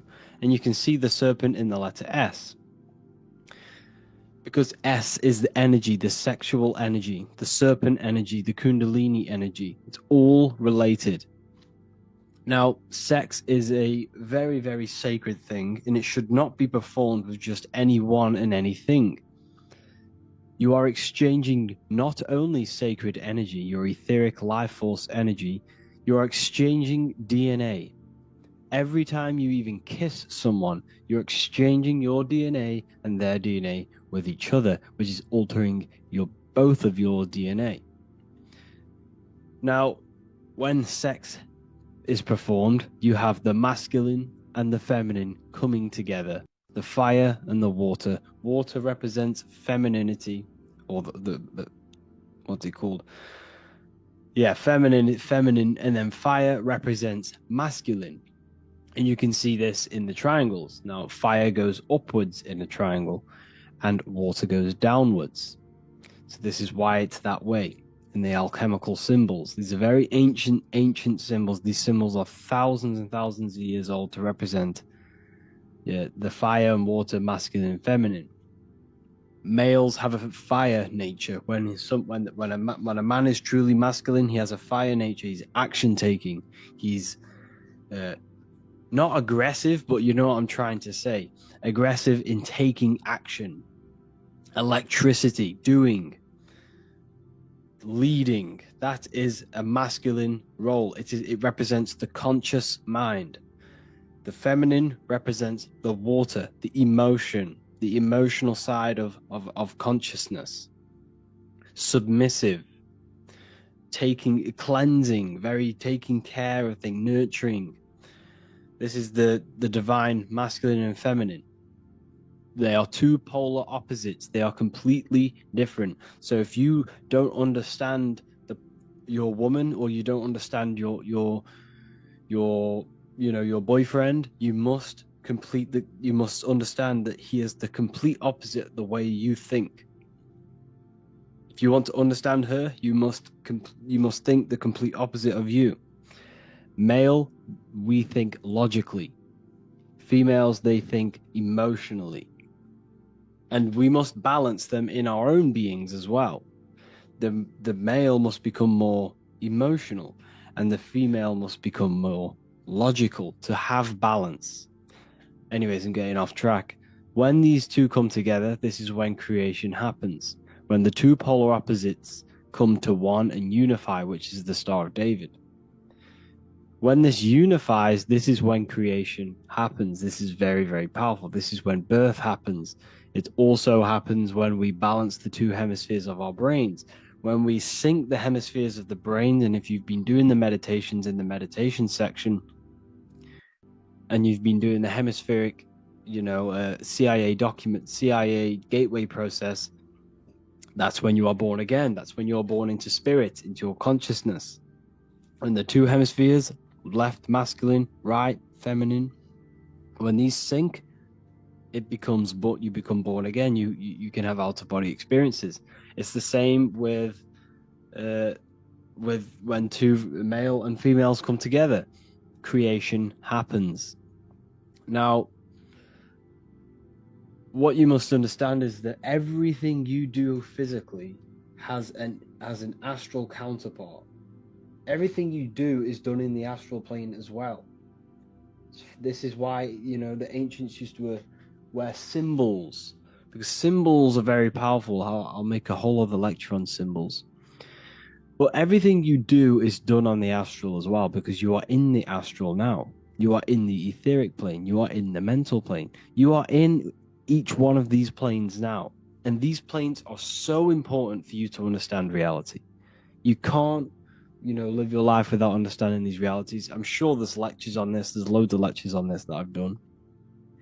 Go check them out if you don't know what these planes are. So this is the physical plane. This is your body. This is where they keep you. Three-dimensional awareness. They keep your mind, which is up here, trapped in physicality through the Newtonian way of thinking. The Newtonian science is trapping your mind in physicality. They changed everything, you see. So the ancients knew that they were the universe experiencing itself. They were a microcosm of the universe. The body is a miniature earth, and their mind was the universe. This is how the ancients thought, and this is how I think. This is how I know. However, the Newtonian way of science came in to disconnect us from the universe, and came in and said, no, you are in a universe and you are not the universe. That's what they teach now. They teach that you are just inside of a physical creation. They trap you in physicality. They tell you that your mind is just activity of the brain, which is not true. Once you understand these planes, once you have an out-of-body experience, you then understand these planes. They are very, very, very, very real. So magic is all to do with the astral plane, and sex is a form of magic. It's a ritual. It's a ritual. Everything you do is a ritual because you do it in the astral as well. So when sex is performed, you are actually entangling your emotional and astral light bodies. So this is what happens. So you have an astral contract. You can do these in many different ways when it comes to, magic. You can do these in many different ways. When people sell their souls, or quote unquote, whatever you want to call it, they're not selling their soul. You're gaining an astral contract with these entities on the other side. So astral contracts can be made in many different ways. It can be done by exchanging blood. It can be done by casting spells on people, powerful spells and spell casting. It can be done in many different ways, but sex is one of the ways where you create an astral contract. You are now entangling that person with yourself. You are because the emotions exist on the astral plane. So emotions are entangled. So my emotions, let's say I had sex with someone years down the line, or even the next day, their emotions will affect you, and their internal state will affect you. Their mental state will affect you. You are entangling each other on an astral level. You see, the astral plane is the realm of imagination. It's the realm of light. And this is where you're becoming entangled. And you are placing each other in your hearts, because your heart never forgets anything. This holds all of the important things. The heart is kind of like a brain. Well, it is a brain. It has 40,000 neuron cells, which are the same in the cranial brain. That was a science discovery recently. So your heart is a brain. It's the emotional brain. However, it stores different things than the cranial brain. So when you have sex, you're creating astral contracts. So this is why the ancients always said, never have sex before marriage. You're marrying each other on the astral when you do this. You're marrying each other. And this is why Christianity, Buddhism, or all these different religions, they tell you not to have sex with just random people. They tell you not to have sex until you are married. This is why. Because all of these modern day teachings that we have all stem back thousands and thousands of years to these teachings, what I'm telling you, of the occult, of the esoteric. But this is hard to believe because you've been told your whole life you're just a physical being. It's not true. Your emotions are not physical. So now that you understand these planes, so what happens when you get someone pregnant? Now, the woman is the master builder. She has been chosen to carry a portal between the spiritual realm and the physical realm, the astral and the physical. That's what the woman is, a womb woman. This is very powerful, and it's being suppressed. Our whole lives, we don't really get told what the womb is, how it even works, how it creates a whole human being. It turns a single cell into a whole human living being. That is how powerful the womb is. And they suppress this knowledge, and it's hidden within secret societies because they don't want you to know how powerful women truly are. Women are very powerful. You see, women are they protect the spiritual side of man, while the man protects the woman physically. You see, the man he represents physicality. The woman represents spirituality. Spirit and matter, light and dark. That's what it represents. And the woman holds a portal. So once you ejaculate into a woman, this now creates a portal within the astral plane. Now, what did I say what sex is? It's a ritual. Remember that there are higher astral planes, there are middle planes, and there are lower planes. Rituals are either summoning the higher astral plane or the lower astral plane or the middle. So when you do this ritual, sex is a ritual, you are either summoning higher beings or lower beings, depending on the type of depending how you do the ritual. If you do sex and engage in low vibrational sex, based on lust, based on desire, based on no true feelings, there's no passion in the sex, there's no feelings between you two, you are engaging in low vibrational sex for your own pleasure. But remember, you can't fake in the astral plane. The astral plane works on vibration. The physical plane, you can fake it. But if I could see you in the astral plane, I could see you for your raw form. I would see your vibration. I would see your mind manifesting the way you think. You see, so in the astral, you can't fake it. You are your raw form. You can see people's soul in the astral. You can see, because everything you think is manifested into the astral. And the way you think is affecting your astral body. So in the astral, most people are walking around as demons because they're that negative. Their mind spaces are so negative, and they're literally demons. Their souls are so dark, they're not light. So anyways, the way I was getting on is that when you perform sex, you need to do it properly, or else you will incarnate a low vibrational soul into your child, a sun. The sun in the sky represents the soul. You're bringing a soul into the physical plane. That's what you're doing when you have sex, when you impregnate a woman. Now, you can do this consciously. You can soul invoke ritual. It's called the soul invoking ritual. I'm talking about it in the new book, Book of Wisdom Volume 2. It'll be ready for you guys very soon. You'll have early access to it if you're inside the university. So when you have sex and you're engaging in low vibrational sex, the vibration is so low in the astral, you're manifesting lower astral entities. And when you open that portal in the lower astral, you're going to get a lower astral soul into the woman. Okay? So this is why you need to make sure that you are doing it properly. And when you have a child, you want to make sure that you perform the ritual properly in a high vibrational state. Because remember, everything you do is in the astral. As above, so below. So to ensure this process attracts the right high vibrational soul, you need to create the environment. So first, you need to purify the space by banishing negative energy through the use of burning herbs such as sage, rosemary, or bay leaves. Ancients used to do this. We still do this today.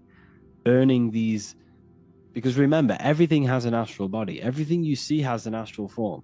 So when you use, the ancients knew the qualities and the different meanings of different leaves. So they'd use these leaves to burn, to clear and banish negative energy in the astral around them. So you use them, you burn the area, and you cleanse the area. And then before engaging in the sex magic ritual, both partners should focus on raising their energy and the frequency of the surroundings and themselves. This is achieved by chanting high vibrational words of light, setting positivity, loving intention. Both partners need to align their intent with love, light, and high vibrational emotions. During the sexual act, maintain deep sense of love and passion to enhance the ritual's effectiveness. By focusing on high vibrational energies, the couples can invoke higher astral entities and create a favorable environment for the conception of a soul that resonates with these frequencies. By carefully preparing the space and aligning their intentions, the couple can potentially influence the type of soul that enters the physical plane, the world. You must do this. You must be very, very careful. I mean, you're going to love your child either way. Don't get me wrong, but this is if you're going to have a child, do this. I'm not going to say you're incarnating a demon into your world, but if you don't do this, but I'm just trying to raise awareness. I'm just trying to give you this stuff and aware you on these topics. Or you could even do a manifestation ritual with sex. Sex is very, very powerful. The energy is very high. The frequency is very high of sex. So obviously, begin by purifying the area again. Before engaging in sex magic ritual, both partners should focus on elevating the energy and frequency of the surroundings. And then, once you do this, you both need to set the intent of what you want to manifest. As sexual energy is very, very potent, and it provides strong foundation for manifesting intentions. And during sex, the woman's subconscious is wide open, okay? Because she represents the subconscious mind. It's the feminine aspect of the mind. And he represents the conscious mind. And during sex, the woman is submissing to the man. So her subconscious is wide open. So when you think and feel during this sexual intercourse, you are rapidly reprogramming the subconscious mind by vividly imagining and emotionally experiencing the desired reality that you want during the sex.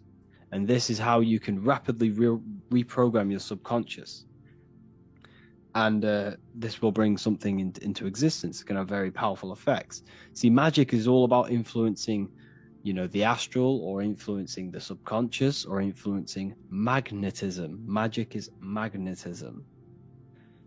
So that's essentially what you could do. So you could take a screenshot of this and do that. So the woman in the womb is the woman takes the energies of the 12 celestial constellations and takes this energy, harvests this energy, and manifests the baby inside of the womb. The womb is a magnetic womb. She represents magnetism. The woman represents magnetism, the subconscious, and the moon, and emotion, and water, all the feminine aspects of creation. So, what are you made out of? You're made in water. Water is very powerful as well. They don't tell you about what water truly is. Water is very, very powerful. Water is conscious. Water is intelligence. All of the elements are intelligent. All of the elements are etheric. They're ethereal beings. They're ethereal spirits. And so essentially, you're being created from the 12 constellations and the 7 planets. That's why your body is ruled by the 12 constellations, because your body is created by the 12 constellations. And you are created out of 12 cell salts for the 12 constellations.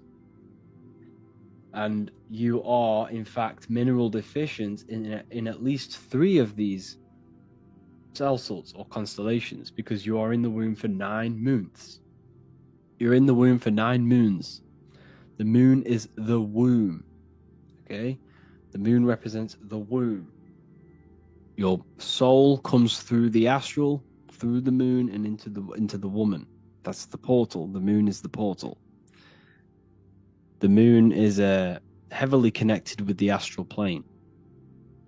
So that's why they say there's souls in the moon and it collects souls, because it technically does. It's connected to the astral.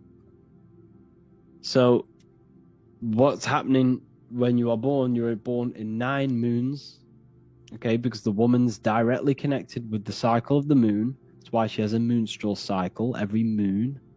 Every 28 days, the 28 days of the cycle of the moon, she'll have an egg, because fertility is directly connected with the moon and the cycles of the moon. So you're in for 9 moons, and you are mineral deficient in at least 3 of these constellations. So you definitely need to find out what constellations you don't have in your chart, and you need to make sure that you're getting them cell salts into your body, or else this can manifest into something. But as long as you're obviously healthy, you should be fine. But you know, this, if you want to take your health to the next level, this is called medical astrology. This is famous in like Chinese astrology as well, Chinese medicine and stuff like that. So yeah, tantric sex. This is where you do not release your fluids. You shouldn't be releasing your sexual fluids, people. You should not be doing it. This is very, very powerful. And in fact, semen is the astral liquid of the soul. That's what semen is. It has high amounts of etheric energy. You know, when you release, you feel like you feel dead. You feel like the soul's been sucked out of you. You feel like there's nothing in you. You feel so depleted when you release your fluids because it's so powerful. It has so much life force, so much etheric energy, so much astral energy, so much minerals. See, this is why so many people are mineral deficient. They may be eating everything they can, like they're really healthy, but if you're releasing every day, that's where all your minerals are. Think about it. That fluid can create a whole other human being. That fluid has all the essential minerals in your body, and it's put into another human being to create another human being. So when you keep it inside of your body, you first of all you get an increase of energy. Second, you stop lusting once you stop touching yourself all the time, and the body recycles these minerals. It absorbs the minerals in the semen and uses it for itself. This is how sacred. So yes, it's considered the astral liquid of the soul. That's what semen is. So when you have sex, you need to have. There is a way you can have internal orgasms, which can activate the Kundalini. This is now a very, very hard practice. It's called tantric sex, and it's very powerful. It can activate the Kundalini. You can use this for spiritual awareness and gaining more, gaining more spiritual enlightenment by doing this. And basically what you're trying to do is not release the fluids, so you're edging, not release, but internalize the orgasm, and you can shoot the semen up the spine, and this is how another way you can raise the chrism to the brain and activate the pineal gland and 100% of your brain cells. So this is another way. You will have to do a bit of research on that, but I've done a little bit of research, but I don't know the full practices and stuff like that. But it's definitely a true thing. All of this is very, very powerful. Sex is very, very powerful. So be careful who you have sex with. Only have sex with people who you think you're going to have a future with, because you're going to have an astral contract with that person. There are ways to banish them through, magic rituals and stuff like that. But I don't know that. I'll do some research and have a look into that for you people, because I'm sure there is some people who can feel they have attachments to people. And that is partly because of the heart. The heart never forgets things. The heart's deeply connected to the subconscious. So yes, I hope you all enjoyed this. And Book of Wisdom Volume 2 will be ready soon for you people. You will all get a PDF for free if you are inside the Ethereal University.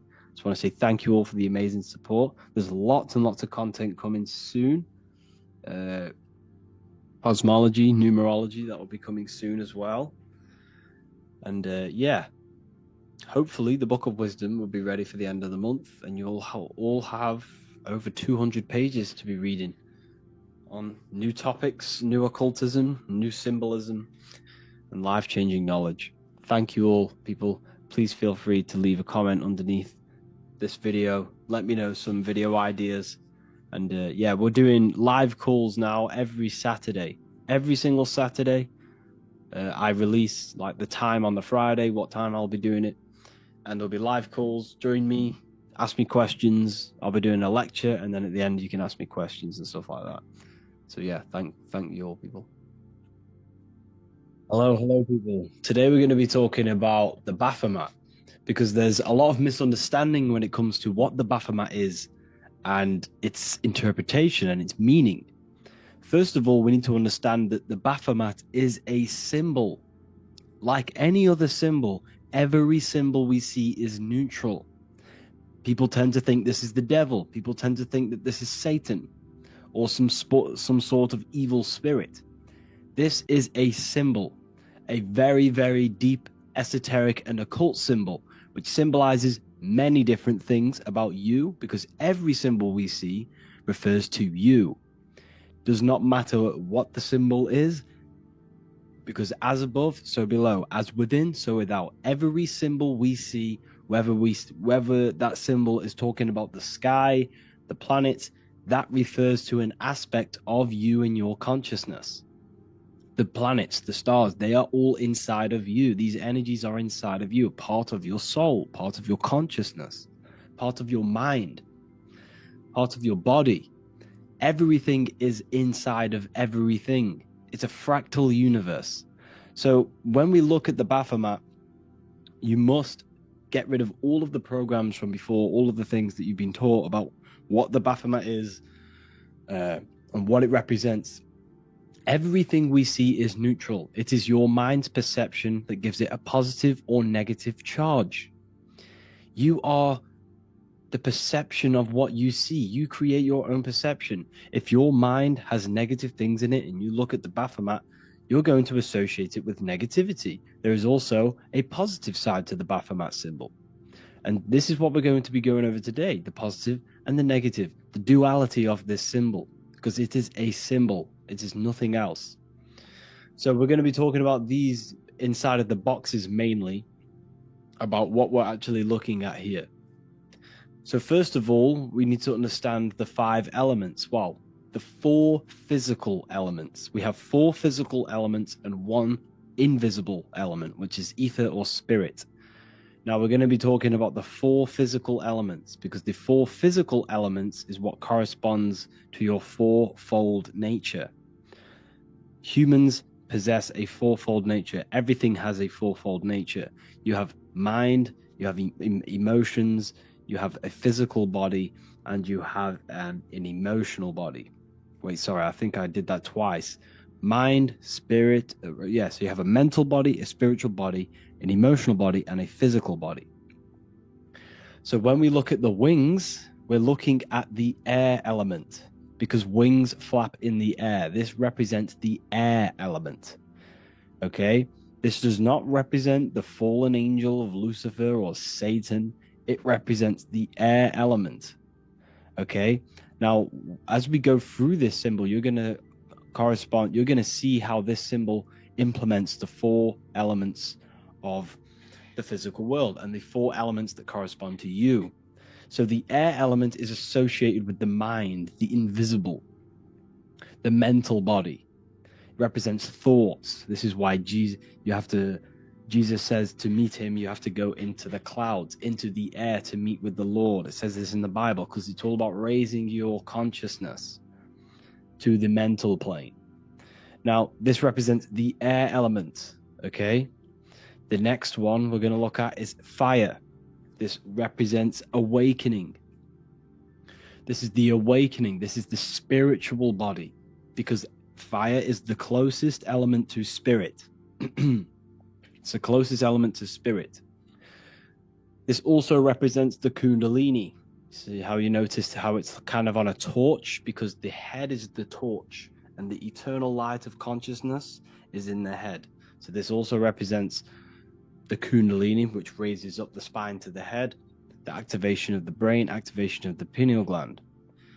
And we're also looking at the fire element, which represents the spiritual body, the astral body, the light body. This is the spirit. Okay, the next one. And fire is also a transformative element. This is the transformation of oneself, the awakening of oneself. Now we're looking at the fish scales. This represents the water element. This is the emotional body of consciousness. Each one of these are bodies. Your emotion is inside of the emotional body. You have a physical body. You have an emotional body, a mental body, a spiritual body. These are bodies of consciousness. You don't just have consciousness and the body. You have these 4 elements of these consciousnesses and these bodies. Okay? So this is what we're looking at here. The gills. This is the emotions. Now, the emotions is an invisible aspect of consciousness. It's not physical. Emotions are not physical things. Thoughts are not physical things. So this is what we're looking at here. And emotions play a massive part in shaping your reality. We should aim to control our emotions, because this is why we live in such of a mess today, because of the world's lack of emotional control. We are not taught this in school,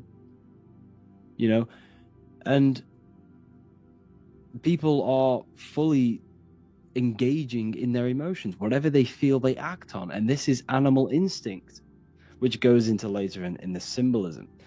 But if we lack control over our emotions, then we are a feather in the wind of life.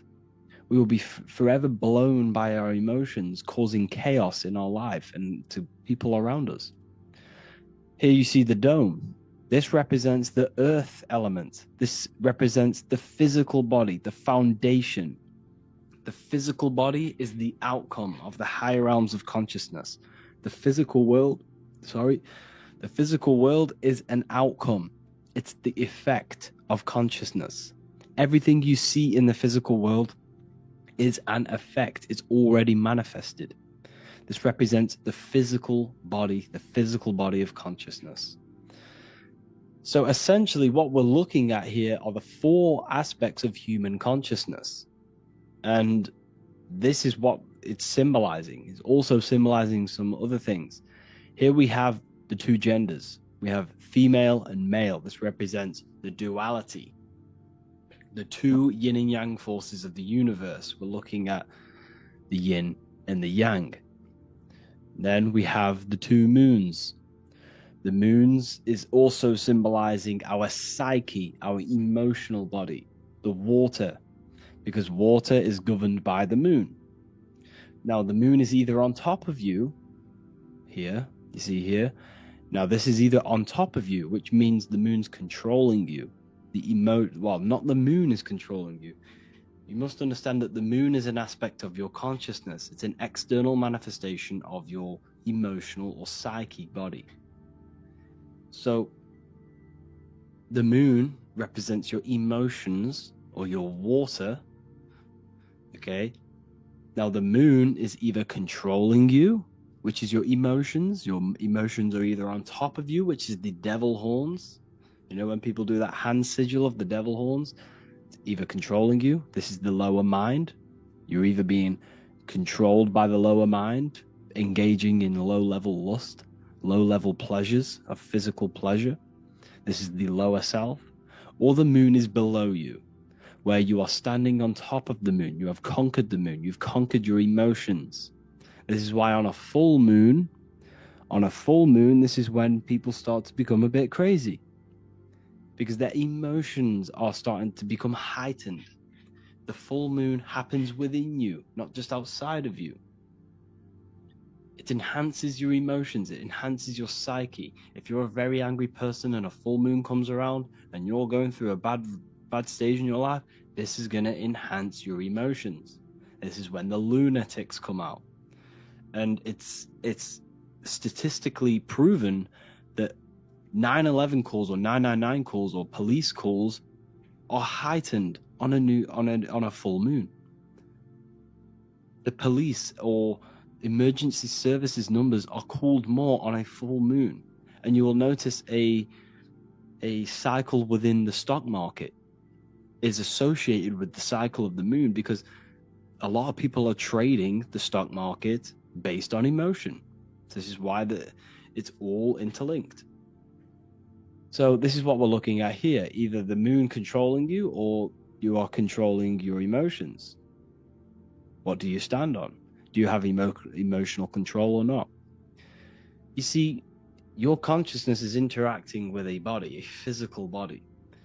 And it's like playing a new video game. When you play a new video game, you don't really know the controls. and you're not the best in the game because you don't know the controls. You're trying to figure out how it works. Until you start playing the game more and more and more, you gain control over the controls and start to become better. It's like that with a physical body. You need to sync your mind, your emotions with your body. You must find the balance. You must find the sync and control this avatar in this world.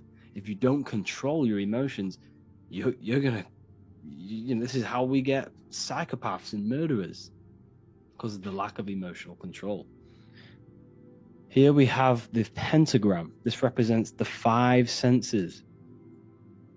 The 5 senses. Notice how it's on the head. Why? Because the 5 senses are actually the brain. You touch, you taste, you smell, you hear with your brain.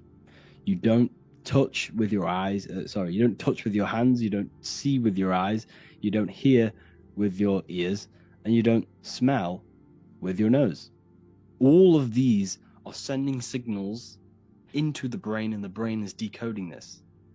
So the 5 senses are in fact senses of the brain. The brain is sending out 5 ways to decode this reality, because the brain is a computer decoding and producing a simulation. That's essentially what the brain is. It's a computer, and your consciousness is interacting with the brain and projecting your own reality. So the 5-pointed star represents, the number 5 is a very experiential number. It represents experience in the tangible universe. It represents how consciousness interacts with the physical world through these 5 ways, through these 5 senses. That's why you have 5 fingers on each hand, 5 toes on each foot, because it's to do with experience and experiencing this world. So when you see it inverted, so when you see the inverted pentagram, what people think is Satan, the satanic pentagram. Well, yes, it's satanic, but satanic means flesh. It means God in flesh. It means worshipping the flesh. Satanic people think they're worshipping Satan, but they're not. They're worshipping themselves they're worshipping the physical world. That's what they're doing. On the deepest level of your being, the core level of your being, you are God. You are the fabric of the universe experiencing itself. So therefore, if you see an inverted pentagram, this represents consciousness being bound by the flesh, being stuck in the flesh. Satanic people are worshipping themselves in flesh. They don't want to ascend. They don't want to get out of the animal mind. That's what it's symbolizing. So essentially the pentagram represents the 5 elements, the 5 full elements: spirit, water, earth, fire, and air. And it also represents the 5 senses. It also represents your body. You have the head at the top, and then you have your arms and your legs. Your body's in the shape of the pentagram. We also have fertility. This is the goat. Now, the goat, the head, why is it on their head? The goat head symbolizes the goat animal nature of man, the animal instinct. This is the animal within you that tells you to go and hit someone, to go and eat all the time. The animal instinct to have sex, lust, desire, fame, money. This is the animal within you. You have an animal mind. You have 2 aspects of your mind. The animal ego that's always trying to pull you down and engage in low-level pleasures, which will destroy your life in the long run. Or you have a higher divine mind. The higher divine mind that tells you to, that inner guide within you that tells you to do the correct things, that tells you to get off your phone, that tells you to eat the correct food, that tells you to not wank yourself off. This is all part of the human mind. Everything is psychological. The Bible is a psychological text, just encoded. Everything is mental. The universe is mind. So this represents the lower mind, the animal mind that destroys you, essentially. Also represents fertility with the horns. So here, This represents the fertility. This is the portal. This is a 3D printer. The woman is the womb man, and they literally have a 3D printer within them to print a human being, to create a human body, a human temple, which is the temple not made by human hands in the Bible. God only dwells in temples not made by man. It says this in the Bible. That is your human body. You are God. And you are either the devil or you are God. You either use your creative power of thought into physical reality. Every single one of you has this amazing power to bring non-physical thought into existence. And you either use this for the good or the bad. You do this for the devil or for God, for yourself. This is the creative aspect. But anyways, this also represents fertility. Fertility. So here we are. We have the 4 bodies of consciousness. Earth, the physical body of consciousness. Water, the emotional body of consciousness. Fire, the spiritual body of consciousness, the awakening. Air, the mental body of consciousness. And this is what baptism is. So in Christianity, they baptize people. When people join the church, they get baptized. Basically, they put water on their head. But it doesn't do anything. What is water going to do on your head? Nothing. It's symbolic. When you awaken from the lower mind, the earth physical body, this is where everyone starts off their little spiritual journey. You may be in this point now. You may have, my videos might have woken you up, and you are now in the water stage. This is the baptism.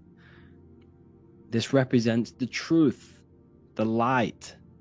This represents the water's very cleansing. You're cleansing yourself from the lower mind now. And once you cleanse yourself and you're in the truth, you're in the information and knowledge, you then gain the fire, the third stage of consciousness, which is the spiritual awakening. This is the transformative of the self. This is the spiritual. So everyone goes through this process of moving from the earth, the physical, the lower carnal animal mind, into the truth, the cleansing of the water, and then the awakening of the spiritual body and the awakening of the spiritual self. And then it goes to the air. This is when you fully realize everything is mental. Everything exists in the mind. Everything is an extension of the mind. And it's basically mental is knowingness, knowing the truth, knowing this once you've awakened.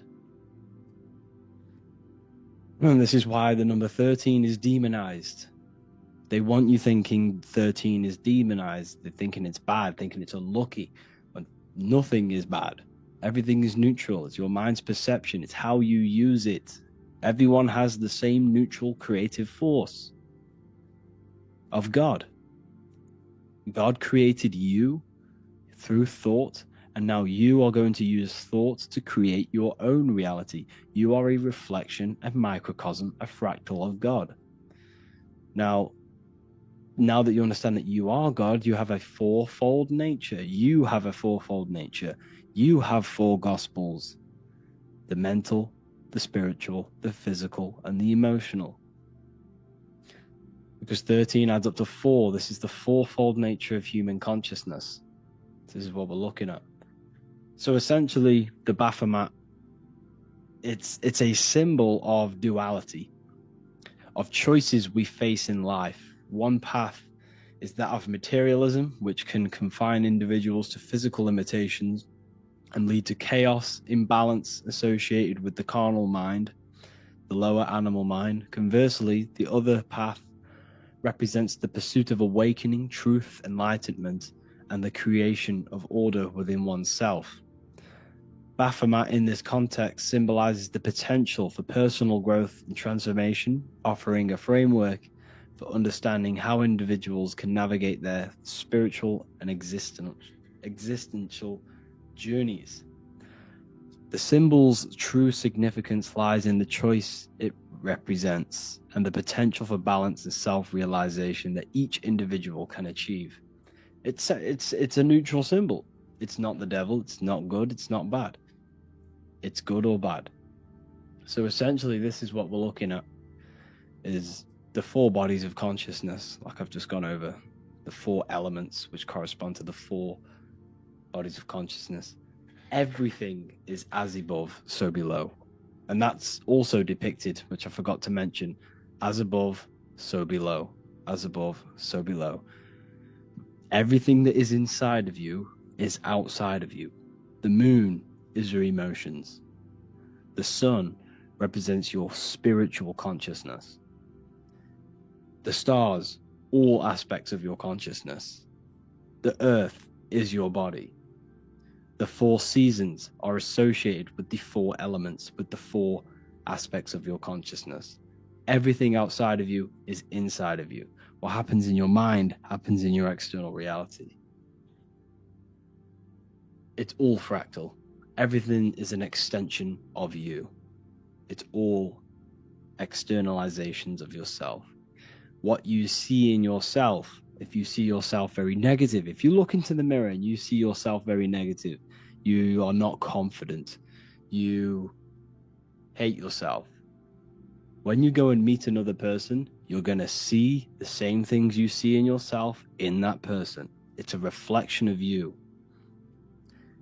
As above, so below, as within, so without.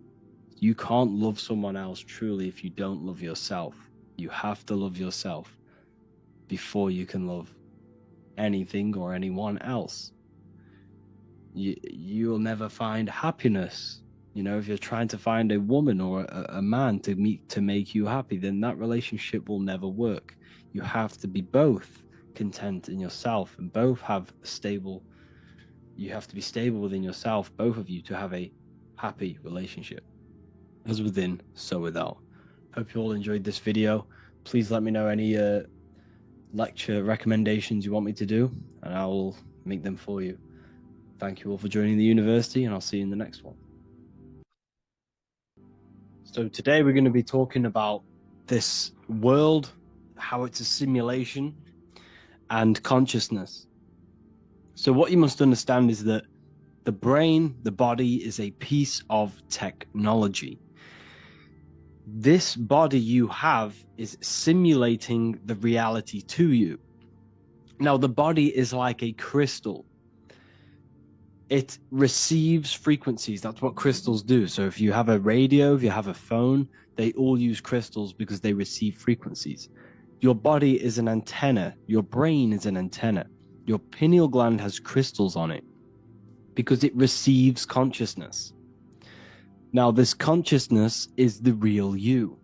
You are the consciousness, not the body. The body is nothing but a holographic version of yourself. It's the ego, the echo. It's an echo of the false, it's the echo of the true self. You are an invisible consciousness. You are the thoughts, the emotion. This is all to do with consciousness. So all of your decision making, all of your emotions, that's in consciousness and not in the body. So you are not even in the body. That's the biggest illusion. You think you are in the body. Your consciousness is not in the body. It's completely separate from the body. The body is an antenna which receives the signals of consciousness, so you can experience this reality. But the body is simulating the reality. The brain produces the reality that you're experiencing. It's like the Sims games. You see how, they always show the truth in plain sight. You see how you have this thing above their head, this little diamond shape? This is the consciousness. This is you. This is your avatar. You're playing an avatar. This is a character in a game. Your body is a character. Now, the human form only exists in the three-dimensional world. Now, your ego was not present when you were born. When you were born, you had no ego. You were pure. You were pure consciousness. You were pure emotion, pure thought. That's it. But as you grew older, as you gained experience in this three-dimensional avatar, you grew an ego, which is the earthly personality. The ego is your mind's perception of itself in a three-dimensional body. So the ego is the echo of the true self. You are the consciousness. You are the thoughts. You are the emotions. But let me say that again. You're not the thoughts and the emotion. These are aspects of consciousness. So thoughts is called the mind. The mind is consciousness. But the mind is just the aspect of it's the thought aspect of consciousness. Emotion is the feeling aspect of this consciousness, the all-seeing eye, the consciousness. So you are not even in this plane. You are playing a game. So when you are using a controller to play a virtual reality, you are the controller. You are the consciousness. You are the mind. You're not the thoughts and the emotions. You're the observer behind that. You're the one feeling them thoughts and emotions. So the body is only a part of this three-dimensional world. And your consciousness interacts with this world, with the brain. You see, like I said, the brain produces the reality you are in.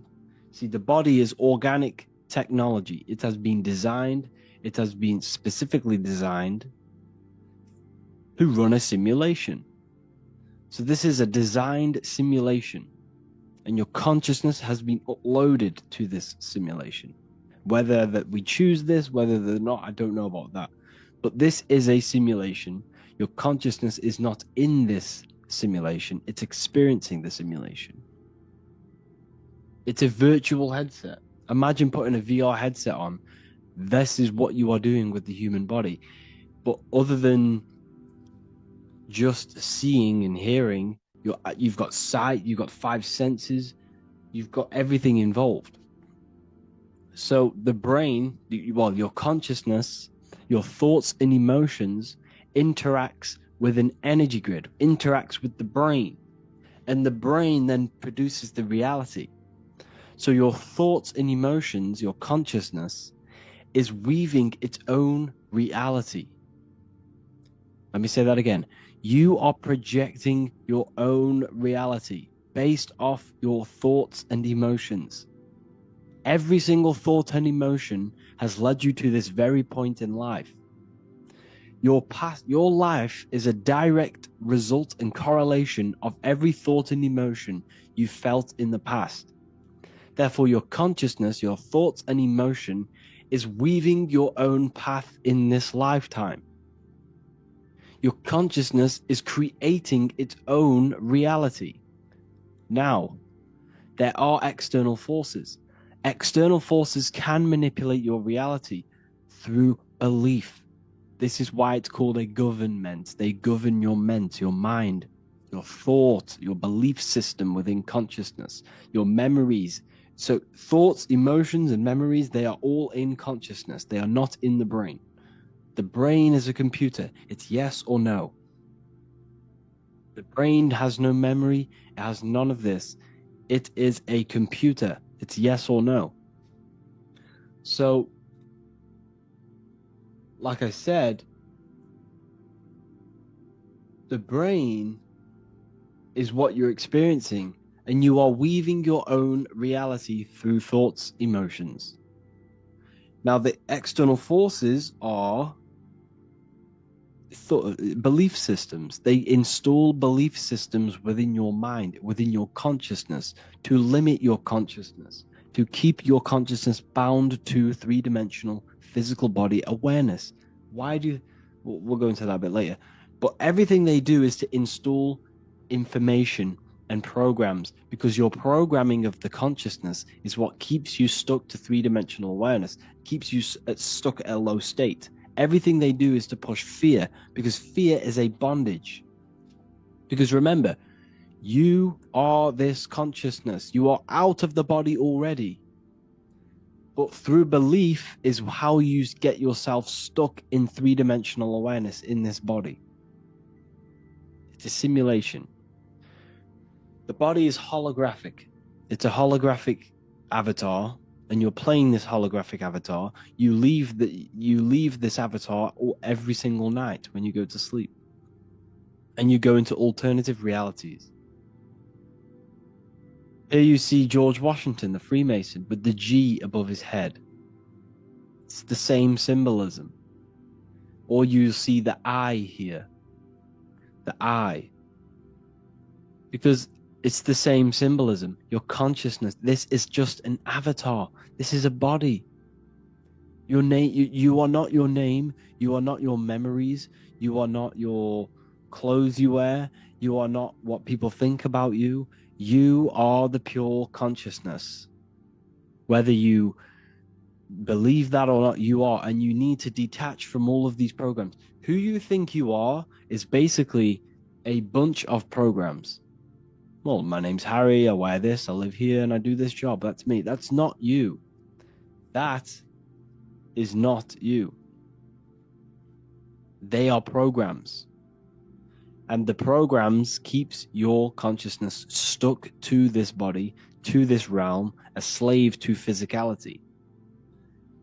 And they don't teach you emotional intelligence. They don't teach you all of these things, because religion was made to keep your consciousness stuck in three-dimensional awareness, to keep your consciousness stuck in the body, in the simulation, in the fake self, in the ego.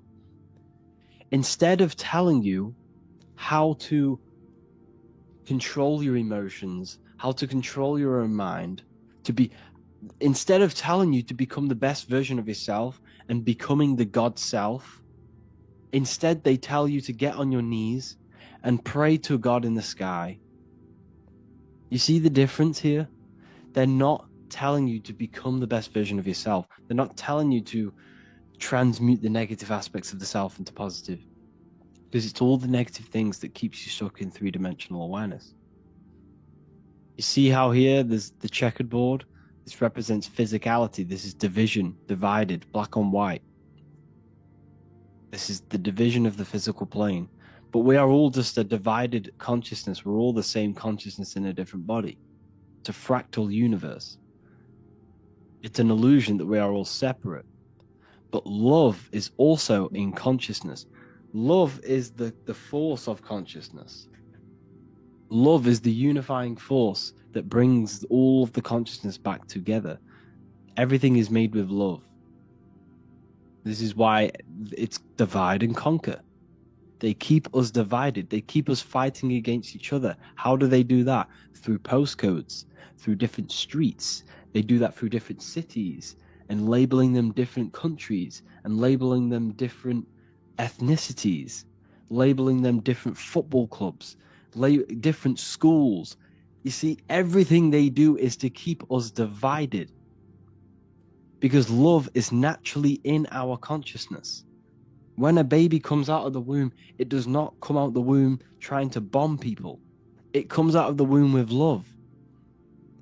The kid is pure love. The baby is pure love when it comes out the womb, because it's expressing pure consciousness. And as the baby grows up, it becomes corrupted through the system, through society.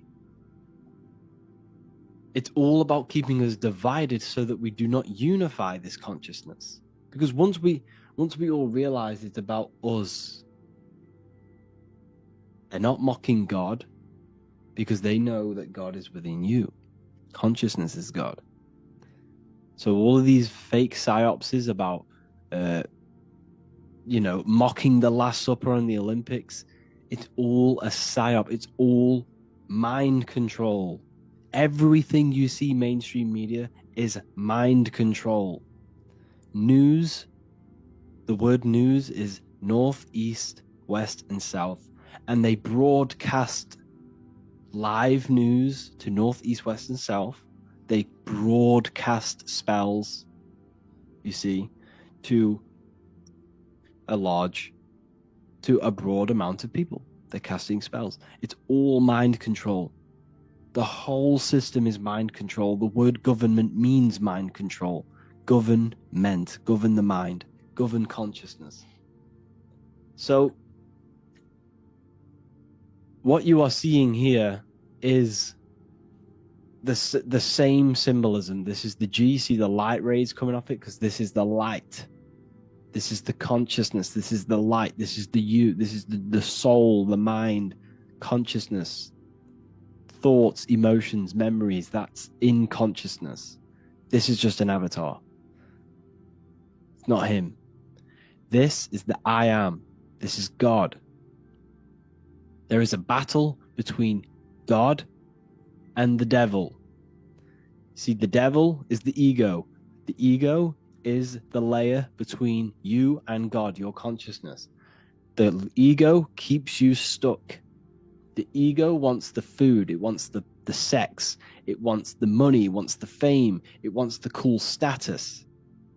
All of them things is keeping your consciousness, which is not physical, stuck in a physical way of thinking and in three-dimensional awareness. The whole system is designed to keep you stuck in three-dimensional awareness. They get you addicted to cigarettes, alcohol, TikTok, Instagram, YouTube, Netflix, working, bills, dogs, family. Everything they do and everything they teach you is to keep your mind externalized on external things.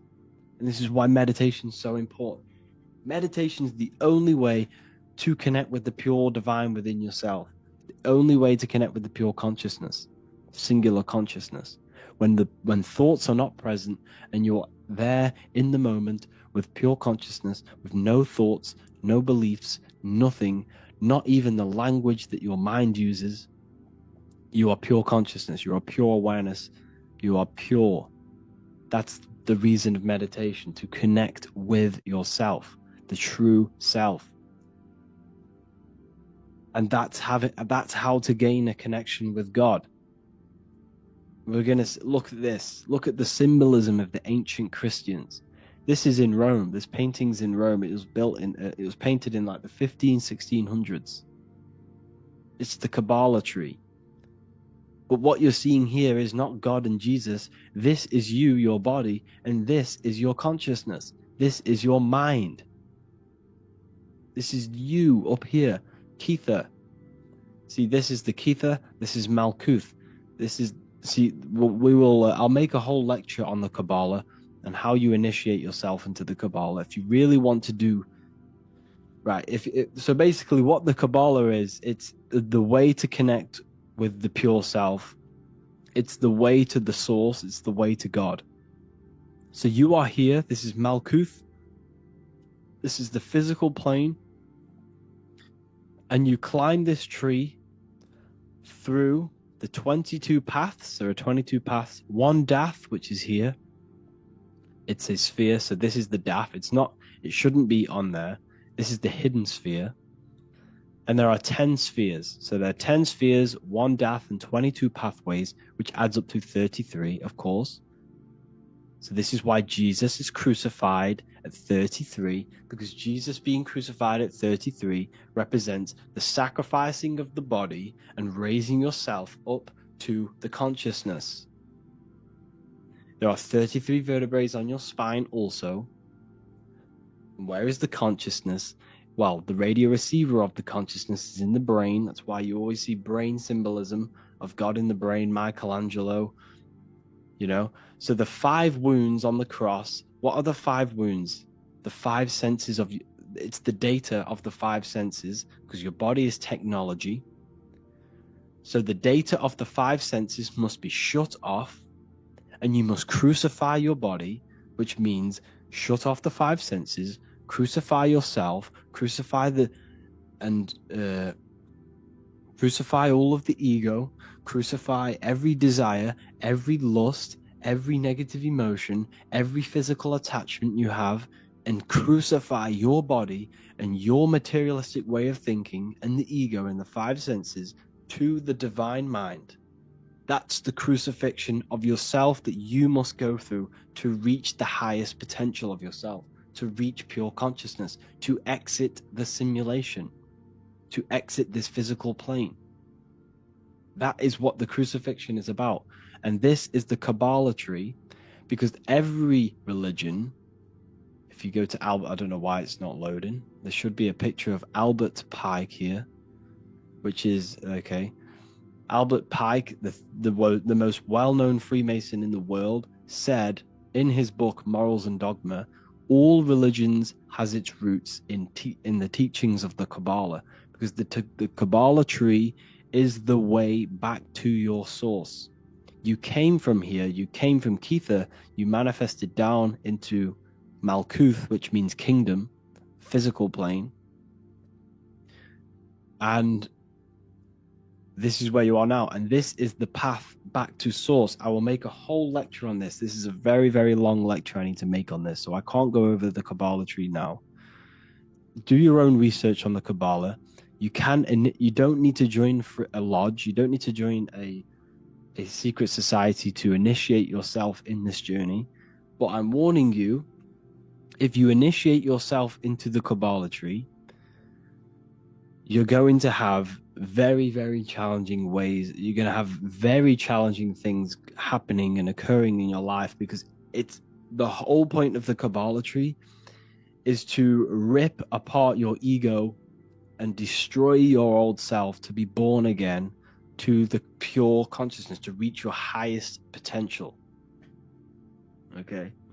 So this is why you always see the Father, the Son, and the Holy Trinity. This is always the reason why Hinduism or Buddhism, there's always three gods. There's always a trio of gods. If you look at all the religions, there's always a trio. Not all of them, but a lot. There's three gods: the Father, the Son, the Holy Spirit. It's because it represents the three top spheres of the Kabbalah tree. See, he has a triangle here. This is you. This is your consciousness.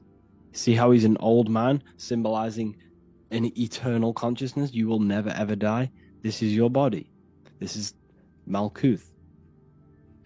Okay? So, this is also hopscotch. Remember playing hopscotch as a child? Well, this is also the path to source, the path back to Kether, the path back to your consciousness, to the oversoul, human and the divine. This is Albert Pike. See this Masonic symbolism here? You have the eye. This is Kether, which means crown.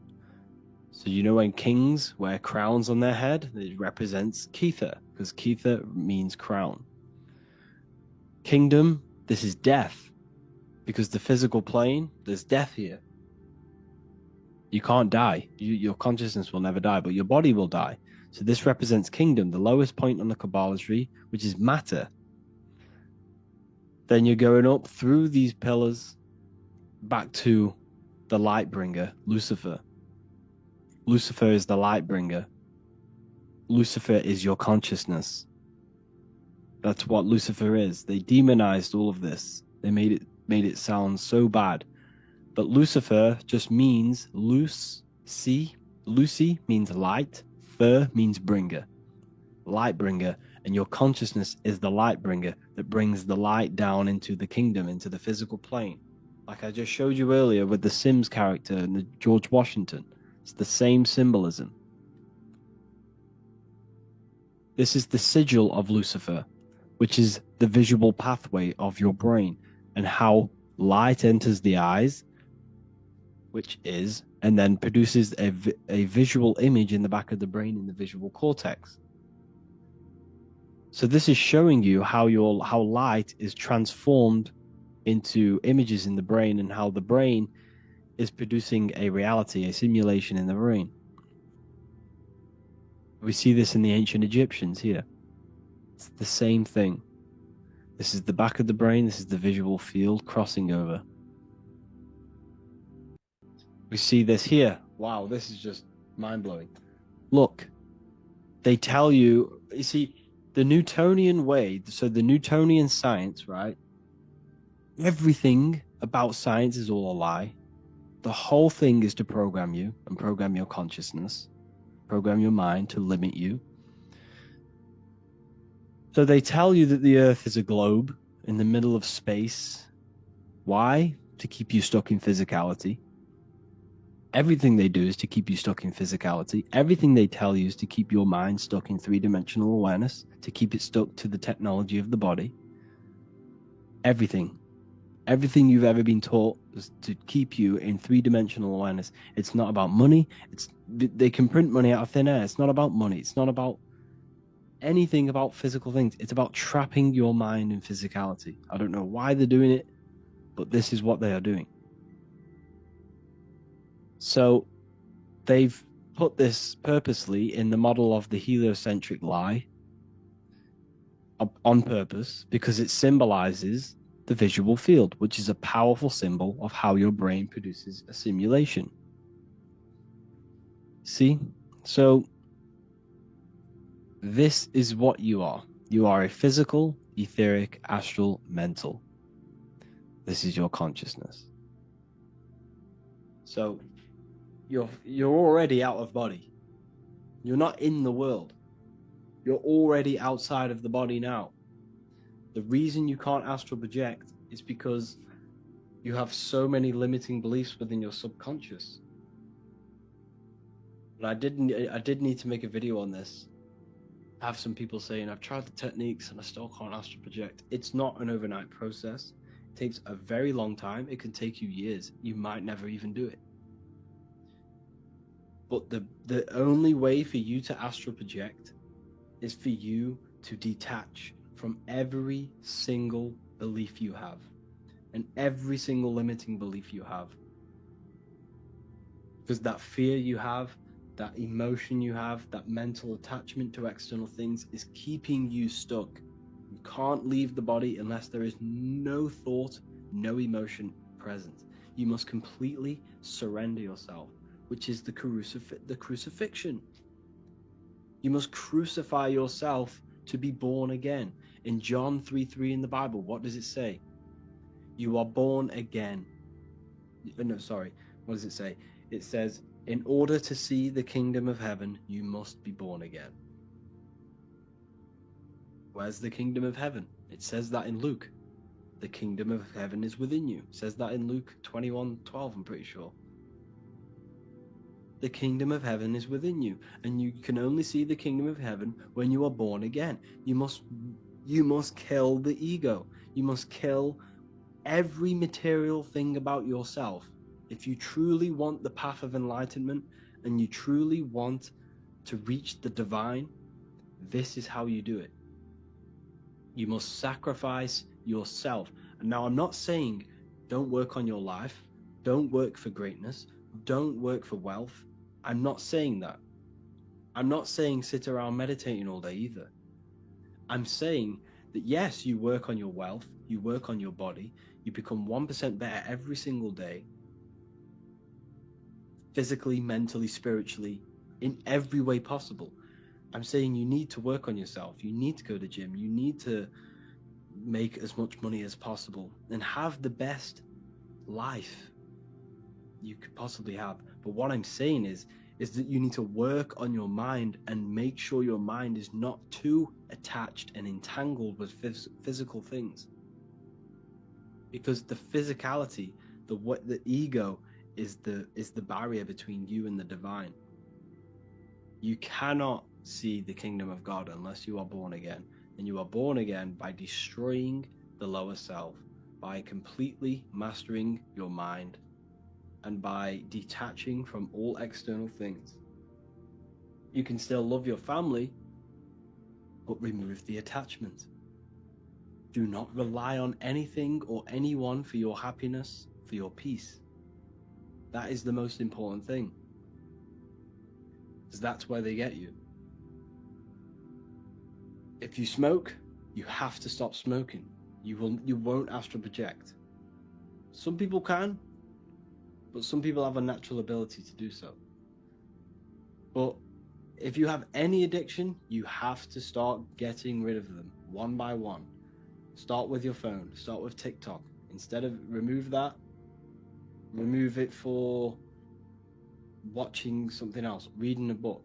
When you're in your car, stop listening to music. Put YouTube on. Listen to a lecture. Okay? You must remove all of these negative things in your mind. Everything is contributing towards your mental state and your consciousness. Everything you see, everything you hear, everything you do is all contributing to your mental state and your state of awareness and your consciousness. So the whole point of this lecture was to show you and to make sure that you understand that you are not the body. You are the consciousness. And in order to get out of body, in order to reach that higher state, you must crucify your old self. You must crucify everything. You see, death is a very powerful force. They teach you that death is bad. They teach you that sacrificing is bad. There is good sacrificing, there is bad sacrificing. Sacrificing creates a very powerful force. Death is a very powerful force. So when you sacrifice, maybe in order for you to grow, in order for you to reach that next stage of your life, that next stage of your consciousness, maybe you need to cut off an old friend. Maybe you need to stop hanging out with them people who do drugs or who drink alcohol. And we all know alcohol is a potion. It's a magic potion which invokes spirits. So the only way for you to progress is through sacrifice and through crucifixion. And that's what the Bible is telling you, through crucifixion. So that's the only way. So you must sacrifice. You might need to, in order for you to reach that next level of your consciousness, you're going to have to sacrifice some friends. And if you don't, then that will stop the evolution of your soul. The whole point of the universe, the whole point of you coming into physicality is for the journey of the soul. You are here because you are for growth. You are here to grow. It's the whole point of reality. That's the whole point. You cannot not learn something. So what does that tell you? That's the whole purpose of life. Growth and expansion. The evolution of the mind, the evolution of the soul, the journey of the soul through the universe. That is the whole point. You can't not learn something. You have to. You will never not learn something. It's impossible for you not to learn. So, the mastery of your mind, the mastery of yourself, is the only thing that counts when you transition from this physical body back to your consciousness. It's the only thing that counts. It's the only thing that matters. You need to prepare for your life after death. You need to prepare because you will not have this physical body forever. What we're discussing now is very deep ancient teachings. You won't find these teachings anywhere else. You're in the best university ever online. And that's what it's all about, people. The transmutation of your mind. The Bible says, the Bible tells you, because the Bible's a spiritual text. It's not about God, it's about the God within you and how you manifest the God within you. Jesus never said he was God. Jesus came to show the divine within other people. He never praised about himself. Read the Bible. Jesus never ever said he is the best. He came to show that people that they could do better than him. Whatever he could do, you could do. That's what he said to his disciples. So the whole Bible is talking about you and how you upgrade yourself. And that's the whole point of exiting the simulation. It's the growth of the soul and being a free traveler. The word Freemason means traveler. And when Freemasons meet, they say, "Are you a traveling man? Are you a traveling man?" Well, the word man means mind. It comes from the Latin word mens, which then got turned into men and man. So when Jesus is the fisher of men, he's the fisher of minds. You see, once you start to learn these words and what they actually mean and the etymology of these words, that's when you find the truth. The Bible, you got to research these words. The word spirit, the word man. What does man mean? It means mind. So when a Freemason says, "Are you a traveling man?" it means, "Are you a traveling mind?" Because that's what Freemasonry is. It's the mastery of the self. It's the growth of the mind and the soul. It's self improvement. Yes, there are bad Freemasons. Yes, there are good Freemasons. Everything has light and dark, but evil's not evil. Evil is necessary for you to grow. In order for that tree to grow to heaven, its roots must extend to hell. In order for you to reach the higher state of consciousness, you must descend into physicality, into evil, for you to then ascend higher. It's the growth of the mind, the growth of the soul. I hope you enjoyed this lecture. Please comment whatever lectures you want to see next. I'll make one about the Kabbalah tree and how you can initiate yourself into the Kabbalah. But just know that is a very painful process. You will go through some very traumatic events that will occur because each sphere is governed by a spirit which will test you, and you must be tested to reach back to Crown or Kether. So anyways, yeah, I'll make a next lecture on that. Thank you all for joining the university. I'll see you soon. Hello, people. Stage 2 of healing, fasting. Fasting gives the ability and gives the digestive system a break, allowing the body to redirect energy towards healing and repairing the body. Like I said in the last lesson, what happened when you cut yourself? When you cut yourself, your body knew how to heal the body. Now that your body is in the right condition through the cleansing process, once your body has now got rid of all of that waste, you can now start to fast. Because let's say you started to fast with all of that waste inside of you, you're going to have a heavy detoxification in that fast. You're going to get headaches, you're going to get, sweats, all sorts of horrible, heavy detoxification. And this is not the most efficient way to fast. Now you've gone through that cleansing phase of getting rid of the waste, you can now fast. Your body now has minerals. Your body is now healthier for you to go without food. There is no risk with fasting. Your body can last at least up to people have fasted up for 3 months or something like that. People have gone very, very long on fasting, and depending on how healthy your body is, depends on how long you can do the fast. So studies suggest, your body produces stem cells once 2 days of fasting has gone. So what stem cells are, they are basically these cells which are generated in your body to then latch onto another cell or basically mimic another cell. It has the ability to mimic any cell it wants and become that cell. So basically these stem cells will go out to the body and produce cells that are needed to heal the body. So when you fast and your body is no longer spending a lot of energy, because a lot of your energy is used digesting food. So once that energy is now no longer being used, your body is now redirecting this energy to produce and healing things for the body, like stem cells. So this is why fasting is so important. 1 day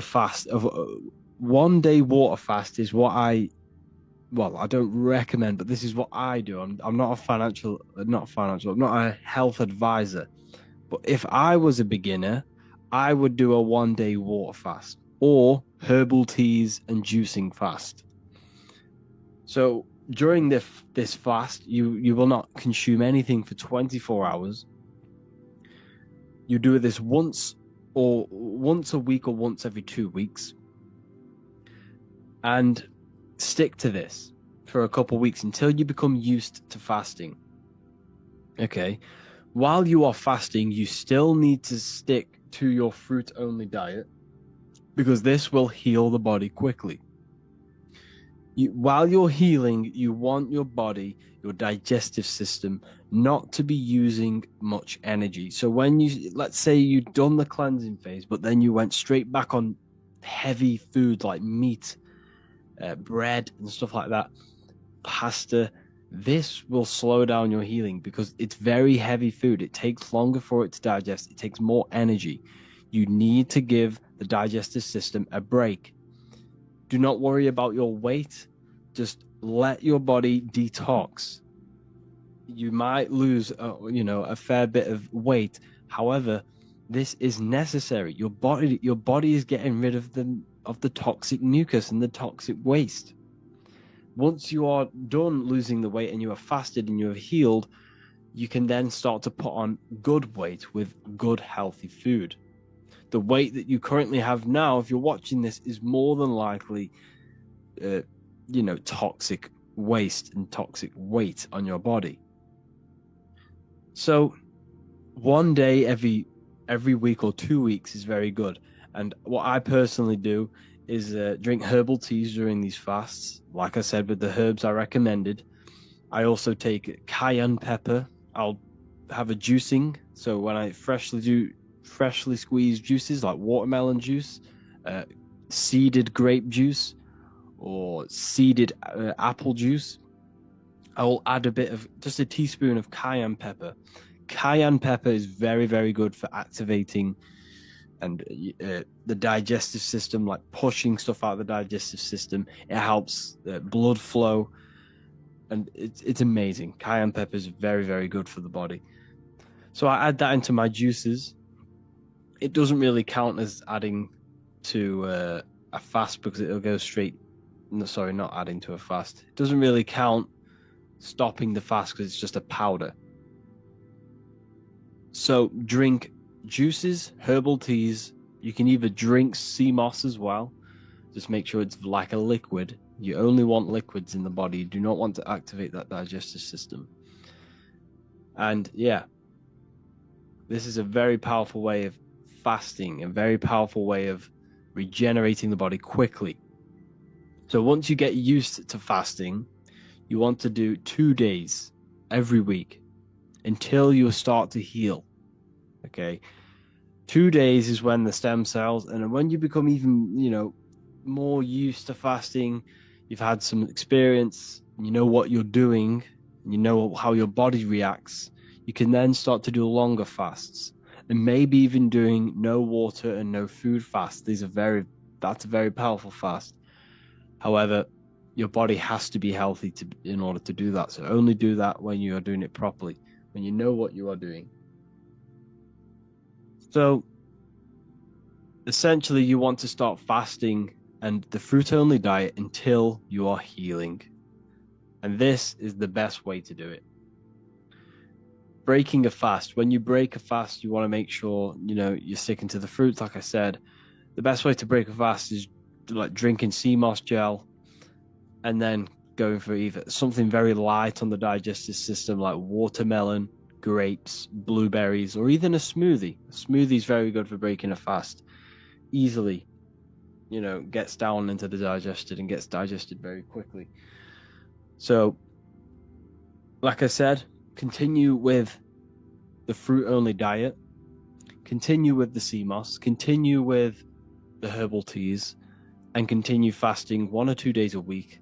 And I did this and I healed my body pretty quickly. I'm not giving advice, but this is what I would do. And that's how I overcame a few health issues with my body.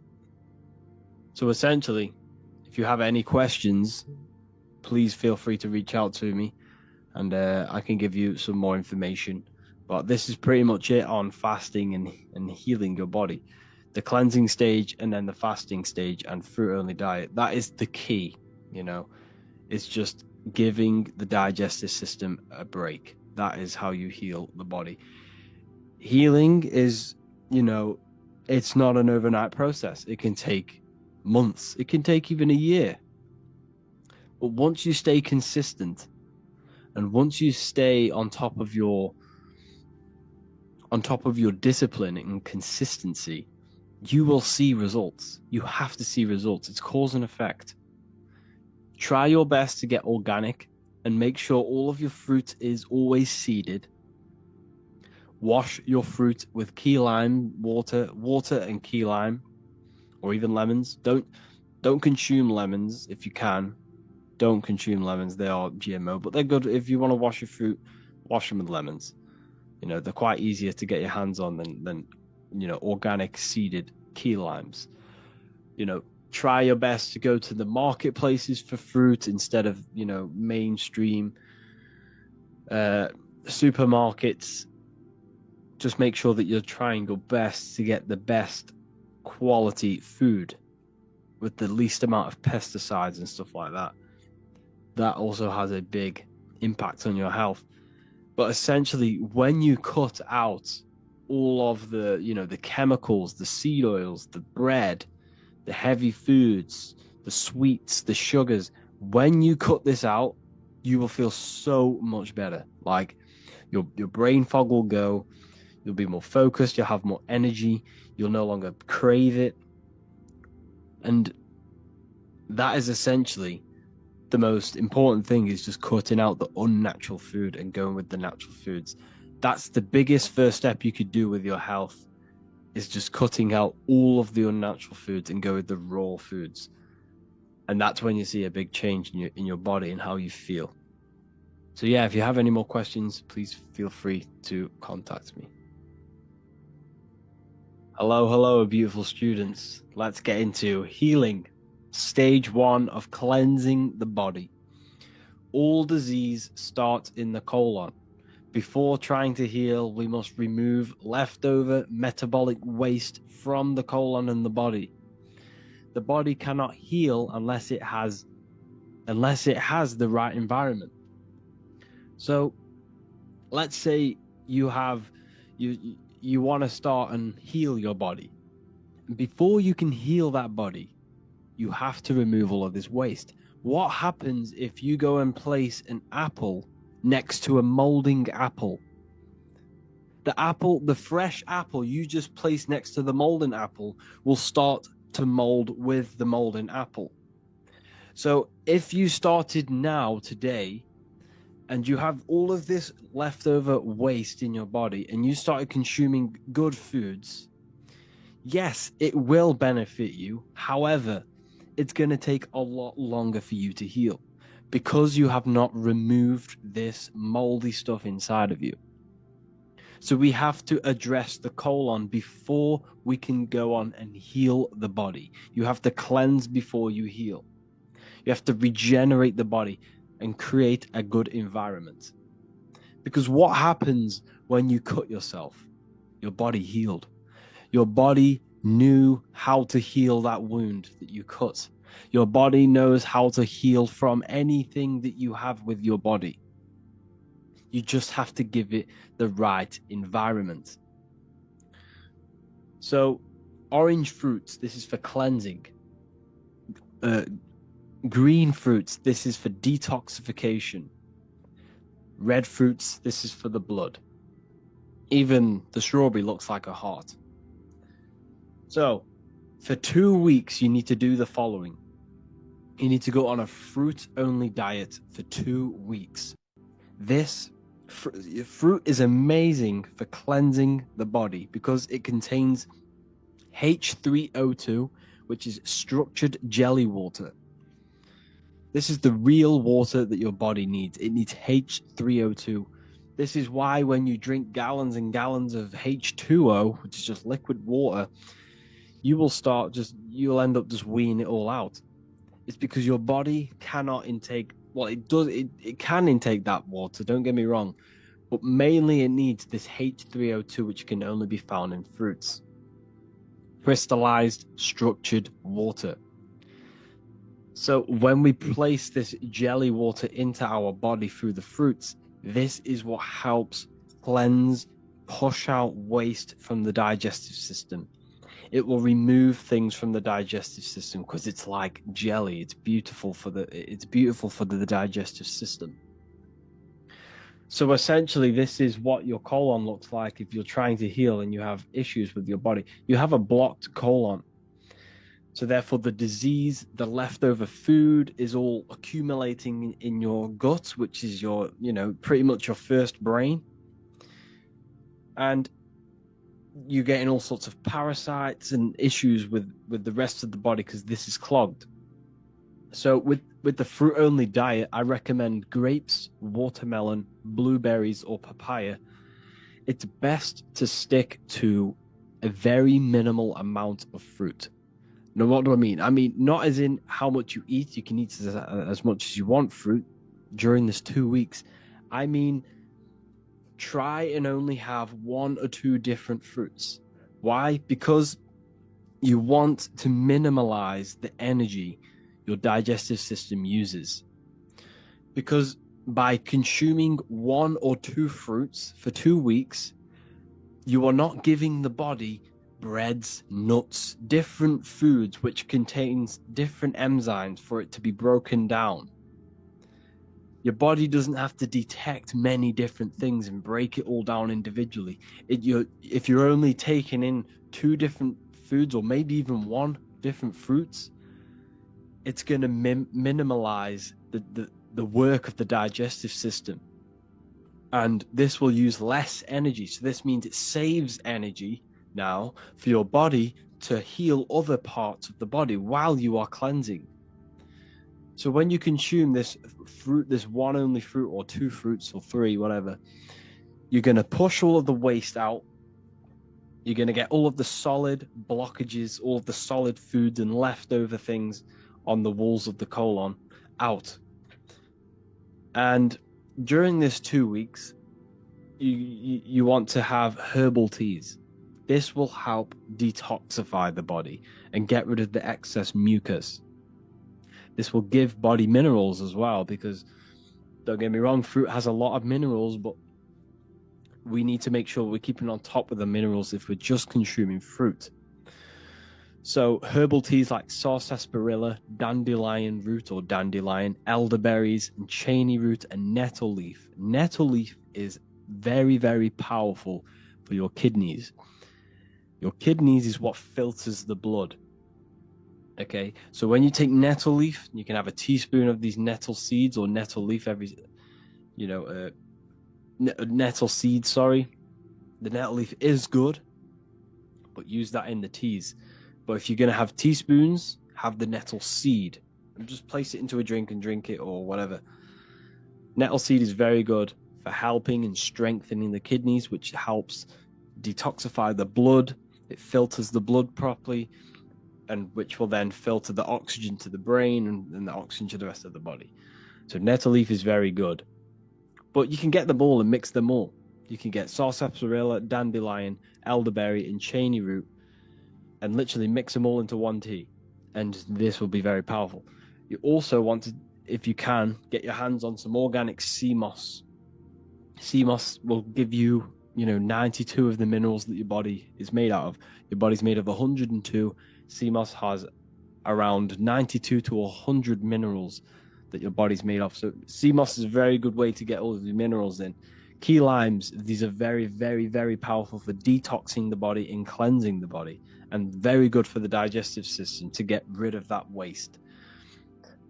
No tap water, and drink either fresh spring water with no added chemicals or freshly squeezed fruit juices. So get yourself a juicer and juice your own fruits. Don't get me wrong, this can be costly. However, your health is the most important thing. You could have you could have trillions of pounds, but if you don't have your health, how are you going to spend and enjoy that money? Your health is the biggest currency, it's the biggest wealth. So if you don't know how to make herbal teas, this is how to make them. Like I said before, I recommend nettle seed, sarsaparilla, dandelion, and cheney root. Dandelion's very good for the heart. Sarsaparilla has very high in iron. Nettle seed, very good for the kidneys. Cheney root, very high in iron. Step 1, place a cup of spring water into a pot. Place the herbs into the water. You can either leave this pot with a lid on overnight, because when you leave these herbs in the water with the lid on, the water can then soak in all of the, the minerals and all of like the things coming out of the herbs. So you can do this for more potency. If you want a very powerful and potent one, leave it out overnight, or just for a couple of hours, maybe even just 2 hours or an hour. This will increase the potency of the tea. Or you can just literally just whack it in and start to boil it. Boil the water on medium heat for 5 minutes. Strain the herbs and pour the water into the mug. You can then add sea moss gel into your herbal tea, key limes or cayenne pepper or soursop leaf powder or any sorts of nice powders and natural powders. Place that into your tea as well. This is all going to contribute towards helping the body heal. So, once you do this for 2 weeks, what do you expect? How do you know if it's a successful cleanse? First of all, you're going to get very, very clear skin.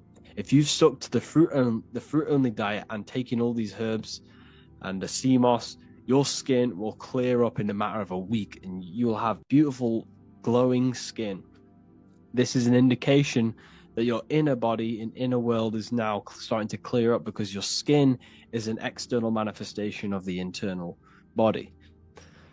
You'll get no headaches. You'll have higher energy levels because the body is not clogged. There's not much energy being used in the digestive system.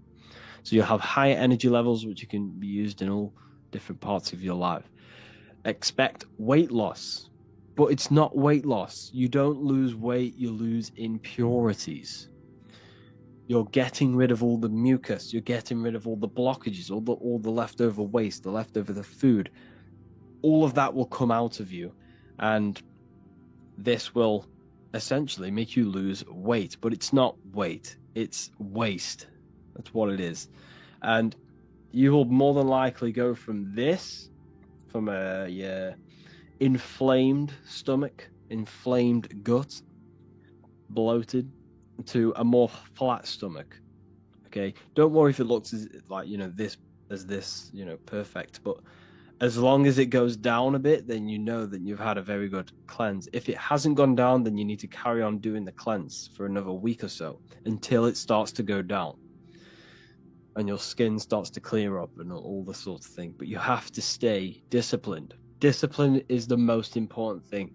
You are not going to heal overnight, because the reason why you are not healed now, or the reason why you are sick now or have issues with your body, is because you've had decades, or maybe like a couple decades, of eating waste and eating toxic, unnatural foods.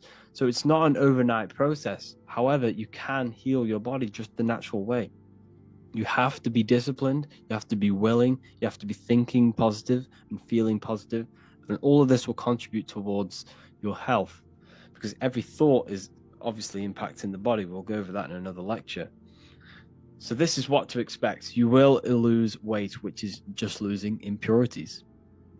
Do this for 2 weeks and then move on to step 2, which we'll go over into the next lesson. So cleansing is the most important part of stage of healing, is because you cannot heal without the waste gone. It's essentially the most important part. You cannot do anything. You cannot move forward. You cannot start to heal the body unless you remove the waste. I want to explain today why the current model of the atom is incorrect.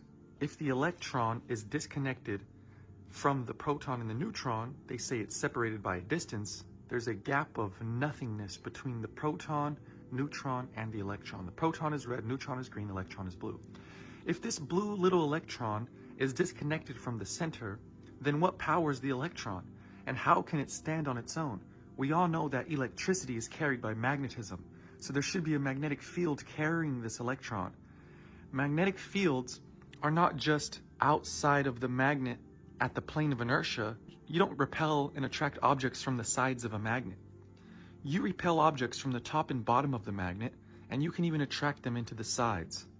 So That means if you have a magnet and you break it down to 1,000,000 pieces into its atoms, each atom is a magnet, and the magnetic field is not simply going around the sides of the magnet.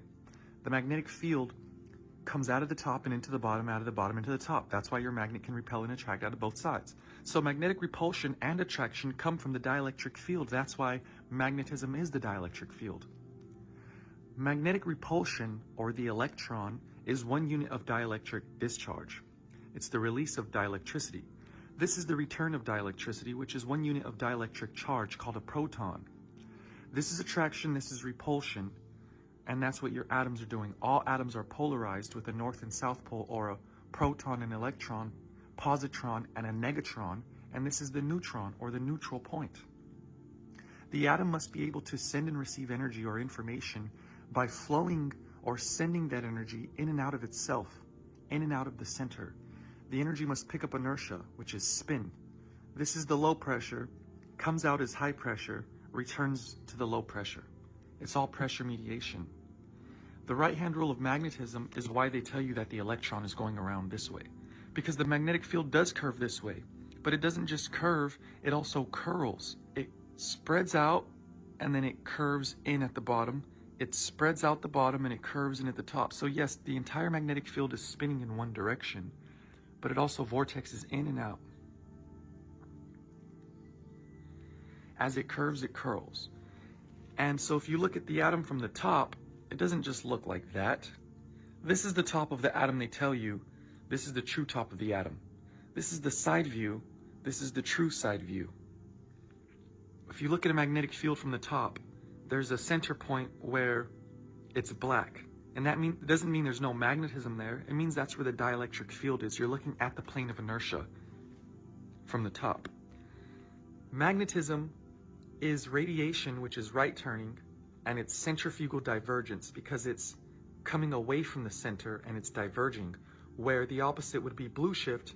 It's left turning if you look at the atom from the bottom, and it's gravitation because it's going towards the center. That's called centripetal convergence. It is converging towards the center. These are the counter-rotating fields of magnetism. The atom is a compound of magnetism and dielectricity collectively. It's low energy cyclic circuits. Okay, so the atom is not just a proton and an electron. They don't even tell you what a neutron is. Current science doesn't tell you what a neutron is. How can you have negative charge, positive charge, and no charge? What is this no charge? The no charge is the unmanifest dielectric field, or ether, 0-point energy. They're not telling you this. If they told you this, you'd realize that everything is infinite. We have a reservoir of infinite energy at the center of our atoms, center of our body, center of the earth, center of the Milky Way. The center is what holds everything together. It's an infinite supply of energy. The infinity logo can only exist in a torus geometry, which is what your atoms, your magnetic field around your body looks like. It's what the Milky Way galaxy looks like. It's what the whole universe is. Nothing isn't magnetism. All atoms make up the visible physical universe, and nothing can be visible or physical or audible or tangible without magnetism. Everything in the universe is due to magnetism and magnetism alone. And this is why Nikola Tesla said all things come from the luminiferous ether. It's luminiferous because the ether itself is this invisible counterspatial point. And magnetism carries electricity just like the ether carries the lumen, or the light. An atom is a magnetodielectric dynamo spinning at 1 trillion cycles per second, which means if the electron was spinning at 1 trillion cycles per second, that electron should literally be flinging off. It should fly away from the center because it's going so fast. All electricity is carried by magnetism. So the reason the electron doesn't fly off through the centrifugal force going 1 trillion cycles per second is because the electron is not a particle, it's a whirlpool of energy that is stuck to the center like a dog on a leash. It's called the invisible umbilical cord of magnetism. All electricity is carried by the invisible umbilical cord of magnetism. Magnetism is the mother, electricity is the son. Okay, you guys, so this is Magnetism 101. Ken Wheeler says there is no north or south pole, there's just the inverse of counterspace. So what does that mean? Counterspace is the dielectric field, and you can't understand magnetism unless you know what dielectricity is. Dielectricity is rest and stillness, or inertia and acceleration. It's rest and stillness when it's at the plane of inertia, but it's inertia and acceleration when it's the return of energy. When it's the release of energy, it's magnetism because it creates space. It's force. When it's dielectricity, it's the source of where that force comes out of. It doesn't just go out of the top into the bottom, it simultaneously comes out of the bottom into the top. We're talking about the energy, the ether source. This ether energy, it moves in a right turning fashion, coming in left, moves also right out the bottom, also comes in left. It's all moving in one direction, this whole thing. But see, the electron is not just going around the center of the atom, because that means the magnetic field should just be going outside of the magnet, the cube. The magnetic field does not just exist outside the magnet going left to right. The magnetic field goes in, through, and out of the magnet, but it doesn't just vortex and tornado in the top and out the bottom. It actually vortexes and tornadoes into the bottom and out of the top. So there's a tornado and a toilet on both sides. The tornado is the red lines. The tornado is sucking things in from the bottom and spreading them outwards, sucking them in the center and spreading them outside here. So tornado is spreading outwards in both sides. And you have a toilet that is flushing and sucking in here and flushing and sucking in here. So you have two tornadoes and two toilets, as I like to say, as an analogy. So the source would be the plane of inertia. It's the non-Cartesian nexus, which means the non-physical point where everything that is physical comes from and returns to. Think about the center of a black hole. So we are told that the center of the Milky Way, the black hole, is constantly sucking all things to the center. One day, our solar system, along with Earth, will get sucked into the center. Well, the Milky Way's galactic core, the black hole, is not just sucking things in, it's also producing millions of tons of hydrogen. It's shooting something called the astrophysical jet stream both out of the north and south pole of that galactic disk called the Milky Way galaxy. So at the center of the Milky Way, there's a black hole. It's producing, meaning it's shooting out millions of tons of hydrogen out the top and bottom, and that energy goes back to the center to get sucked back in. It's recycling. It's called the generation and regeneration of matter. It's basically the snake eating its tail. It's coming out, and then it comes back in. This is the Ouroboros snake eating its tail, and it also goes like this.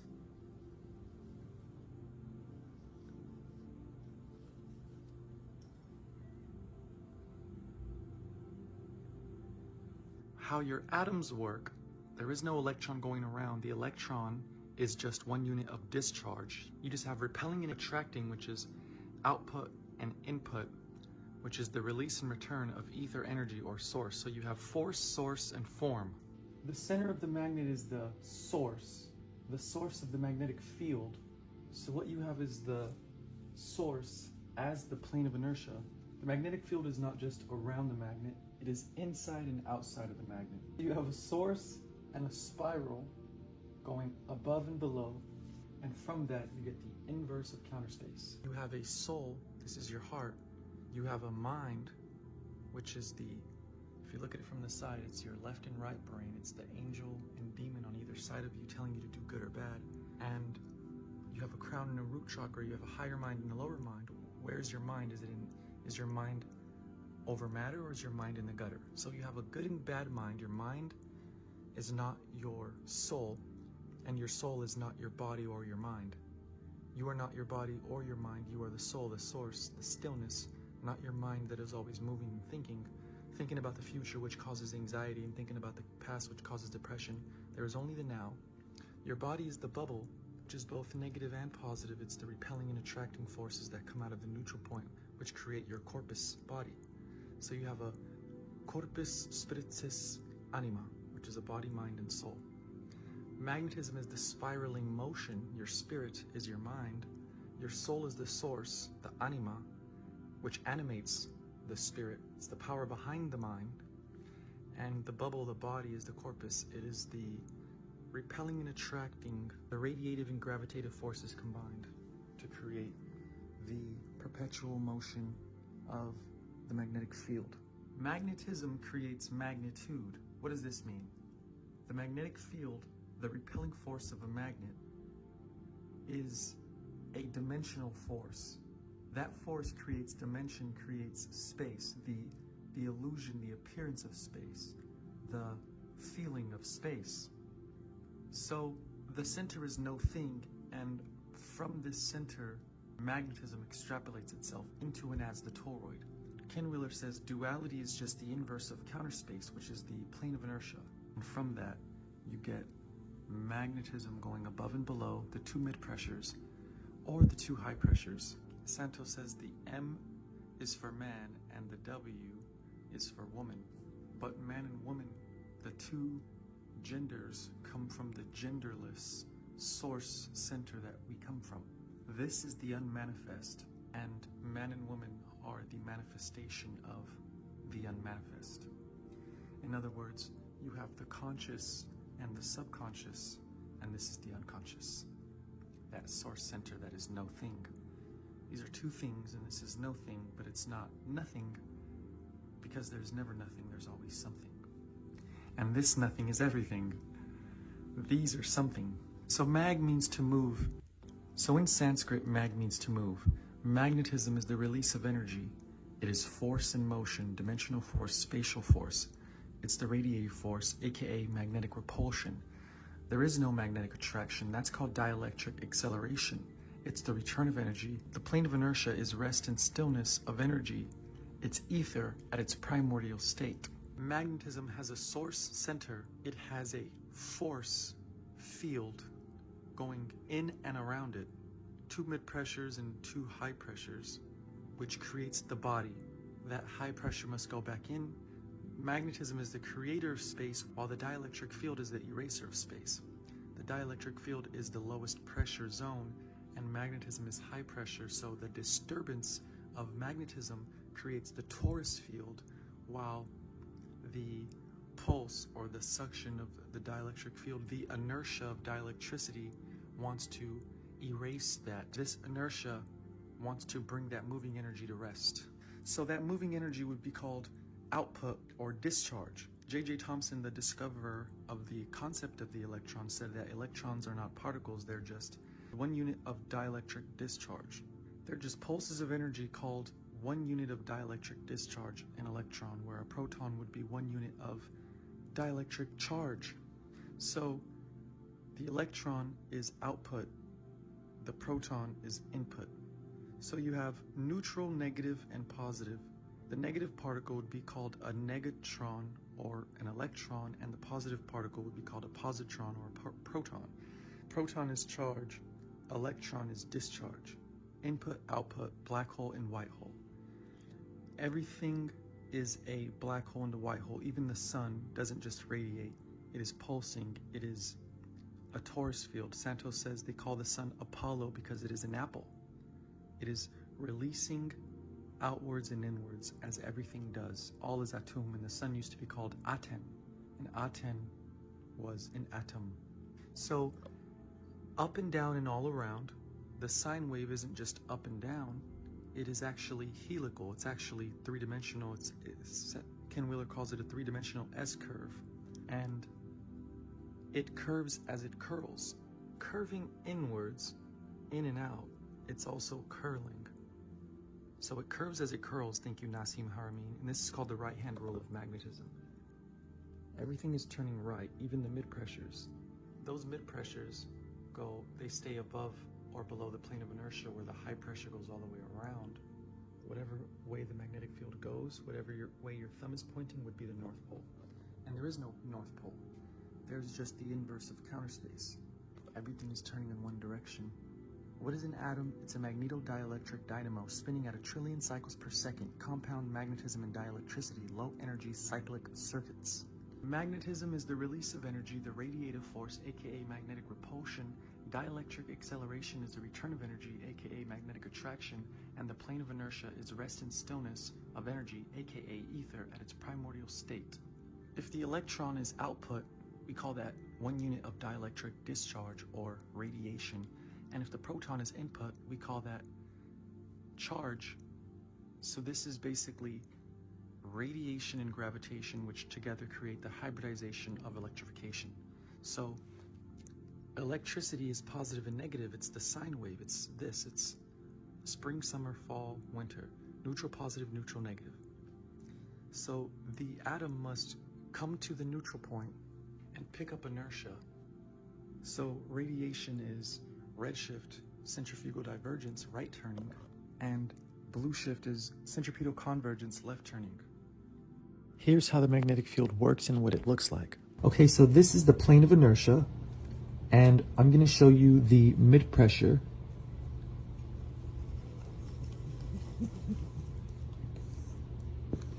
This is called centrifugal divergence, right turning and diverging out from a center point. Right turning from the top and bottom. So there is the magnetic field. Here's the M for magnetism, which creates magnitude. Magnetism creates magnitude away from the center, which is called the counterspatial disk. It's also called the plane of inertia. The plane of inertia is what separates the North and South Pole. Ken Wheeler says there is no North or South Pole, there's only the inverse of counterspace, which is here. Counterspace means subspace or hyperspace. It basically doesn't take up any space. Nikola Tesla said space has no attributes. This would be called space or spatial force. Therefore, this here is a force vector. This is a force vector. The word mag means to move, therefore magnetism is force and motion. The dielectric field is, the plane of inertia is inertia and acceleration, also rest and stillness.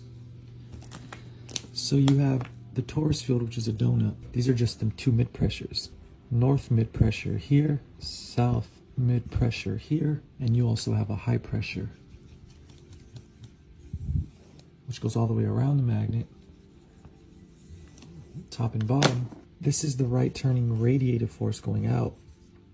When it comes in, it's actually the hyperbola.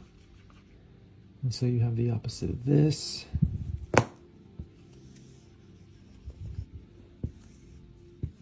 The hyperbola is the hourglass, which fits perfectly inside of a donut. And here's your donut. So the only reason things actually exist in the universe is because of magnetism's ability to overthrow the dielectric field. The dielectric field wants to keep things still and non-moving. The magnetic field wants to move.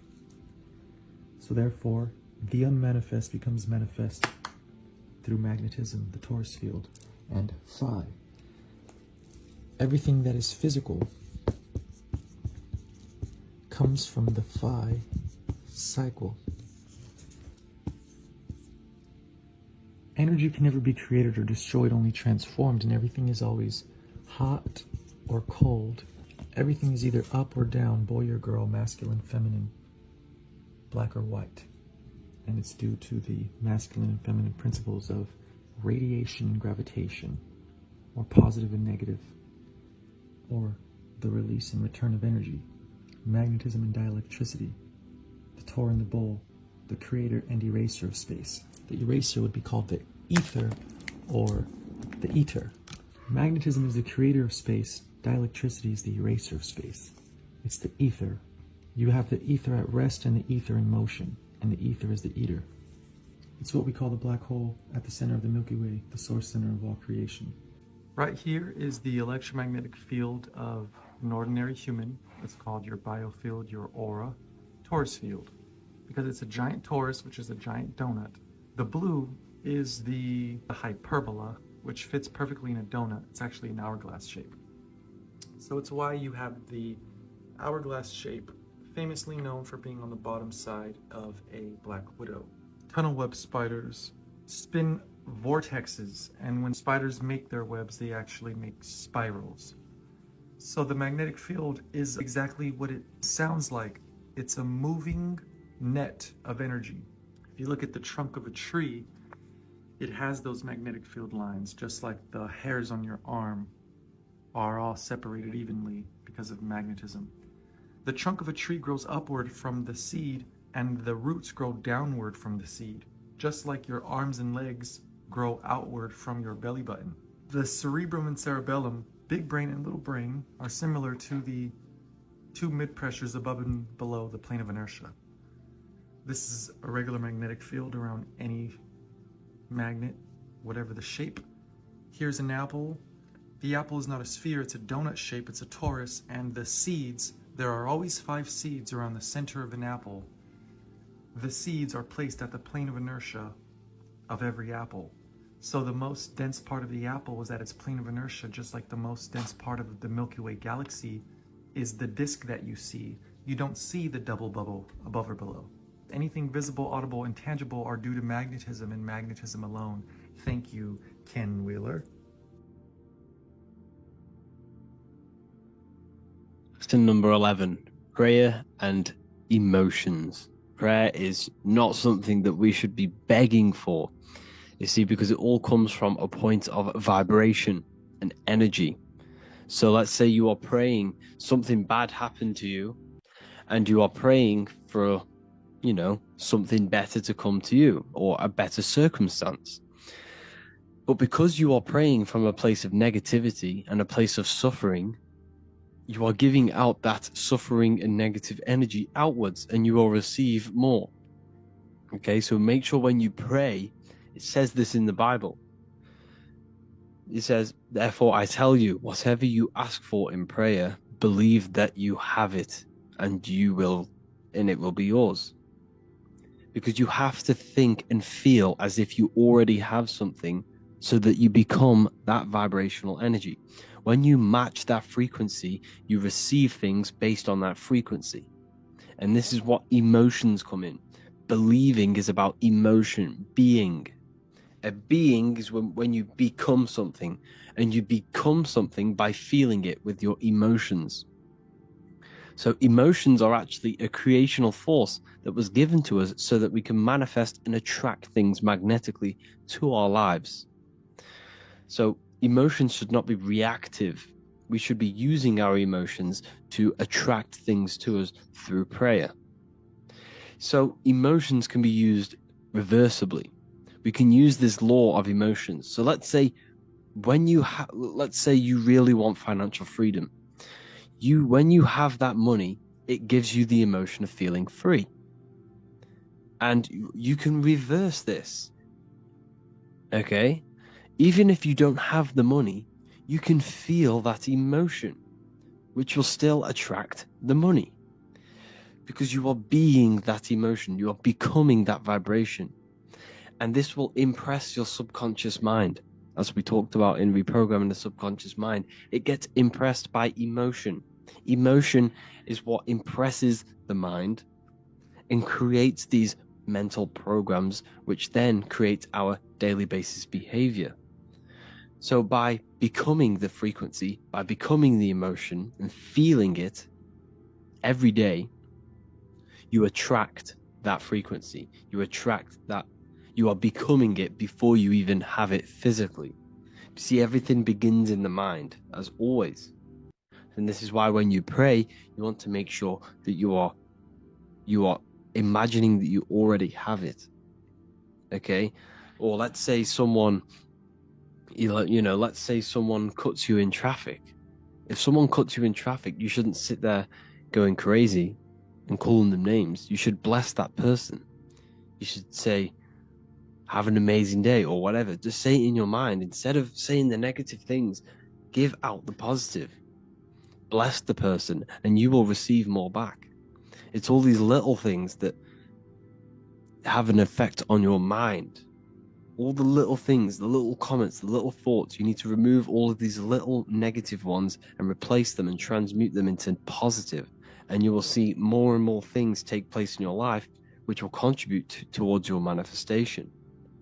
So when you pray, make sure you do it once a day, or once or twice a day, or as much as possible, thinking and feeling that you already have it. Don't ask for something. Believe you have the something with your emotions. Your emotions should be used to attract, to become. Hello and welcome. Today we're going to be talking about dopamine and how dopamine is ruining your life and what it is and how it's triggered. So first of all, everything in this matrix that we live in, everything in this system is specifically designed to trigger your dopamine. Now, the people who are running this matrix understand the human body, they understand the mind, they understand how your body functions on the deepest levels. So these phones, these apps, everything you can see in this matrix was designed by very, very, very intelligent, illuminated people who understand how these functions work within the brain. And they are using this against you, okay, to keep you a slave to the system. So what you must understand that there are three major glands in the brain. You have the thalamus, the pineal, and the pituitary gland. The pineal represents the masculine, the pituitary represents the female, the sun and the moon. Now, the pineal gland is an organ situated inside of the brain that secretes melatonin, serotonin, and dimethyltryptamine.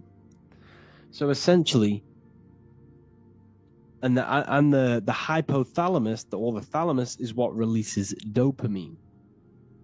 Okay, so dopamine is produced in the brain, and it is basically the body's reward system.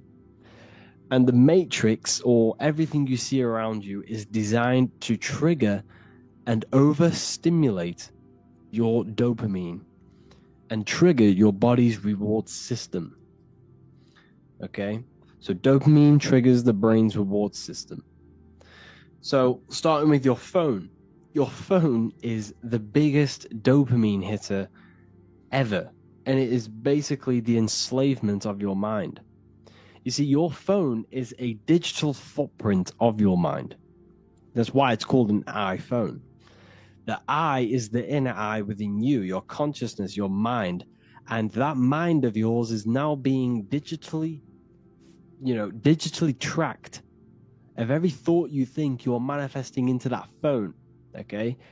And it's tracking your mind. And this is how AI has been created. They did not create AI. AI is an artificial intelligence created by us because we have fed our minds into these digital phones, which has recorded how our minds work, which has then they have put together to create algorithms to create an artificial consciousness, which is AI. Anyways, that's another video that we can go into. Your phone is destroying you. It's actually destroying your mental health. So you have notifications, all of the apps, all of the notifications, there's so much going on. There's so many bright colors on the screen. The brightness is very high. There's blue light coming off it. You have thousands of different apps, thousands of different notifications coming through. All of these notifications are making you feel on a subconscious level that you are needed. Okay? And it releases dopamine within your brain. That's why these phones are so addictive, because they are triggering your brain's reward system, and your body thinks that you are doing something good. And this dopamine within you, it makes you feel really good. Okay? Likes on your posts, on your Instagram posts, every time you get a like, every time you like a post, every time you hear music, is releasing dopamine within your brain. Information, so every reel that you are scrolling is releasing dopamine, and this is why a lot of people are getting depressed. It's because their dopamine is so high that when they get off their phone, they can't enjoy their life, because their phone is giving them rewards of doing nothing. Of sitting there on your phone is giving your brain rewards, and it's tricking your body and mind that you are doing something good. Okay? Talking about your dreams. So let's say you want to become a millionaire, and I go to my friends and go tell them all, oh, I'm going to do this, I'm going to do that, and I'm doing this and I'm doing that to become a millionaire. That actually releases dopamine in your brain when you're telling people this. This is why you feel so good when you're talking about yourself. Try and always put the focus on other people. That's another social tip, actually. When you are talking to people, the secret to communication is to get them talk about themselves, because it releases dopamine in their brain.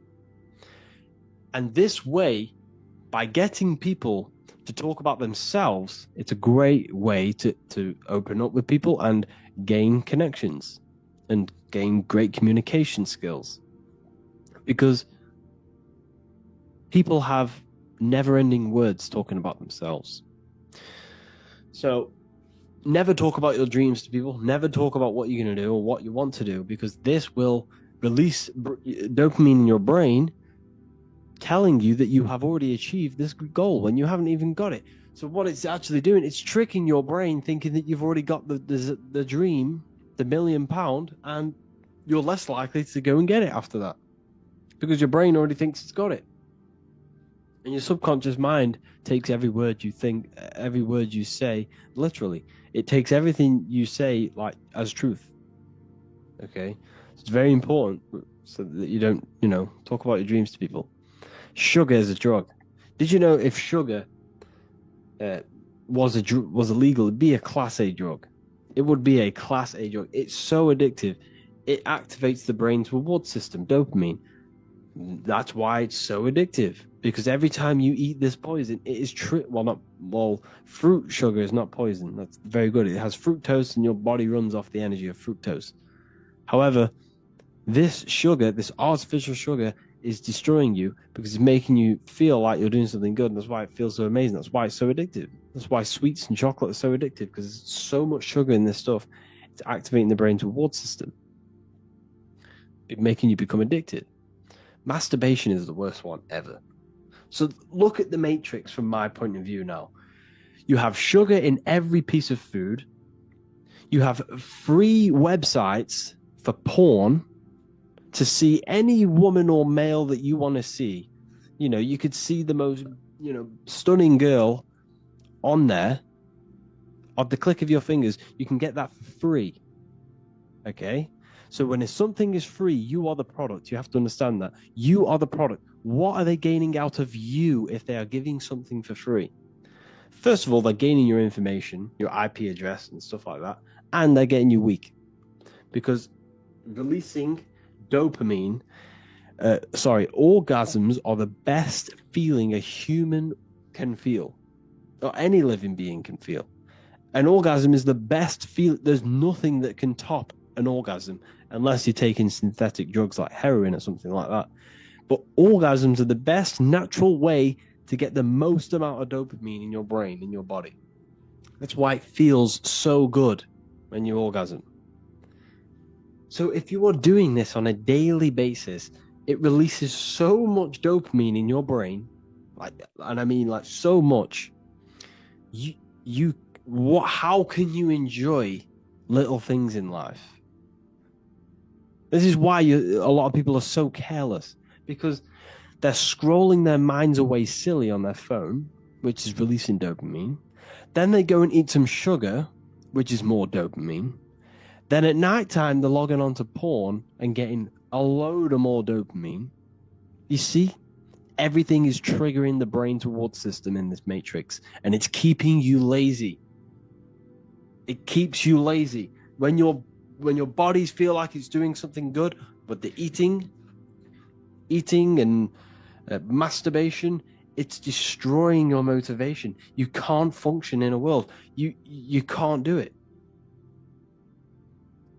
Okay? How can you enjoy life and little things? Like, I don't know, an example.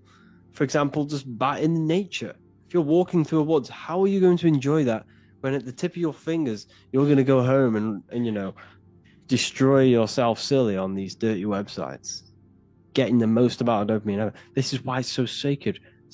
We should not be releasing. You should never be releasing unless you're creating a baby. And that is that simple. And to anyone who says that is unhealthy, they are wrong. You should not release. That fluid inside of